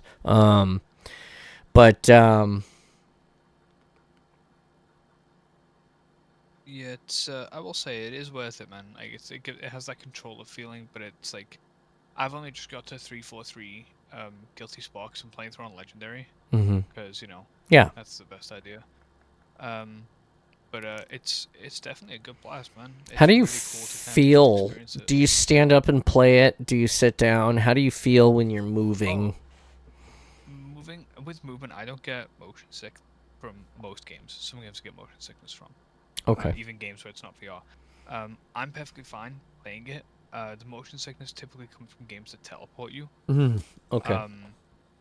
I have found that going from one environment to a cutscene, because the cutscenes aren't integrated properly in VR. So like the way it works is like it's a normal camera, but you can just move your head and look behind you in VR. Yeah. Like while the cutscene's happening. So like it could be like the flood scene with Okay. where where like Chief opens the door and is it Mendoza that falls on him through the door? Like that happened. And I was just looking the complete wrong way the entire time. Oh. Which it with stuff like that, what I tend to do is I close my eyes in the transition because it does make me a bit ill. But I mean beyond that, like I think the motion's really fun. It's not got like the full hand integration, so don't be expecting to actually pick up stuff off the ground. It's very much a walk over and press a button and it'll appear in your hand. Okay. It still works like that, but you can hold rifles with two hands or just one hand if you want. Mm-hmm. And on your flashlight, you tap like the side of your head. It's got little integrations like that. And to zoom, you have to hold the gun with two hands and click the left trigger, and it'll zoom in over the gun. Oh, okay. The magnifying glass that appears, which is quite cool. It's definitely very fun though. I recommend it, and it's literally free. It's literally entirely free. Yeah, it's free. That's really cool.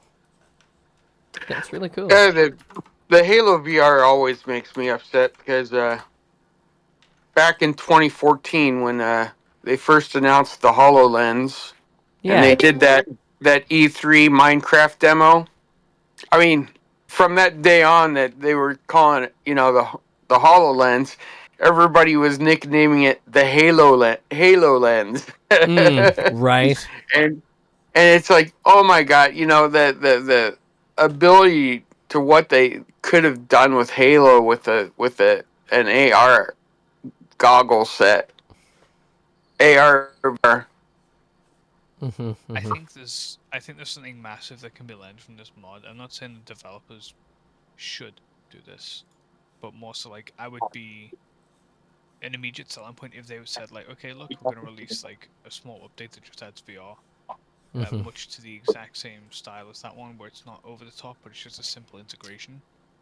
If they said we're gonna do that for each game, I'd install Master Chief Collection in a heartbeat, and I don't think I'd ever come off it. I think I'd live on the streets of New Mombasa like happily. Like I seriously would. I think I would just love to play through ODST in VR and really have those moments and be stood on those skyscrapers fighting, feeling like a badass picking up turrets. Yeah. Like shit like that would be super cool, and I'd love to see that kind of integration. But I just don't think there's a team there to support that. And with the way this mod works, it can't be implemented currently because you can't run it on the MCC version of Halo Combat Evolved. You need the Halo Combat Evolved PC release, not custom edition. Okay. So it's gotcha. It's a bit of a pipe dream, but I'm definitely looking. I'm keeping my eyes open for that. I'd really love to see even like stuff in like imagine like Halo 3. Imagine Sierra 117 in VR, dude.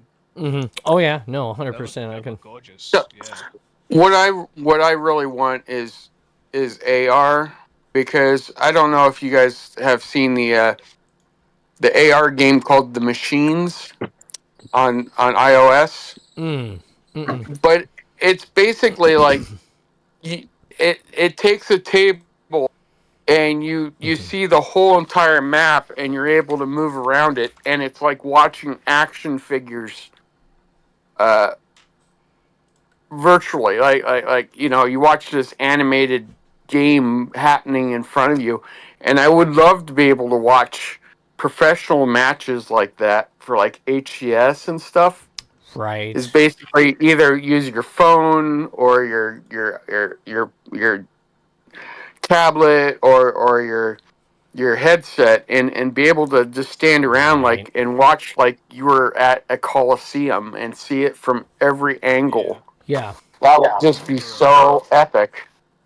Do you remember, I don't know if, John, I know you played Battlefield 4. Do you remember the commander mode in that game? Imagine how cool that'd be in augmented reality. Oh, yeah. Oh, yeah. That'd be really sick. Yeah, there's a lot of really cool stuff that's out there that people that we could experience with AR. What I always liked about AR was like, just beyond the things that Project Mjolnir is doing with Installation Zero, but what some of the people are doing now with the meta, like, I can watch a YouTube video opaquely and stare through the headset at my car. So now I can, hey, I can learn how to change my own oil. I'm not saying that I don't know how to do that, but somebody could literally wear the headset and diagnose a problem with their car, or fix a problem with their car, or change an air filter, or... So it's the access to knowledge, and it's augmented because the cameras on the face are showing me what's going on outside while I have the YouTube video in the corner here, so I can see my hands and see everything that's going on. And if there is a lag, it's so imperceivable to the mind for most people that it works. I think that's really cool. And with our with the technology that's out there, with even like not even just augmented reality, but also augmented reality and what the advances that have happened on 3D scanning. Mm-hmm. I mean, literally, that not only, you say about the information being there in front of you, but I mean, literally, like a headset or something could literally get dimensions and overlay the exact where it goes and everything. Yeah. So you could actually get, you could put your headset on, look at something, examine it, and it could be actually feeding information to your 3D printer and say, oh, yeah, I need that part, this pipe or something, and it literally, like press print, and here while you're looking at it, it's printing the part you actually need to fit exactly right there. Yeah, it could be. Yeah, it could be that easy. That's for sure. Yeah. I think because I'm gonna go in a minute because I do have work in the morning. So yeah. But I think one thing that could be really cool is if you could use that information. Like, imagine you're like, what's on my desk? Xbox controller. Okay, so imagine I'm looking at an Xbox controller and I need the joystick, but I need it to be like, or the button, and I need it to be 3D printed in any capacity. Like, imagine like you're able to look at that and go, okay, this is the part that I want, and it's able to automatically search the internet for you, find out what model it is that you've got. So an Xbox Series S controller, right? It's able to find the dimensions for that exact part, and then using reference images, and AI is able to 3D model it in a way it can be printed. Yeah. Yep.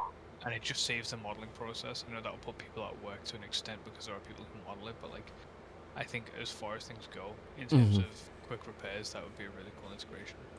There's a guy on Instagram, and he I forgot, I think he might call it the HoloPad or something like that, but he's got a working real life like Jarvis like start, and he's got this pad, and he's got a projector that projects down onto the pad, and it's hooked up to his 3D printer and a few other things, and he can literally do what you just said, like put a part on the pad, and it will automatically scan it and make a 3D image of it, and he's able to manipulate it, and then he can literally just press a virtual print button, and his printer starts printing it up. Yep. And this is something that someone homebrew has made. You know. Yeah, there's a lot of cool stuff that a lot of people are doing for sure. I'm waiting on Bamboo Labs. I'm gonna try to work with Installation 00. Obviously, anybody else in the community who wants to help me out with this, I'm more than willing and humble enough to ask for help when I know I need it.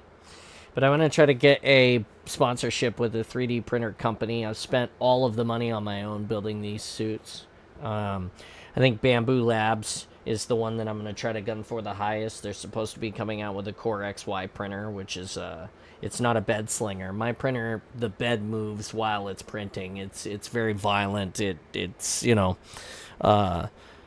I can tune it and it looks good and I do great things with it, but something like a Bamboo, I can do like Kevin is talking about, where I just set it and forget it, and I come back 2 days or 3 days later and all the filament has changed itself and I don't have to worry at all. And I pull my piece of armor off and I barely sand it, barely coat it in Bondo, and I'm off to the races painting already. So it saves me a ton of time, makes my cosplaying a little more efficient. But they need people to test those kind of giant printers that are large format, and I don't like to print my armor in anything but large format, so that's why I'm going to try to get one. What's up? Yeah, I think, I was going to say, maybe you contact like their marketing team and be like, look, I've made this suit using tons of like smaller bits. If I can print it in large format, I would be using your stuff. Is there any way you'd look at one to do perhaps like a sponsorship, or like is there any discount you can offer, and I'll happily provide a review on the product itself. I've got X amount of hours in printing experience. I've made these costumes using printers, so I feel like I could provide something of value there. Yeah, exactly. That's kind of what I was hoping. I've asked Installation 00 to help me sort of draft some sort of thing about that and kind of put that together, because I really do feel like it'd be mutually beneficial, because I have a fair amount of printing experience, but I'm not exactly a know-it-all, if that makes any sense. So I feel like I'm kind of part of that market that they're targeting is, hey, we want people who can just set this up and print. But we also want people that have some experience to diagnose what the problems are. So when they call us to tell us because it's brand new or because we're beta testing it, you have some knowledge to help us troubleshoot it. And I feel like I'm that person. And then of course, as my brand is growing, I feel like we're in a really good place for somebody to, grab onto us and become a jetpack or, be a parachute. It's hard because there's so many people that specialize in doing that now that you really have to have a huge following for these companies even to look at you nowadays. I mean, I've basically been trying to do that with Halo collectibles, and it's an uphill battle just to get companies to even reply back sometimes. Yeah. I think the thing is, though, John, I think you're in like a particularly unique position. If they're bringing out a new product, it's mutually beneficial for yourself. You can gain new people who will follow your account because they can see that you're 3D printing stuff that people, will have an interest in. Not only that they'll have an interest in, but you could be first time providing a review for a market of people that are trying to, buy this printer. Yeah. And it's beneficial for yourself, because then you're getting these people coming to your channel. You have this new influx, and it means that then you open up a new avenue to not just do Halo content, but to do 3D printing content, which means you're not limited to just making the Master Chief costume. If you want to make other bits and bobs or other bits for even your setup or anything like that, just little gadgets and tools that can help yourself, there's a market for that, because people will follow you for that reason. Yeah. No, totally. I mean, mostly for me, it's all about, right now it's all about the Halo, but, we as we do airplanes and all the RC stuff and other, we want to be able to 3D print parts like that. There are some RC radio control creators out there that I admire who print entire airplanes that they've catted and fly. So yeah, no, the possibilities are endless for sure, Dash. It's a big deal, but I do hope that somebody will hear us, or somebody like that will notice us. I know that AnyCubic has got us on some sort of list. They invited us to pre-order at a really discounted price their brand new color printer. But again, I looked at it and I was like, it doesn't do what I need it to do. It's so it wasn't something that I was excited about. Color printing is another really cool thing that we could get into later. You know, the ability to print your armor in black and your buckles in gray, or your, you know, it changes the way that we're allowed to weather the suit. And I always talk about how my weathering is important to me. So to be able to print it in different colors and designate those colors is a really, really cool thing. Yeah, super important too. But it's not so cool that I need to get a color printer right now. I'm still waiting on, like I said, Bamboo makes a Core XY printer that's the size of my Voxy lab, which is 220 by 220 by 248 is the printing space. And that's small. That's what we printed the majority of the first Master Chief on. It was a really great experience in what I don't ever want to do again. And I'm sure the Bamboo Labs would be great at it, but that's why I want the big one. I want the 420 by 420 by 500 or the 500 by 500 by 500. You know, I print all my armor in one piece now. Chest piece, one piece. Back piece, one piece. Thighs, one piece. Shins, one piece. Biceps, one piece. Forearms, one piece. Everything is one piece except the cod piece. You know, the cod piece is a front and a back. Yeah, but that's for obvious reasons. Yeah, but I could print it in one piece. I literally could put both pieces on the bed at the same time and print it. The bed is big enough. But it makes it nice for me because then I don't have to worry about it breaking when I'm like sitting on it or when I'm doing whatever I'm doing. You know, the armor is really strong the way that I printed it. So again, the new Core XY printer will be life-changing for me when I finally am able to get one. Yeah. Yeah. Well, shit. Hold on a second, guys. We're 4 hours and 20 minutes into the awesome, and that was 20 minutes of overtime. We're going to let these guys go to their day. Do you guys want to say goodbye before I mute myself and say goodbye? Yeah, I'm gonna disappear. I gotta go to bed. I got work in the morning. All right, buddy. Go get some sleep. Hit the cryopod. Find us on the ring, okay? We love to. We're here every day, almost. I'll try and swing by when I've got time. I'll be honest with you. I'm so short on time. I legitimately have 2 games installed. I really get it. do not have much in the way of spare time, so I'll try and drop by when I can. No worries, buddy. Hey, have a good day, okay? Hey, yeah, Happy New Year and Merry Late Christmas and all the things, man. Go sleep. Happy Hanukkah, Happy Thanksgiving. Here's the heart for you.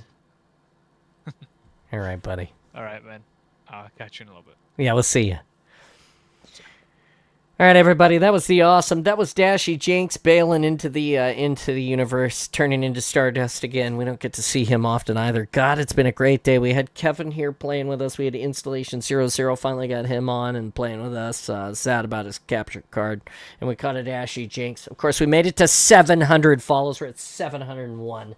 I am so grateful for every single one of you guys. 119 subs is the most we've ever had in a whole month. Most we've ever had. Like, we're one short of the current goal, which is 120. I don't even know. Like, holy cow, I'm so grateful for every single one of you guys for being awesome with me. It is a new year, and it's only going to be more awesome. I'm going to go.